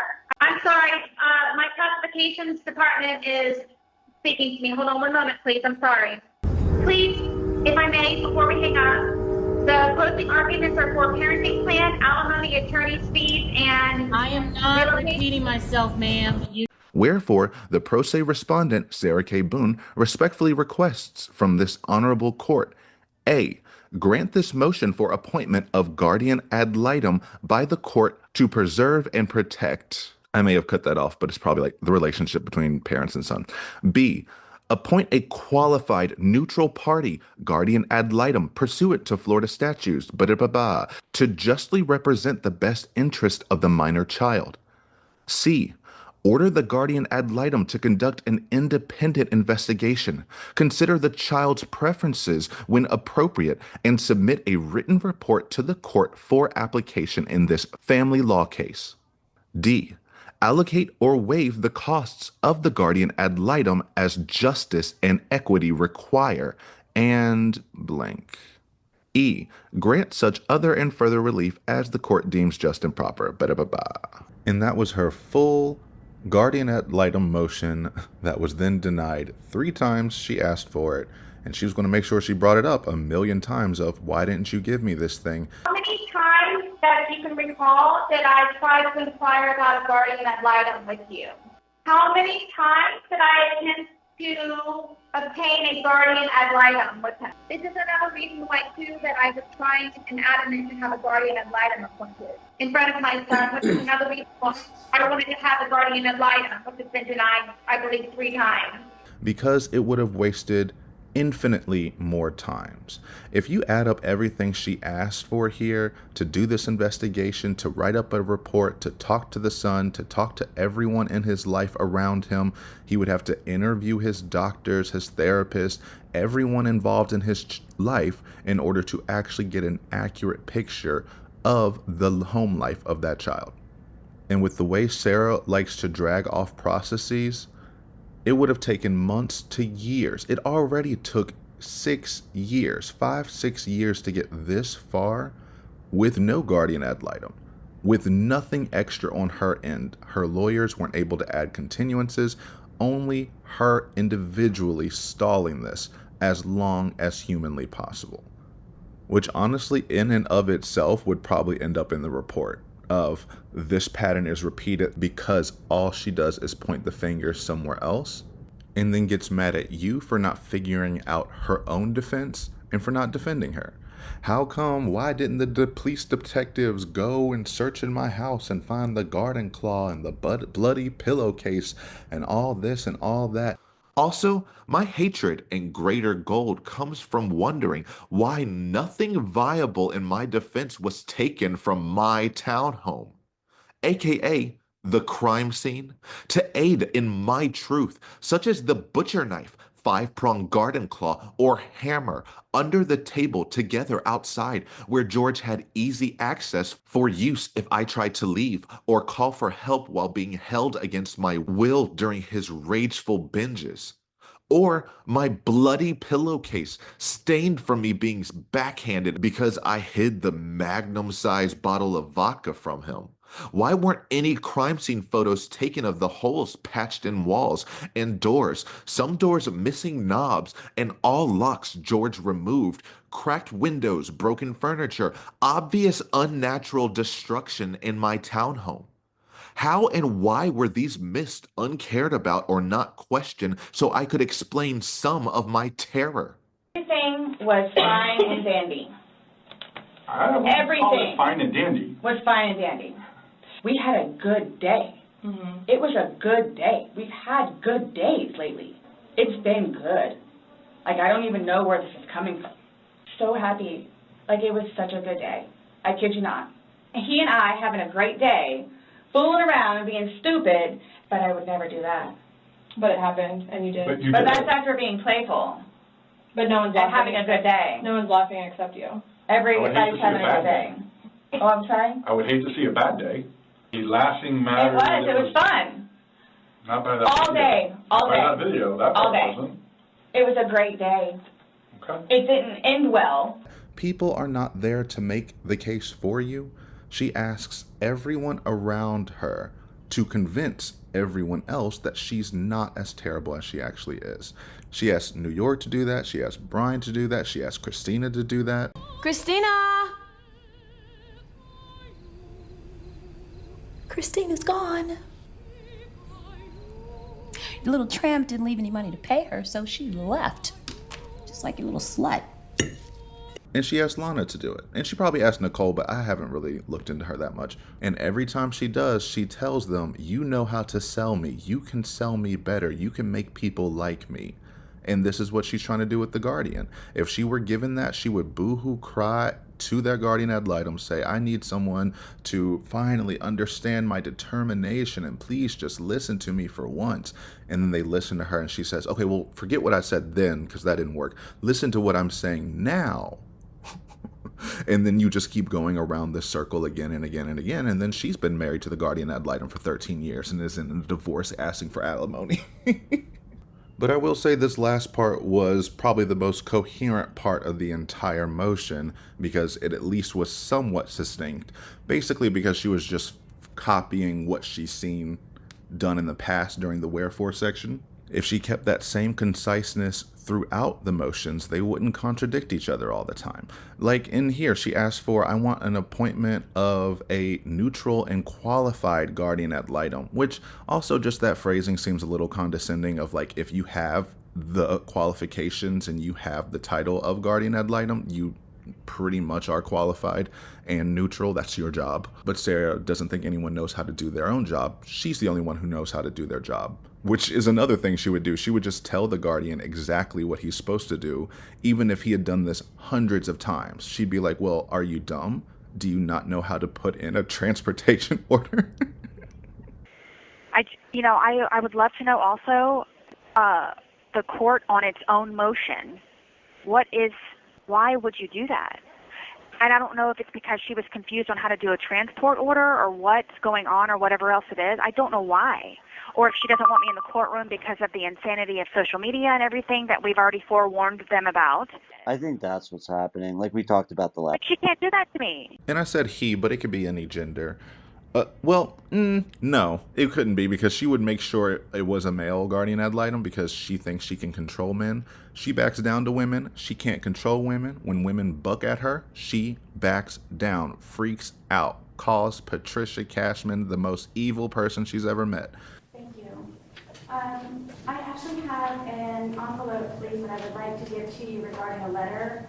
It's a lot easier for me to tell you in writing, and it's also put on the clerk of the court's website, so everyone is aware. I have never experienced anyone like Ms. Cashman, and I have repeatedly, the reason why I'm here is the whole hope thing, where she will change her disposition and her attitude towards me, and it doesn't matter how dumbed down I am to myself to try to coexist with her. I've even come up with a solution to have a pretend judge in the interactions with her, so she would try, hopefully, to treat me appropriately and professionally, which she does not do. One of my meetings, I got up and I walked out on her. The last time that I spoke to her was on a video visit that she tried to have in front of a 64 open bay bunk dorm, where I repeatedly kept asking her, please schedule a face-to-face, face-to-face, face-to-face. The last time we spoke was on May 3rd, where I got up and I left the room because I could not take how she was treating me any longer, and it's every single time.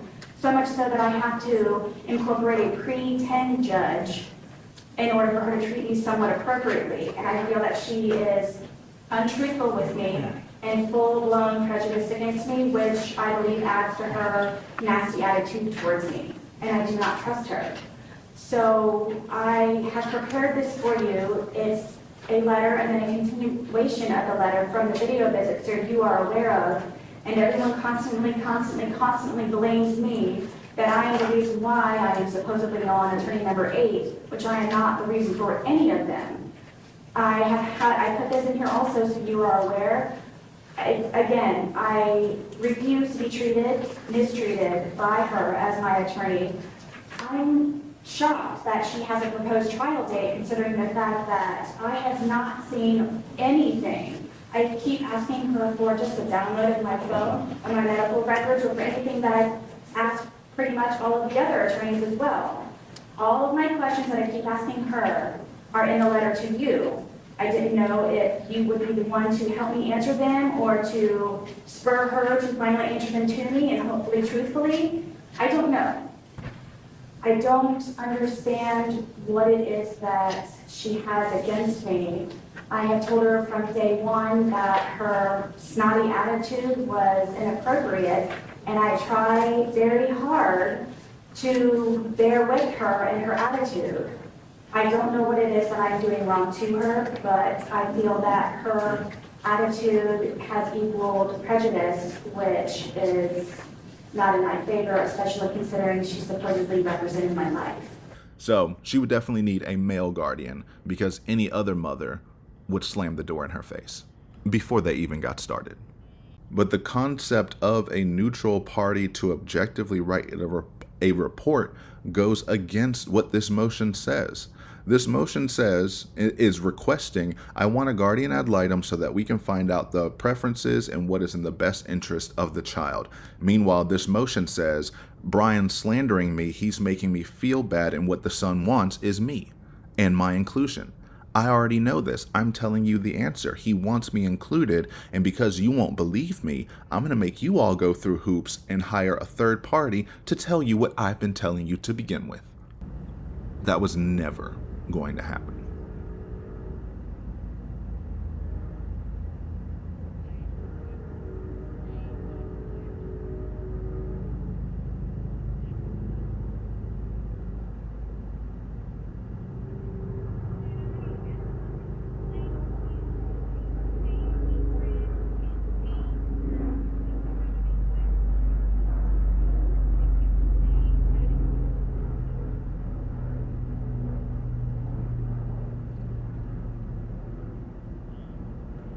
Oh wow, that was Linda and Paulina chiming in there. They made great points, but also reminded me that I'm getting a little long-winded and we should probably wrap this up. At the end of the day, we reviewed both of her motions for clarifications and her previous guardian ad litem motion, and all of them had the same anchor point, which advances herself while claiming to advance the child. That was never the case, and it's obvious to anyone who looks at it. I don't think Judge Jackson is going to approve any of these motions. She might provide some clarification here and there. She's not going to alter her motion to favor or help Sarah anymore. The best outcome for Sarah out of these two motions is to get Brian to pay for the phone calls. Everything else, goodbye. And I don't think Brian has an issue paying for those to begin with. I don't think he ever has. She probably wants him to pay for those on top of every additional request that she has. Because I think I'll need to look, but I think it's free for her to call him, but it costs for him to pick up. So she can try as many times as she wants, but he is only responsible for paying and picking up once a week. Any other time, you need to put money on the phone or on his phone, the son's phone, whoever's phone it needs to be put on, so that they have the ability to answer those calls without Brian's money. Otherwise, pull out that big ballpoint gel pen you love to abuse and write a love letter to your child. That blows my mind. I don't get why she's never done that.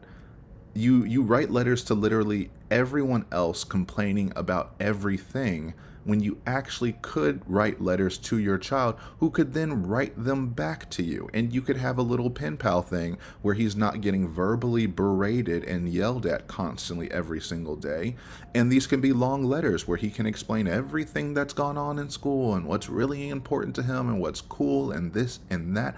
But no, you request as much time from him as possible, as much love from him as possible, as much support from him as possible, without providing any of the same in return. But with that, I think that's where we're going to cut this one here. This is a little more on the shorter end for my videos, but I hope you had a good time anyway. And if you did enjoy the video, remember to like, comment, subscribe, dislike if you're feeling it. Until next time.